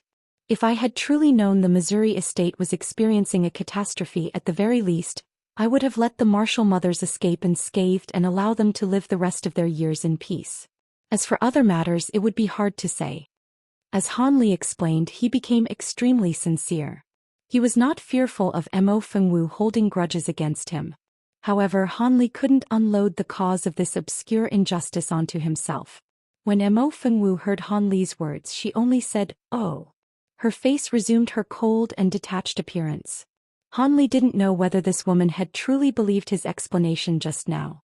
When Han Li saw this, he shook his head and after a moment of hesitation he could only inform her of the truth. Originally, because of the truth's connection with the world of immortal cultivators, he had been reluctant to tell her. In truth, this matter with the Mo estate's misfortune was told me to by the girl Tsai Huan. She is currently together with Fourth Marshal Mother. What? You're saying that Tsai Huan and Fourth Mother are still alive?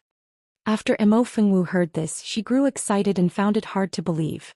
2 red blushes appeared on her pure white face from the excitement. Of course they're alive. To say they are currently living at an exceptionally concealed location wouldn't be wrong. Han Li softly added. In truth, after he escaped Yanling Castle, he made some inquiries about the circumstances of the mortals at Yanling Castle after the Yan clan left. In the end, the castle had become deserted, so the mortals took advantage of this, leaving Yanling Castle. Afterwards, all traces of that mother and daughter vanished. The Mo's fearsome Flood Dragon Association had 2 direct competitors, the Hegemon's Villa and the Rainbow Sect. Han Li was previously sent to kill the Hegemon's Villa sect master for an antidote to Dr. Mo's poison before he went to the Great South trade meet.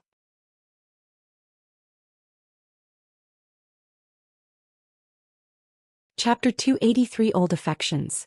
Chapter 283. Old Affection. Han Li felt that if he told Mo Fengwu that Mo Tsai Huan and her mother had disappeared, he would be telling her far too much. So long as Mo Fengwu knew that her family still lived in this world, that was enough. Whether or not this girl would be able to meet with Mo Tsai Huan and her mother depended on the world. Han Li then briefly recounted the events of how he came across Mo Tsai Huan, causing Fengwu to nearly cry tears of joy. Mo Fengwu clearly understood that because of Han Li's identity as an immortal cultivator, he didn't need to fabricate such lies to deceive such a weak girl as herself. The reason why the other party was being so polite to her was most likely due to that fated meeting with him so many years ago. Thus, Mo Fengwu brought her hands together in joy and raised them to her chest, silently praying for a moment before returning to her normal state. However, her expression toward Han Li was clearly no longer as cold as before. She clearly realized that in all likelihood, were it not for Han Li's assistance at Yanling Castle, Lady Yan and her daughter would still be in a predicament. Many thanks to young Master Han telling me about the whereabouts of Tsai Huan and Fourth Mother. After Mo Tsai Huan calmed down, she slowly gave her thanks. But without waiting for Han Li to reply, she said, "Although my younger sister and her mother are all right, the whereabouts of my eldest sister and my other mothers are unknown. They've most likely fallen to some evil scheme. Fengwu cannot help but want to avenge them. However, Fengwu lacks the strength. Can junior martial brother Han help me? Mo Fengwu's words revealed a feeble appearance. A layer of fog covered her eyes in an instant, as if she were about to sob from grief. When Han Li saw this, he stoked his nose and felt a headache. He originally thought that if she knew of Mo Tsai Huan and her mother's whereabouts, she wouldn't be so anxious to take revenge. But he didn't think that Mo Fengwu, whom he hadn't seen for so many years, would become too strongly attached to this matter. To tell the truth, killing a qi condensation cultivator would be far easier than killing a mortal with status for no reason. Han Li learned the reason why after he entered Yellow Maple Valley. It turned out that all the many provinces of the state of Yu had been clearly divided between several large clans and the 7 great sects. So long as a powerhouse of great influence had existed for some time within a province, cultivators would secretly pay some attention to them. Some would even be provided assistance from cultivators originally. The Lan Province's Missouri estate and the Hegemon's villa were new and developing powers. Thus, they weren't contacted by cultivators. Else, when Han Li was sent to kill the Hegemon's villa's Ouyang Feitian, how could he have gotten away so easily without being investigated? However, the Rainbow Sect was different. That sect had been established more than 100 years ago and was regarded to be ancient. Thus, the Spirit Beast Mountain of the 7 great sects, the controller of the Lan Province, tacitly approved of them. The shadow of Spirit Beast Mountain was most likely looming behind them. As a result, when the Missouri estate fought against them, they suffered great defeat. As a disciple of Yellow Maple Valley, he couldn't kill a major mortal leader supported by another sect for no cause or reason. Otherwise, he wouldn't be able to explain himself. However, with the recent invasion of the state of Yu by the Devil Dao, the secular world had suffered damage. This gave him a good opportunity to act during this time of crisis. With just a bit of carefulness, he shouldn't have any problems. As Han Li thought this, he didn't expose any emotions. Instead, he stood up and paced back and forth within the room. After another moment of consideration, he gazed at Mo Fengwu's charming face and calmly said, "Young lady Fengwu, normally I wouldn't be able to agree to this request since doing so would bring about great problems for me. But the recent circumstances in the cultivation world are quite peculiar. An opportunity might actually arrive. Let's do it like this. If there's an opportunity in the future, I will attempt to eliminate the Rainbow Sect's master. But if it is truly impossible, I hope young lady Fengwu will extinguish her thoughts for revenge." When Mo Fengwu heard Han Li's words, she immediately began crying tears of joy. Seeing her bright and beautiful crying beauty caused Han Li to become despondent for a moment. The year he first saw Mo Fengwu, he was quite moved by that sweet-tempered second young madam of the Missouri estate. To this day, that memory still gave him a kind and warm pleasant feeling, causing him to recall it fondly. That was the first time he felt feelings of romantic passion. This small promise was none other than a show of affection. Despite this thought, his appearance was the same as always. He planned to bury this emotion deeply in his heart and no longer speak of it again. From Han Li's agreement, Mo Fengwu eventually looked over to him with happiness. Her face was filled with appreciation. She didn't say anything further and walked toward Han Li.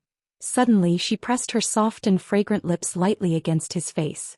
Then, with a bashful and slightly perplexed expression, she said, "With junior martial brother Han's promise, even if you can't kill that person, Fengwu cannot thank you enough."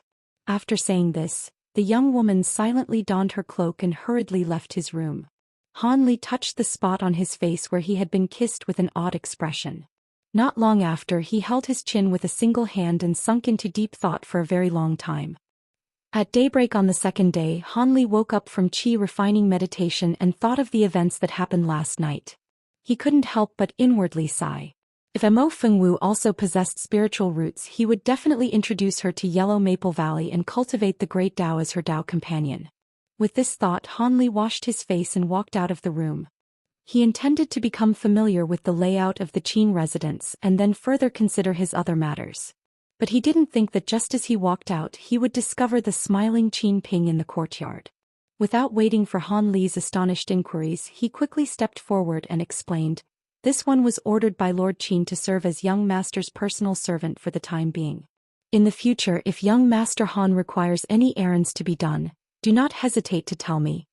As Qin Ping spoke to Han Li, his expression was respectful and excited. His thoughts were quite simple.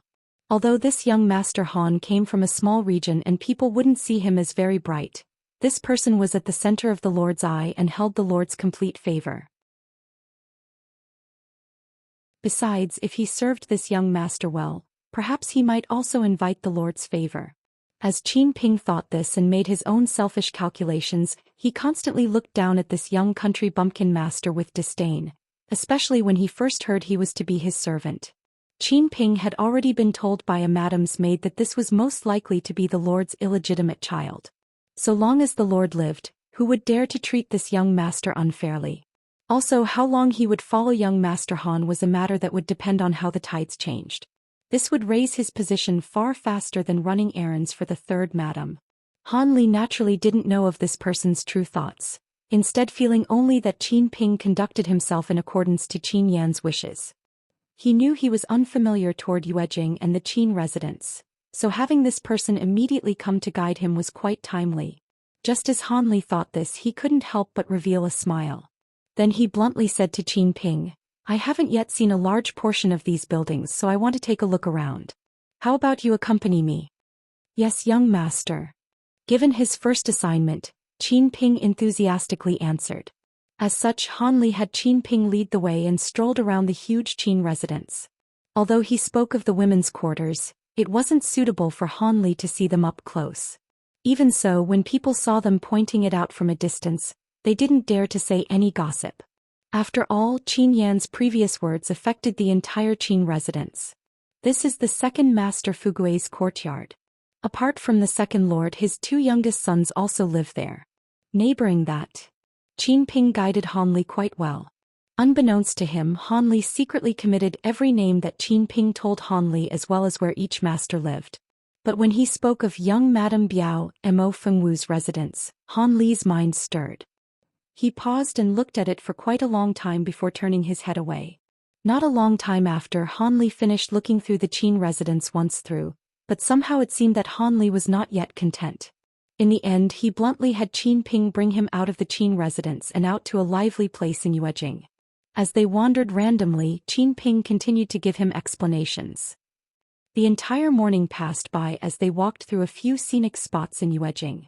Qin Ping's originally enthusiastic expression had long disappeared. At this moment he was limping behind Han Li with a bitter face. Who would have thought that even after walking for so many hours without the slightest amount of rest, he would still be forced to continue to comment and explain without end. Anybody would feel similarly frustrated in this situation. Qin Ping even went as far as to suspect whether or not he had chosen the wrong master.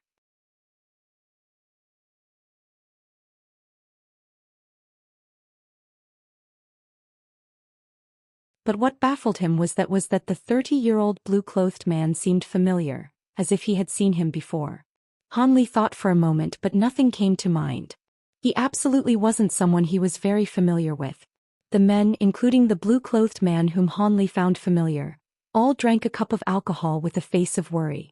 The two beautiful women were simply staring at their cups of alcohol, not even moving their chopsticks. It seemed they didn't have an appetite. From their appearances, they encountered no small amount of hardships. They truly didn't seem likely to be Devil Dao cultivators infiltrating the state of Yu. The blue-clothed man seemed to be the youngest of the group apart from a woman who appeared several years younger. "Young master, the food has arrived. Please eat first." At this moment, Han Li heard Qin Yan's respectful words from the side.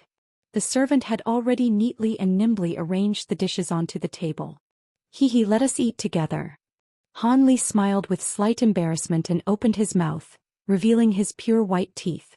At this moment, Han Li started to eat without restraint and looked to be completely focused on chewing. But in truth, he was stealthily releasing his spiritual sense, closely paying attention to the several cultivators nearby. When Qin Ping saw Han Li start to eat, he naturally moved his chopsticks about. At that moment, the eldest cultivator among them, an old man with a dark face, stopped drinking and suddenly released an invisible soundproof barrier around them. Then he said, "Everyone eat. Since our lives have fallen to the hands of others, we, companions from Mist Mountain, can only walk one step at a time. Regardless of how it is said, not having our souls scattered is far better than what happened to other cultivators." Although the soundproof barrier was in effect and the dark-faced old man's voice wasn't loud, Han Li could clearly hear it. Soundproof magic techniques used by qi-refining cultivators were ineffective against Han Li's astonishing spiritual sense. However, the old man's words caused Han Li to know something was amiss. He could hear there was something being hidden from those words. Perhaps due to the dark-faced old man's words, the two women silently ate some food. However, they still seemed absent-minded. It was most likely they tasted nothing. Eldest brother, will we truly be manipulated by them from now on? This truly won't do. We can secretly tell the 7 sections. Surely they will deal with them. After the blue-clothed man took 2 heavy drinks, he said this with a fierce complexion. The dark-faced old man sighed. Fourth brother. The matter isn't so simple. He lightly shook his head and revealed a sense of helplessness. Hearing the old man's words, the youngest white-clothed woman couldn't help but ask, Eldest brother, why can't we? Could it be those from the 7 sects don't want to kill villains? In the state of you, at least several hundred have died by their hands to preserve the Tao. When the white-clothed woman said this, her face displayed unwillingness. When the middle-aged man and woman saw the fierce reply, they silently looked at each other with a bitter smile. It seemed these two clearly understood what the dark-faced old man had misgivings about. When Han Li heard this, he was somewhat amazed. He felt that he had just faintly grasped onto something immensely huge. However, he maintained his cover by eating several more dishes, causing Qin Ping to praise Han Li's great appetite. Han Li smiled with a slight blush as if he realized his actions were improper and slowed down the speed at which he was eating. At this moment, the dark-faced old man sighed and started to give the blue-clothed man and the white-clothed woman an explanation. In truth, calling the 7 sects for help is simply useless. First of all, us rogue cultivators clearly understand the current circumstances of the 7 sections. All of their manpower is focused on stopping the invasion of the Devil Dao, so how could they divert manpower to help us rogue cultivators? They even face against Foundation establishment cultivators. If the 7 sects sent ordinary cultivators, they would fundamentally be unable to act. Otherwise, how else would the Devil Dao have captured us so easily? Secondly, even if the 7 sects were truly worried about preserving the Tao and they had actually sent forth men to eliminate our assailants, don't forget that they were wearing masks. We don't know anything about their appearance. Furthermore, they surprised us at an abandoned temple they happened to find, so any sort of help wouldn't have arrived on time. We simply have no means to act against them. Not to mention they put some sort of strange restriction on our bodies. If we don't follow their orders on time, it's likely we will be killed immediately. Also, is it certain that those from the 7 sects will be able to remove our restrictions? Since they dared to let us leave so easily, they probably designed these restrictions themselves. They certainly aren't so easily destroyed. As the dark-faced old man said this, the more wrinkled his brow became. It seemed he spoke with despair. Then we can truly only side with the villains and help them trap other cultivators? The white-clothed woman's complexion greatly paled. She was clearly unwilling to do this. Fifth sister. It is as eldest brother has said. Right now we can only walk one step at a time. Fortunately, we have some time before we'll be forced to act. During that time, hopefully us 5 friends from Mist Mountain will find a way to disobey them and escape. The tall and thin 40-year-old man spoke, consoling her. But these several people all knew that those words were flowery lies meant to deceive themselves. They hadn't been able to think of anything plausible these past few days. Would likely was it that they'd find a way after a few months? With that said, these people became silent. Worry bubbled forth in their hearts.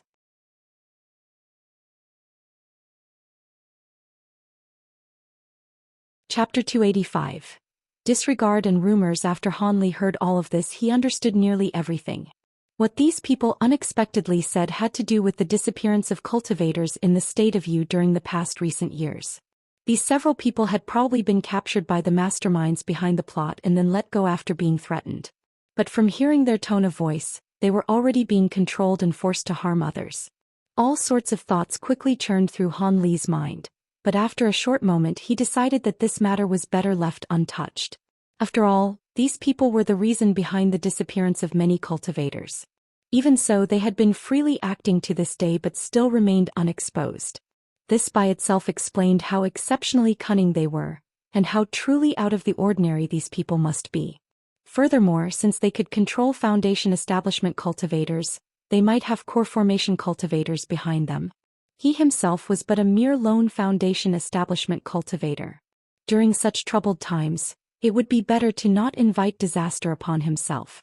With this decision in mind, Han Li immediately withdrew his spiritual sense and no longer paid attention to this group of cultivators. Although this group of people was unfortunate and pitiful, he was not one to show kindness for no reason. He also didn't want to brave this huge danger that had nothing to do with him. He could only hope they would find better fortune.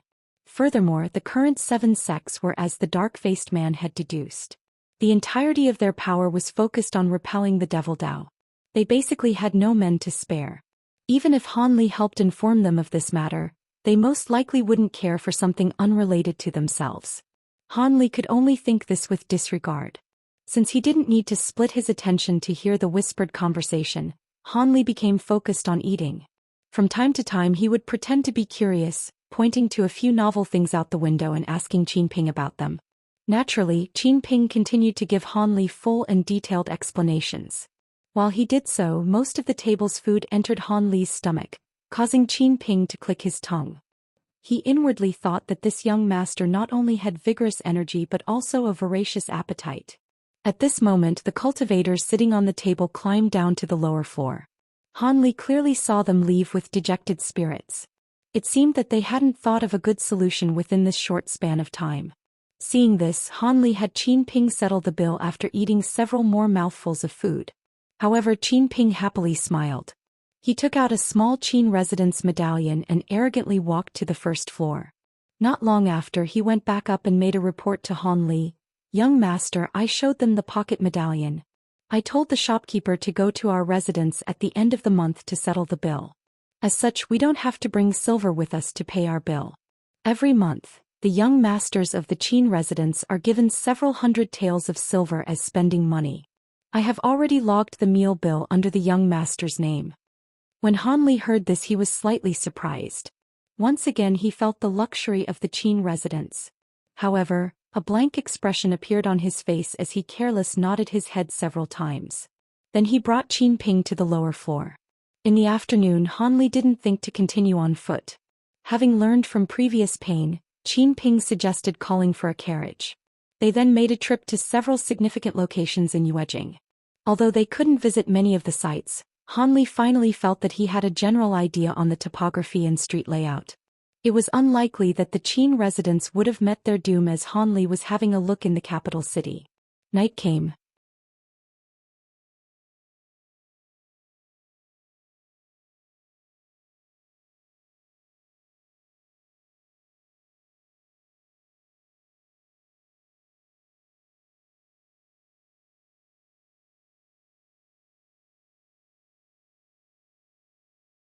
But after a moment of thought, he remembered the rumors that were being spread about the youth. He hesitated for a moment before taking out a small white bottle with his wrinkled, shriveled hands and offered it to Han Li. "This is a heart-protecting pill that I meticulously refined.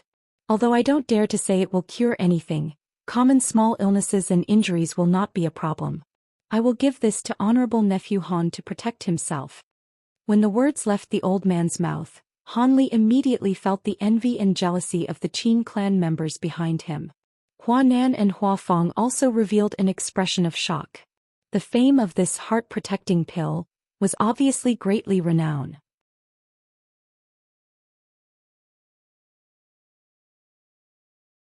Chapter 287 Immortal Master. Chapter 287. Immortal Master Han Li, as a Foundation establishment cultivator, naturally wouldn't pay any attention to the medicinal pills of mortals. However, at this moment he definitely could not refuse the other person's goodwill. Thus, he hesitated slightly and then received it with a bashful expression. "Haha, Honorable Nephew Han. This heart-protecting pill was refined from Brother Hua's secret recipe. It isn't easily given to other people. Bringing it out today as a welcoming gift is being quite generous." Qin Yan knew that Han Li wouldn't place much value on this item, but he still tried to say a few pleasant-sounding sentences for his good friend, hoping that the elder surnamed Hua would leave a good impression on Han Li. The elder glanced at Qin Yan strangely a few times, not knowing what he and Hanli meant by saying these things in front of him. He had only given such a precious medicinal pill to this youth in order to give Qin Yan some face. How could this extremely expensive pill otherwise be given to a stranger he had just met? Just as the elder was hesitating about whether or not to ask, a sharp sound entered the room. Prince Xen has arrived. The servant's transmission immediately caused all of the clamor in the room to immediately subside. All of the people glanced respectfully towards one of the side doors in the room. 4 maidservants first walked out of that door, standing on both sides of the head seat. Then a man and a woman leisurely walked out. The man was a 40-year-old middle-aged man with a beard a few inches long. His square face and tiger-like eyes exuded a natural dignity and power. The other was a 23-year-old beautiful woman dressed in palace attire, her long dress trailing on the ground. Seeing them walk in, all of the people sitting stood up and paid their respects to the male and female. Prince, Madam, greetings. Because this young woman was not Prince Xian's original wife. She was only the concubine he most recently favored. These people could only call her Madam. Everyone is a good friend of this prince. There's no need to be so courteous. Come, everybody sit down. The way that Prince Xen spoke was very different from the impression that his face gave. It was very mild and straightforward, causing people's favorable impression of him to rise. The beautiful concubine next to him naturally did not say anything. She simply stood there with a charming smile. When the others heard these words, they all glanced at each other and smiled before sitting down. This prince has a straightforward personality. If I have something to say, I will just say it to everyone. Prince Xen spoke with a smile a moment after he sat down. This sentence caused all the people facing him to begin to speak animatedly. Prince, if you have anything to say, please say it. Yes, we have known Prince for many years now. Everyone knows the kind of attitude that the prince has. It was obvious that while there were some who spoke genuinely, there are also others who spoke simply to flatter Prince Xen. The reason why I've invited everyone here today is because my beloved Qing'er's sickness has been completely healed. This prince's joy dictates that I have some excitement and celebrate without restraint. In addition, this prince has an enormous piece of good fortune that I want to give everyone. As for whether one has enough karma to obtain it, that will depend on individual luck. Prince Xian's words greatly exceeded everyone's expectations. They couldn't help but glance at each other. Had the prince gathered these people together solely to give them a piece of good fortune? This was too inconceivable. Qing'er looked. Isn't everyone somewhat surprised, just like this prince had expected? Not only was he not angry, Prince Xen actually gave a light laugh as he addressed the beautiful concubine by his side.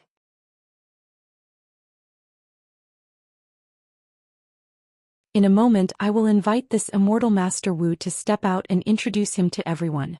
As for whether or not they have this good fortune, it will depend on their karma. If the words he had spoken before were only meant to arouse the envy of everyone present, the Prince Xian's following words were naturally like a huge meat bun that had just landed on everyone's heads, surprising them all. Instantly, the sound of people expressing their deep gratitude began to sound out. An immortal cultivator. This was a real immortal walking on the earth. As long as one succeeded in cultivating, he or she could live a few hundred years and would even know how to use immortal magic and techniques. If these important figures' own offsprings were lucky enough to become a disciple, how great a backing would that be? When Hanli heard this, a strange feeling rose in his heart even though his expression appeared to be wooden. He initially thought he had found the trail of the devil Dao once Prince Xen spoke of the living immortal. But upon hearing that the immortal wanted to wantonly accept disciples, something didn't seem right. How could cultivators who infiltrated other countries to cause trouble draw attention to themselves in such a way? Wasn't that setting themselves up as a target? Unless this cultivator was. Just as Hanli was thinking about this, in the midst of all the excitement, the living immortal finally appeared in the room with an arrogant expression. He wore a gray Taoist robe and his hair and beard were completely white. His face was ruddy like an infant's, appearing completely like a legendary expert. This kind of image caused the majority of the people present to instantly believe his identity despite him having yet to use any sort of magic. However, when Hanli saw this immortal master, who looked like he came straight out of a painting, he was speechless for quite some time. This was but a mere 5th or 6th layer qi condensation cultivator. If Hanli were to stretch out a finger, perhaps he could easily pinch him to death. But this kind of expert, was enough to cause high-ranking mortals to crowd around him, incessantly flattering and fawning over him. They hoped that this old immortal would grant them a favor and accept one of their sons or daughters as a disciple. When Qin Yan saw this, couldn't help but feel somewhat restless. The elder behind him displayed an even more anxious gaze. They were both worried that if they were to act too late, all of the karma would be completely taken away by the other people. Just as Qin Yan was hesitating, Han Li's voice suddenly came from beside him. "Relax, this person is not of the Devil Dao. As for whether or not you want your descendants to take him as their master, that's entirely up to you. I am only here to ensure the safety of your Qin clan. However, the cultivation of this immortal master is..." Haha. While laughing coldly, Han Li's voice suddenly disappeared. Qin Yan was shocked. He hurriedly glanced at his surroundings only to discover that apart from himself, no one seemed to have heard what was spoken to him. That old brother Hua was still asking him incredulously why he didn't also head towards the immortal master to allow his descendants to try out their karma. At the same time, Elder Hua realized that this was why the strange illness that he had no way of curing was instantly cured by that person. It was because he was a cultivator. Having said this, the elder couldn't be bothered to convince Qin Yan anymore. Similarly, he also drew near to the white-haired elder.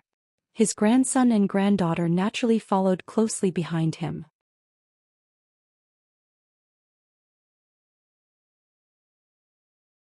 Chapter 288 Enchanting Confrontation.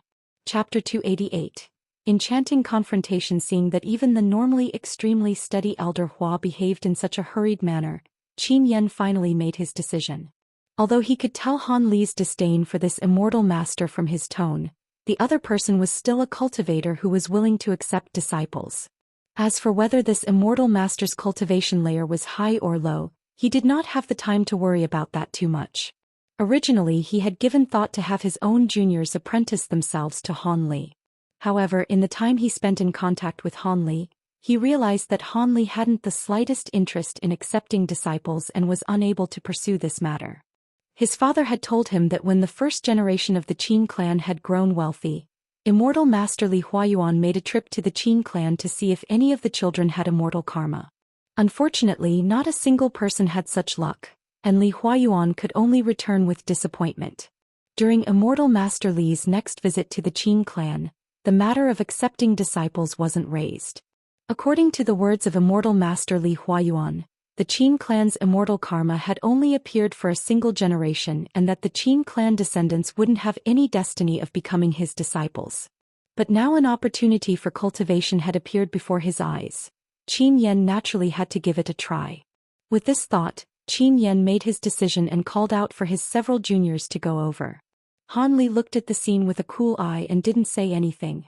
Since he already gave Qin Yan a brief explanation, he naturally wouldn't further meddle with their business. With that said, Han Li hadn't paid attention to whether the young masters and young madams of the Qin clan had any spiritual roots.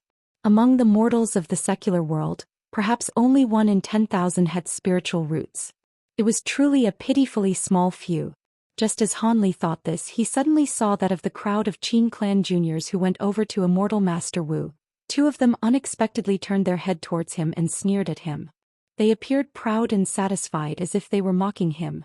After Han Li saw this, he blankly stared for an instant before immediately breaking out in silent involuntary laughter.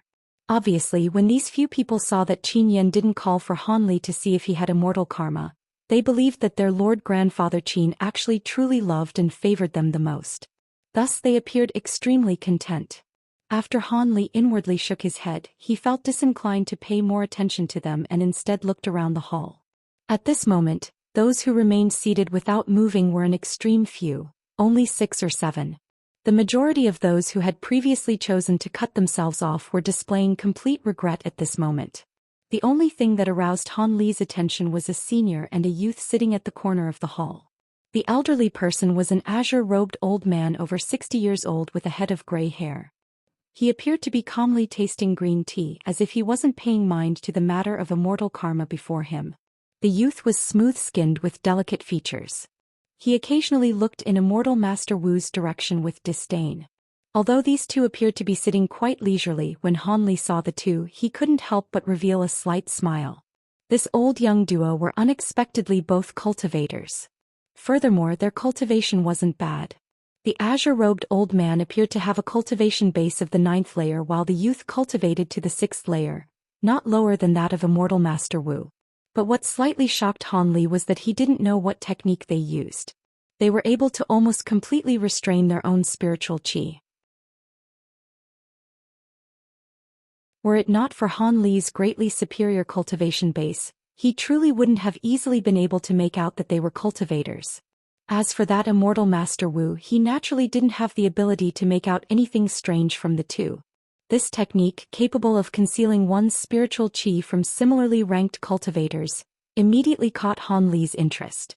If he could learn this method, then wouldn't it give him decisive opportunities during battles with similarly ranked cultivators? With this thought, Han Li took a careful look at the two. As a result, Han Li discovered something strange. The pretty youth was actually a disguised woman with delicate white ears and thin holes on her earlobes. Han Li was slightly stunned. That youth accidentally saw Han Li blankly staring at her and couldn't help but blush, returning a fierce glare back. The movements of the young woman wearing men's clothes aroused the attention of the old man by her side. He wrinkled his brow and turned his head, taking an expressionless glance toward Han Li. When Han Li saw this, he smiled toward the old man.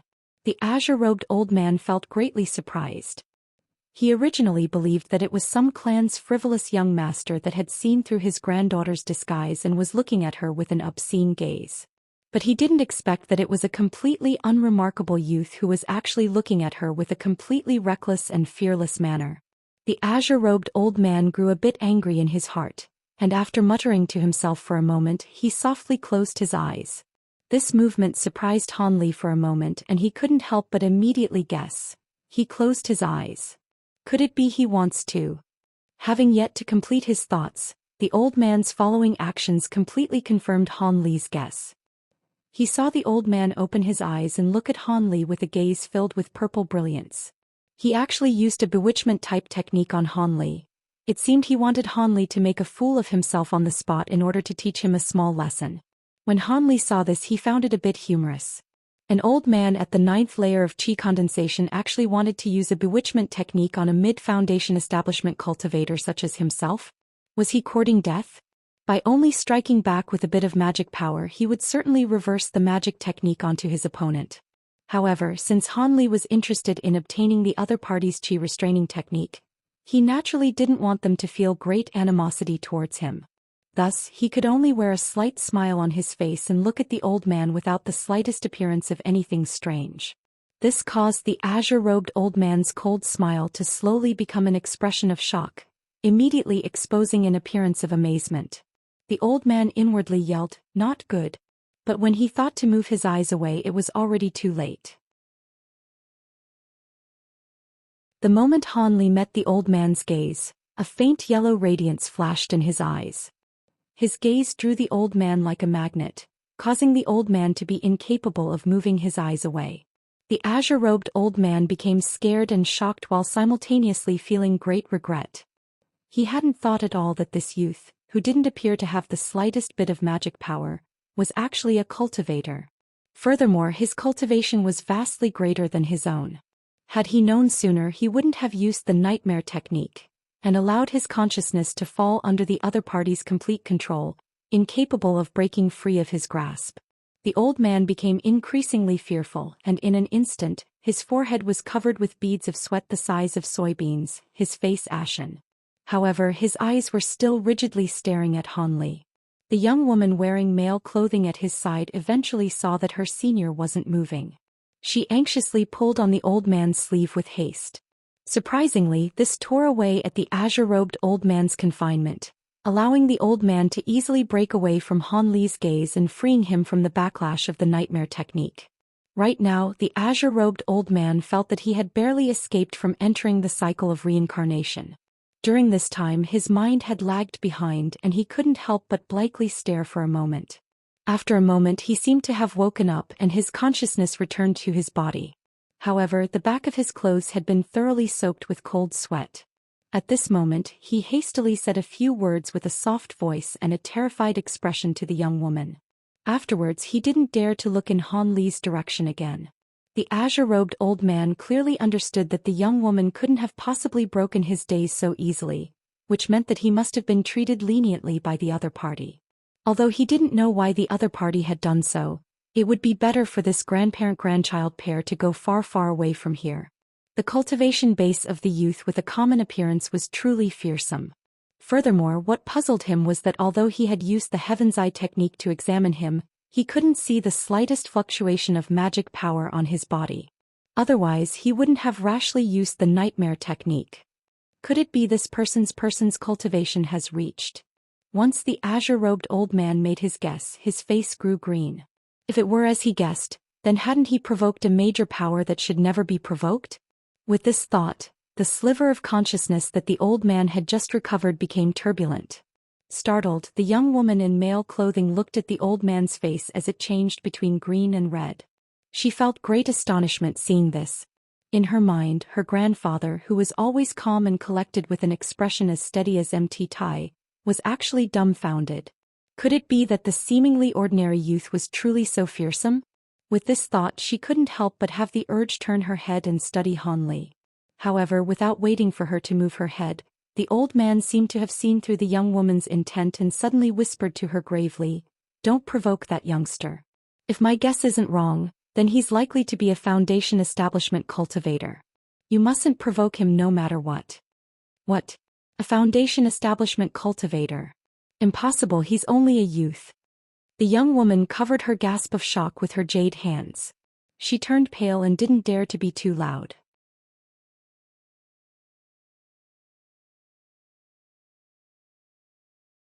Chapter 289. Immortal's Technique. Although the young lady's charming face revealed doubt, she knew her grandfather wasn't one to babble nonsense and became extremely shocked. She could only resist further looking in Han Li's direction with some difficulty, seeing that he taught the other party a small lesson without truly harming him. Han Li was fully satisfied. At this moment his lips slightly moved and transmitted his voice over. Then the azure-robed old man immediately heard Han Li's voice. "After you leave the Prince Xian's mansion, don't hurry to depart. Wait for me at the mansion's back gate.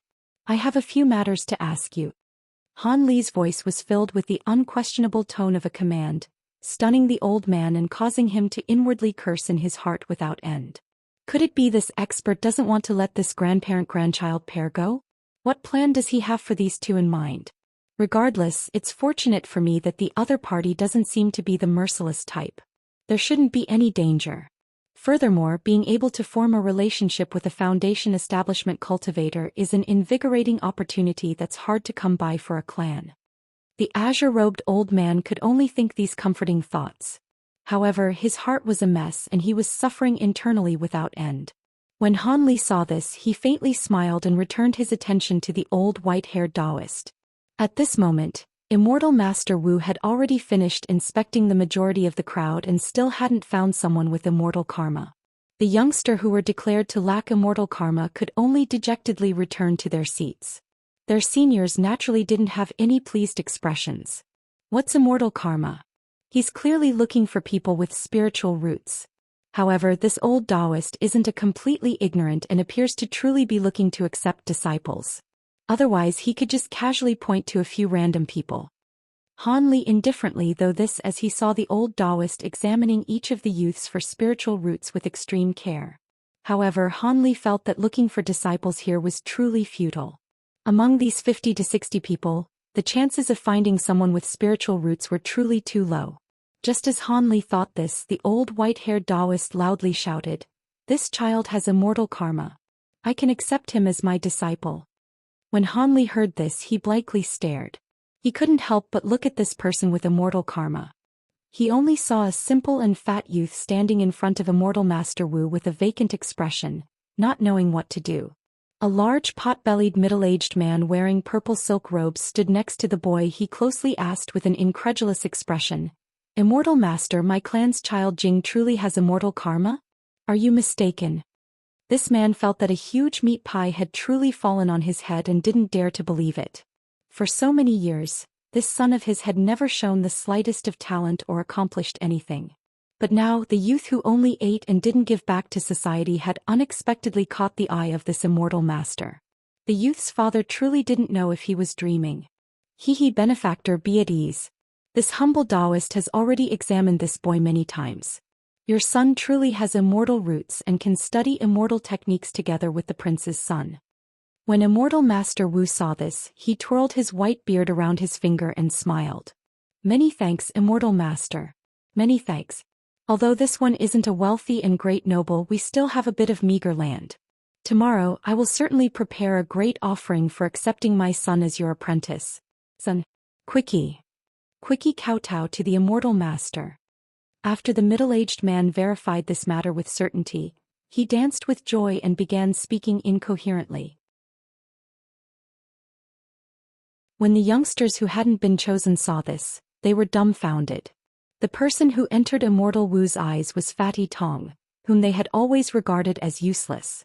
This kind of useless person actually had immortal roots. This was far too hard to believe. Not only did the youngsters think this, but their seniors also couldn't help but look at each other in dismay and feel that this was quite incredulous. After all, this useless youth Tong Jing had been chosen instead of their own sons. Han Li's expression, on the other hand, wasn't the slightest bit strange. People who possess spiritual roots weren't always handsome and confident or ravishingly beautiful. Furthermore, there wasn't the slightest relationship with their capacity for knowledge either. There was absolutely no pattern that could determine whether someone possessed spiritual roots. Otherwise, cultivator clans wouldn't have appeared and cultivator sects wouldn't have to go out and seek brilliant students either. However, to actually find someone with spiritual roots in a small group was a bit surprising to Han Li. It seemed that the luck of this Taoist priest wasn't bad. Naturally, the others in the hall didn't understand this grain of truth that Han Li and the other cultivators clearly knew. They all whispered to each other in soft voices. There were a few shrewd individuals among them who started to doubt the authenticity of this Immortal Wu and were slightly hesitant to come forward to test themselves when they heard this. As such, the old Taoist was met with a moment of awkward silence. When Prince Xin saw this, he showed displeasure. However, those in the hall had been his good friends for many years, so he couldn't just say something unpleasant. He could only tactfully say to the old Taoist, "Immortal Master Wu, everyone here is but a common mortal. They have not yet witnessed immortal techniques and magic. Could Immortal Master please reveal your power and broaden everyone's horizons?" Having heard Prince Xian's words, everyone immediately grew quiet and waited to see what the Immortal Master would say. The old white-haired Taoist muttered to himself for a moment and openly agreed. Then he called for everyone to follow him to the open area in front of the large hall. Following the old Taoist's words, everyone flowed out of the large hall. Han Li also followed them out, but he did so indifferently. Surprisingly, that grandparent-grandchild pair didn't move. It seemed they were deeply worried about Han Li's appointment with them. Outside the guest hall, the old Taoist stood while surrounded by the crowd and started to cast magic. From the gestures his hands executed, his even stance and his faint muttering of incantation in a low voice, his appearance grew even more mysterious. As such, the spectators around him held their breath and rigidly stared at the old Taoist without moving. But when Han Li heard this incantation, he inwardly rolled his eyes. At this moment the old Taoist joined his palms, and after he separated them, 2 roaring fist-sized fireballs appeared in his hands. The nearby temperature suddenly rose and the smell of flames filled the air. This was none other than the fireball technique that all cultivators with fire spiritual roots knew. But what was viewed as a common occurrence to cultivators immediately caused the nearby crowd to gasp in surprise. They felt it was truly inconceivable. But the next scene not only caused these mortals to continue with their stupefaction, but it also greatly shocked Han Li. That was because the old Taoist then changed his hand incantations and caused the roasting fireballs to gradually fuse and transform before the crowd's eyes. First, the combined flame gradually grew wings. Then a pointed beak, immediately followed by thin claws and a tail, transforming into a small and exquisite flame bird. Could it be the firebird technique? Having seen this, Han Li's nerves tightened, not daring to believe his eyes in the slightest. The firebird technique was a genuine mid-grade magic technique, one that Han Li himself was unable to grasp. However, this mere qi condensation cultivator was unexpectedly able to use it on the spot. It was truly far too hard to believe. It was no wonder that Han Li wondered if he had seen incorrectly. However, Han Li's shock only lasted for a short moment. Soon after the old Taoist casted his magic, Han Li discovered a huge discrepancy between this firebird and the genuine firebird technique. Although this small bird created from fireballs resembled the appearance of the firebird magic technique, the discrepancy in size was far too great. When the firebird from the firebird technique spread its wings, it spanned over 3 meters. Instead, the firebird that this old Taoist created was only the size of a fist. It was fundamentally impossible to mention them on equal terms. But what truly convinced Han Li that this was but a false firebird technique was the magnitude of its fluctuation of magic power. The destructive power of the true firebird technique wasn't something a Foundation establishment cultivator dared to receive. However, the magic power fluctuations of this small and exquisite sparrow-like firebird were exactly the same as a fireball. It wasn't greater in the least. It seemed it was merely a change of shape.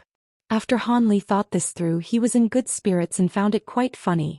He had nearly been tricked by this small trick. It truly caused one to lose face. However, this person's flame manipulation technique was truly astonishing. Han Li didn't know whether he could match the fine control of flame that this qi condensation cultivator could accomplish. This old Taoist piqued Han Li's interest. In his next performance, the old Taoist thoroughly verified Han Li's thoughts. After seeing the small firebird spread its wings and soar, it immediately fell to the floor and transformed into a dog that cheerfully ran around the old Taoist. Not long after, the small dog transformed into a fire snake, then transformed a small person. This series of astonishing performances left these mortals dumbstruck and speechless with gaping mouths, having never seen magic techniques before. Then the old Taoist suddenly pointed a finger from his hand and made the final transformation of the flame into a small horse. The new form charged towards a small cherry sapling to the side. In the blink of an eye, the flame combusted and turned the sapling into ash. This was the end of the old Taoist show. At this moment, the spectators woke from their daze and did their utmost to hail the old Taoist, immortal Taoist. Their original doubts had long been cast away. How could they show the slightest bit of disbelief?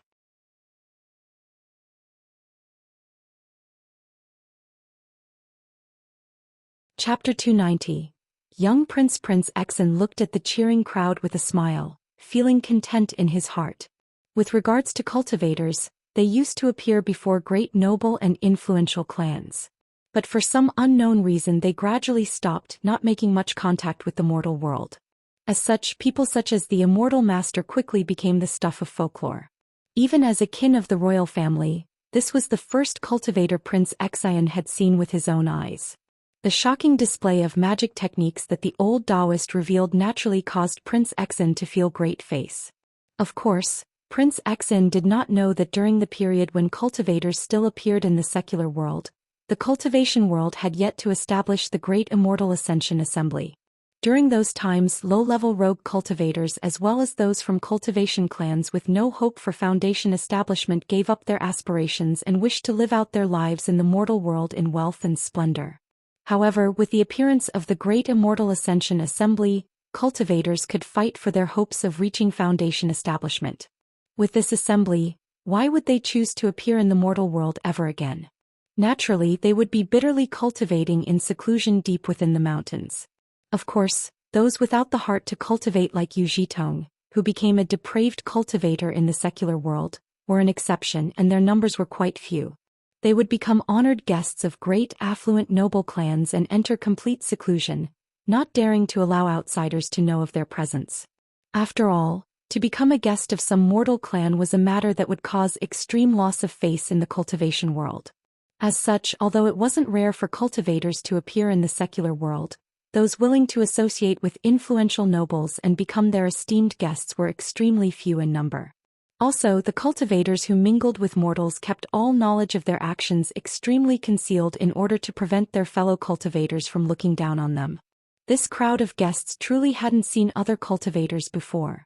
Naturally, they drew the frightening conclusion that the old Taoist was a celestial being from his beautiful fire manipulation technique. Under everyone's gaze, the white-haired old man returned to the large hall with a proud appearance.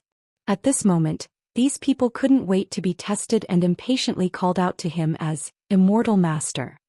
They immediately crowded about him, wanting Immortal Master Wu to examine them for spiritual roots. With vigorous spirit, the old white-haired Taoist looked through everyone who remained without refusing anyone.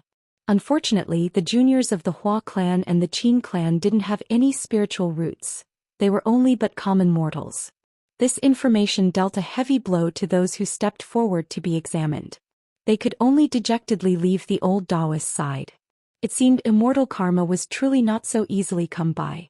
As such, people began to look at that increasingly prominent young fatty Tong Jing's rare spiritual roots with envious glares.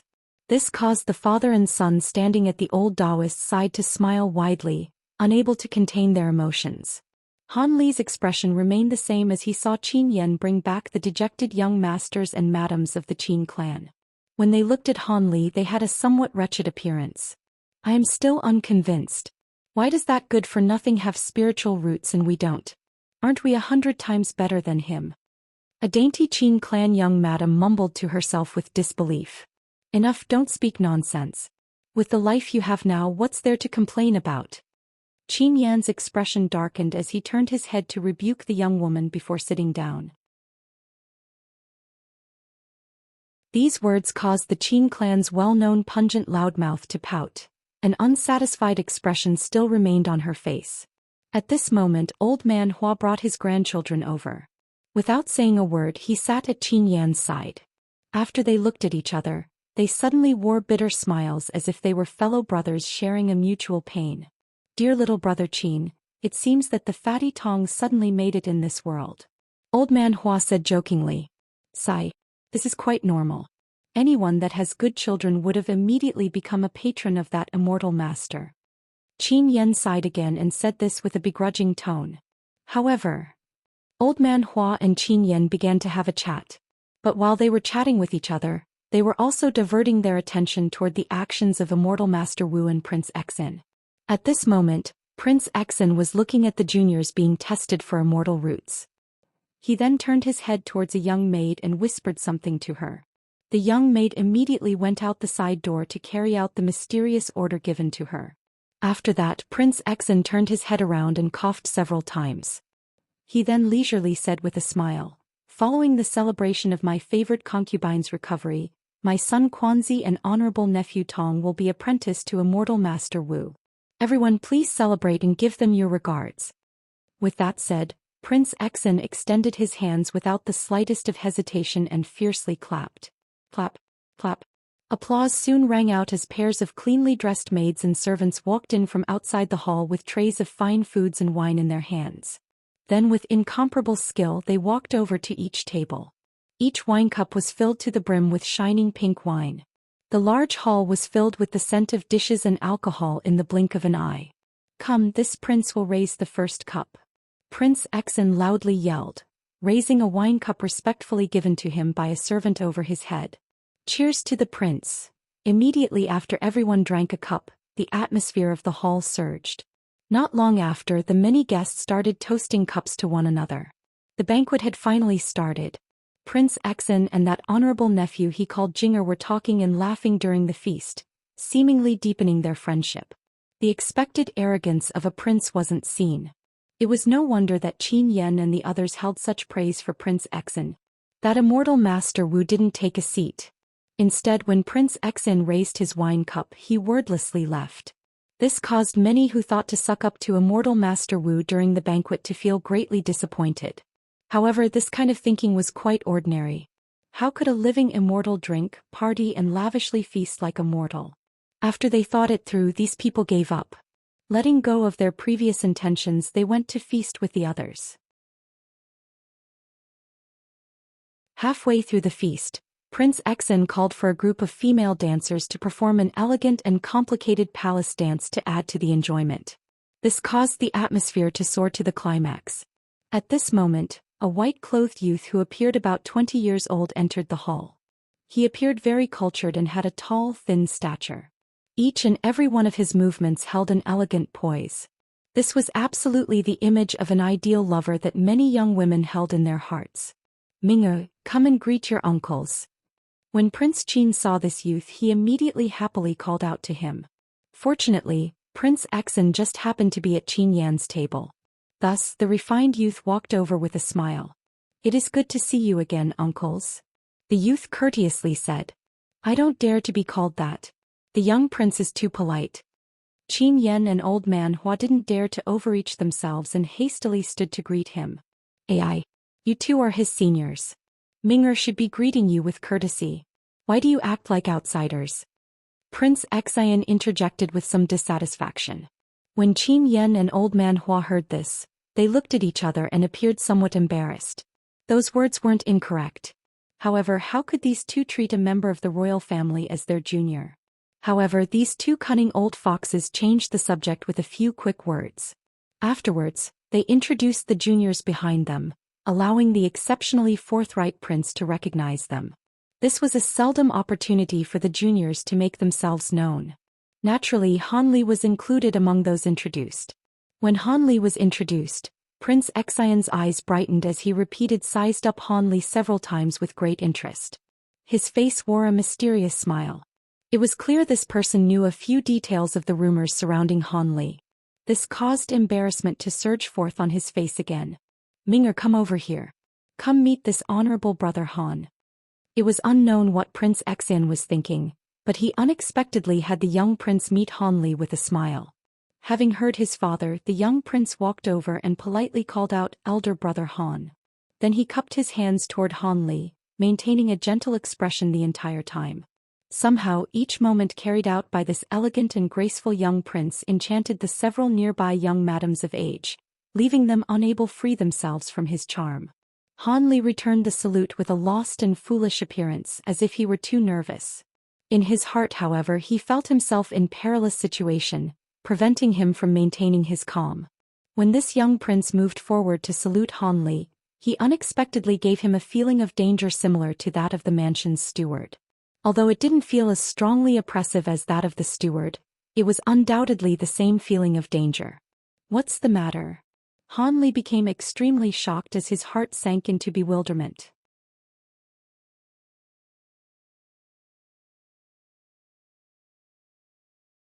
Chapter 291 Xiao Clan. Chapter 291. Xiao Clan. This handsome young prince naturally didn't know what Han Li was thinking. Instead, he said a few warm words of greetings to the previously acquainted Qin clan juniors and chatted with them, causing two of the young madams to blush. Their affection appeared to surge. When Han Li saw this, he coldly laughed inwardly. This young prince was indeed questionable. If these Qin clan madams truly threw themselves into his arms, there definitely wouldn't be a good result. Even if the young prince were to taste them and then leave them bare, Han Li wouldn't find it strange at all. After a short moment, Prince Xen said a few modest words to Qin Yan and brought the young prince away to socialize at another table. This caused the Qin clan juniors as well as the Hua pair that was speaking the prince to feel disappointment. Han Li took advantage of when nobody was paying attention and took a look at the back of the young prince, muttering under his breath as something flashed across his eyes. After several hours later, the feast came to an end. Once the guests were fully satisfied, they started to say their goodbyes to Prince Xen. Qin Yan had also brought Han Li and his juniors say their goodbyes. They then departed from the front gate of Prince Xian's residence. Just as Lord Qin thought to have Han Li board the carriage with him, Han Li suddenly asked something much to his surprise. "Uncle Qin, could tell me who those two are? Do you know?" Although Han Li's words were polite, Lord Qin didn't dare to slight him. He hastily turned his head to look and answered, "Honorable nephew Han is talking about those two? That's the lord of the Xiao clan. He's the owner of a famous restaurant in Yuejing, the Leisurely Cloud. Since he is a very low-profile character, I am not very familiar with him. As for the unfamiliar youngster by his side, he should be his grandson." After Qin Yan saw that Han Li was looking at this grandfather-grandchild pair, he wore an expression of surprise. He didn't know why Han Li suddenly became interested in these two. "Oh, so it's like that. Uncle Qin, you should leave first.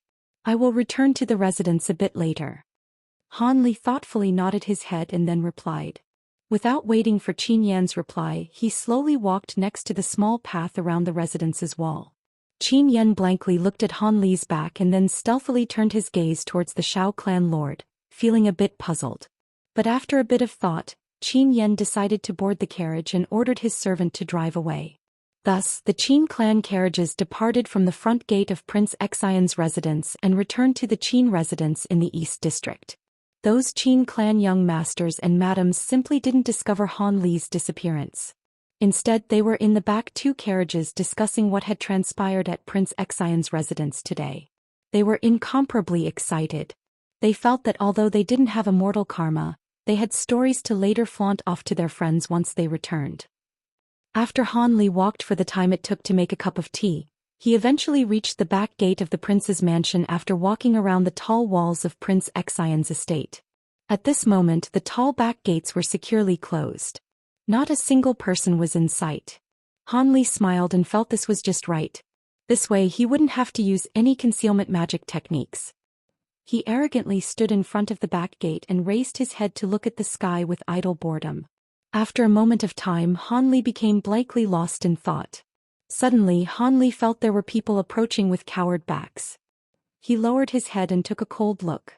The only people he saw were the Xiao clan lord and the young woman dressed in male clothing. They walked over from the other side of the residence's gate. When the old man saw Han Li, his figure became sluggish and exposed an appearance of hesitation. On the other hand, the young woman by his side wore an extremely curious expression and didn't hold the slightest appearance of fear. The old man immediately realized something, and his expression immediately became tranquil. He walked forward in large strides, the young woman closely following after him. This junior Xiao Zhen greatly thanks senior for the lenient treatment inside the prince's mansion. If this one has offended you, junior is willing to apologize. After walking in front of Han Li, this Lord Xiao was still unable to determine how deep Han Li's cultivation was and became shocked. Feeling even more reverence toward Han Li, he rushed to salute him and respectfully apologize. Han Li's expression didn't change after receiving the salute. He then faintly said, "You aren't bitterly cultivating in some secluded area with abundant spiritual qi. Why have you appeared in Yuejing? Could it be you were reluctant to depart from your worldly affairs and splendor? Were you unwilling to continue your cultivation?" Regardless of the outcome, Han Li first accused the old man of an unwarranted charge in order to easily overwhelm the other party and impose his own will. This would allow later affairs to flow more smoothly. Senior misunderstands. Because this junior's age is far too old, he no longer has a chance to reach foundation establishment. Thus, the clan appointed him as the steward in charge of our sources of revenue in the secular world. It isn't about returning to the secular world and staying there. When the azure-robed old man heard Han Li's words, his heart relaxed and he replied with a calm appearance. "You are the disciple of a clan?" Han Li didn't easily let them off and closely questioned this. Han Li wanted to get a feeling on where this grandfather-grandchild pair stood. If they were from a few famous cultivation clan, Han Li would be unwilling to provoke them. However, the surname Xiao didn't seem to be from a well-known clan. After he heard Han Li's question, the old man hesitated for a moment. He turned his head to the young woman by his side before sincerely replying, "This junior is from the Yun province's Feng River Mountain Streams Xiao clan." Feng River Mountain Streams Xiao clan? Han Li wrinkled his brow and carefully thought about it. He was certain he had never heard of such a name. Senior doesn't need to think so much about it. The Xiao clan this junior belongs to is but a small clan. Having never heard of it is a normal matter. Lord Zhao's face sank as he said this mockingly. Han Li was a bit surprised. After he sized up Lord Xiao several times, he calmly asked with his normal expression, "You speak quite straightforwardly. Are you not afraid that I would immediately exterminate you too?" The old man didn't react to Han Li's words. However, that young woman appeared to be a small kitten that had her tail stepped on. Her expression tightened as she immediately put her hand on her waist. There was no question that the bulge she was grasping was a storage pouch. But soon after, the young woman saw that neither her grandfather nor Han Li truly moved to act. With a red face, she put her hand away but was at a loss of where she should place it. She dilemma appeared extremely adorable. When the old man saw this, he glanced at the young woman affectionately before turning his head to Han Li and saying with a bitter smile, "Although this one is incapable of seeing through the deepness of your esteemed self's cultivation, he is certain you are a foundation establishment cultivator. This one clearly understands this." Junior doesn't believe that he has any magic tools, medicine pills, or any such treasures that a high-level cultivator would covet. If Senior truly was such a person, Junior would be unable to do anything. With this one's meager cultivation, running and resistance is futile. One may as well surrender and fulfill Senior's wishes instead of having him take out his anger on this one's entire clan. Junior only asks that Senior treat this one leniently and let this one's granddaughter go. She is this Junior's sole remaining descendant. The old man's last few words were extremely dismal. This caused the young woman to become extremely frightened and angry. She hastily said with discontent, "Grandpa, you need not be afraid. If he truly wishes to act against you, we will fight together. Then we won't need to fear him." When Han Li heard the words of Lord Xiao and the young woman, he stared blankly for a moment. But once he fully understood what the pair planned to do, he became amused. Apart from this old man's dreary words and appearance of selfless martyrdom, Han Li didn't see the slightest sign that he was seeking death. In fact, his magic power fluctuations indicated he was storing power in preparation. There wasn't the slightest intention of surrender. If it was clear he wanted to kill them for treasures, they intended to stake it all in a fight.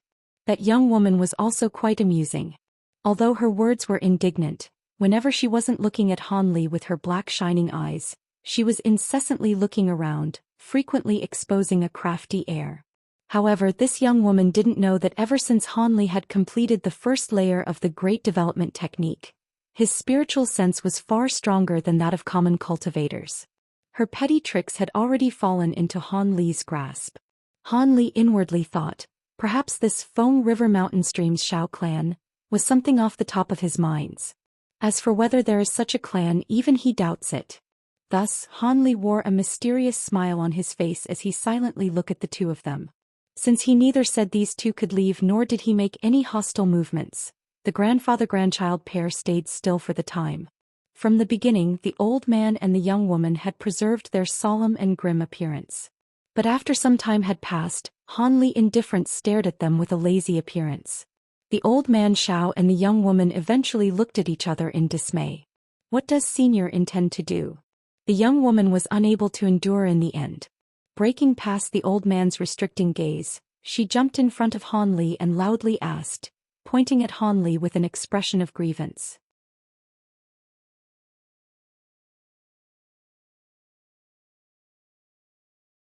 Chapter 292 The Powerful. Chapter 292. The powerful Han Li's expression didn't change, so she couldn't make out any anger from his gaze. However, the old man could clearly feel cold intent coming from Han Li's body. Afraid, the old man had yet to pull the young woman behind him when Han Li's body released a shocking grandeur. The fearsome spiritual pressure that was accumulated actually caused the nearby young woman to fly back 7 or 8 steps. She didn't have the slightest power to resist. Fortunately, the old man's eyes and hands were swift. His figure flashed behind the young woman, his hands clapping her shoulders to stop the young woman's body from being pushed further back. At this moment, the young woman's face was as pale as paper. After personally experiencing the fearsomeness of Han Li's cultivation, she couldn't help but lose herself to fear and look at her grandfather behind her. The old man's appearance was equivalently unsightly. Before this, the old man had a few bits of confidence that with their combined strength, they would be able to escape Han Li's grasp. But now that they experienced a small demonstration of his true strength, this thought was thrown away. Foundation establishment cultivators were fearsome and far exceeded what he had imagined. They absolutely weren't figures that a small cultivator could provoke. The old man broke out in an endless old sweat. He had actually been planning to carry out a small trick on Han Li with his granddaughter's help. The old man had never seen an expert like Han Li before, a foolish cultivator who only knew how to bitterly cultivate. Fortunately, he had accumulated a vast experience, so his response was faster than average. Could it be this person was an old eccentric who had lived for over 100 years, keeping his appearance young through some sort of appearance-halting technique? The more the old man thought about it, the more he felt this was true and the greater the terror he felt in his heart. After the old man felt the spiritual pressure coming from Han Li's body grow increasingly stronger as time passed, the old man couldn't help but gulp and immediately beg with a trembling stomach, "Senior, please let us off leniently. This one's granddaughter was far too young. She doesn't know what is high or low. Senior, please calm down. After Han Li gave the old man a cold glance, he suddenly stopped emitting the frightening grandeur from his body. It seemed Han Li saw through true meaning behind his words. In an instant, the pressure had become completely hidden as if entrenched in deep water. With hands trembling from fear, old man Xiao took his hands off the shoulder of the young woman who had become well-behaved long ago. After taking a stealthy look at Han Li, she immediately turned her gaze away, not daring to directly look at him. Her current behavior was as different as heaven and earth from the fearless expression she had shown before. However, this dainty young woman was now extremely startled, pale, much like a frightened small bird. It was a lovingly heart-stirring appearance. Till Mo. Seeing this, Han Li felt something being revealed before his eyes. This was the first time he had discovered a woman who held such a fragile beauty. It truly moved the heart and soul. Her overall appearance gave him a breathtaking feeling, and he couldn't help but glance several times. After carefully looking over the young woman's appearance, although he made out that she wasn't very old, only 14 or 15 years of age, she was a rarely seen beauty. Given a few more years, she would most likely mature into an extraordinary beauty that would drive men mad. Because Han Li's gaze toward the young girl was a bit too strange, the old man's heart furiously sunk when he saw this. Could it be he had us come here because her appearance was to his liking? Did he take a fancy to my granddaughter's beauty? That isn't good at all. With this person's great magic power, we won't be able to resist him. The old man's imagination ran wild with deep worry. Since you two aren't willing to reveal your clan, you are probably clanless rogue cultivations. I won't make it difficult for you. I had you come here for a trade, after which you may leave. After a long moment of silence, Han Li eventually spoke. A trade. The old man blankly stared. He faintly felt that he had been thinking incorrectly. That's right. I took a fancy to something you possessed and wanted to propose a trade with you. Han Li replied with a dull expression. When the old man heard this, he couldn't help but look at the young girl and think, does he want me to trade away my own granddaughter? But when he thought about it more, it seemed truly unlikely because apart from the several glances he took a moment ago, he hadn't taken another look at his granddaughter. With this thought, the old man relaxed a bit and said with solemn respect, I don't know what caught Senior's eye, but since we are only juniors, we will naturally offer it to Senior. However, this small old man doesn't know what item this Senior wants. The old man's last words revealed the misgivings in his heart. When Han Li saw the other party's tact, his appearance eased up and he revealed a slight smile. What cultivation technique did you use inside the hall? You were actually able to conceal your spiritual qi so well that the qi condensation Taoist priest wasn't able to see through your identities. Han Li didn't directly reply to the old man. Instead, he asked him a question with a mild tone. After revealing such a strong face, he naturally used a slightly appeasing tactic. Using both hard and soft methods was the ideal strategy. When they heard Han Li's question, the two of them couldn't help but look at each other with doubt before saying with some hesitation, Senior, this one also doesn't know what cultivation technique he used. Surprisingly, Han Li didn't get angry. Instead, he continued to look at the old man with a stoic expression. He knew that since the other party mentioned this, they would give him a fair explanation. Sure enough, the old man then cautiously continued, the cultivation technique this one used actually came from a badly damaged nameless Taoist book. It didn't even mention the name of this spiritual qi restraining magic technique. We only casually practiced it. Nameless Taoist book? As for where it came from, don't tell me it was passed down within your clan. After Han Li heard this, his face revealed interest, his words carrying a profound meaning. If this magic technique was passed down within a clan, every great cultivation sect would have madly fought to get a hold of this technique. However, Han Li had never heard of such a cultivation technique before. Senior sees clearly. This Taoist book was something my granddaughter found inside a cave while exploring an uninhabited mountain. Apart from this qi restraining chant, we didn't understand anything else from the book. If Senior wants it, Junior will go back to his residence and offer it to you. The old man promised with a compensating smile. When Han Li heard the old man's words, he revealed a satisfied expression and said, Be at ease, I won't take your items for nothing. You two return first and wait for me at your residence. Make sure you consider what you want in exchange for it. Han Li's voice was extremely calm. But after he said these words he suddenly extended his finger, whereupon two soybean-sized green lights shot out from Han Li's finger. In an instant, it flew into the bodies of the old man and young girl without leaving a trace. Senior Yu. The old man was frightened and angry. He didn't think that after he finished speaking, Han Li would suddenly act against the two. Although he didn't know what happened, he was certain it wasn't anything good. The young girl also went pale with fright. There is no need to worry. These are only tracing marks. With these I can accurately find you and eliminate you and your grandchild at any time should the need ever arise, Han Li explained indifferently.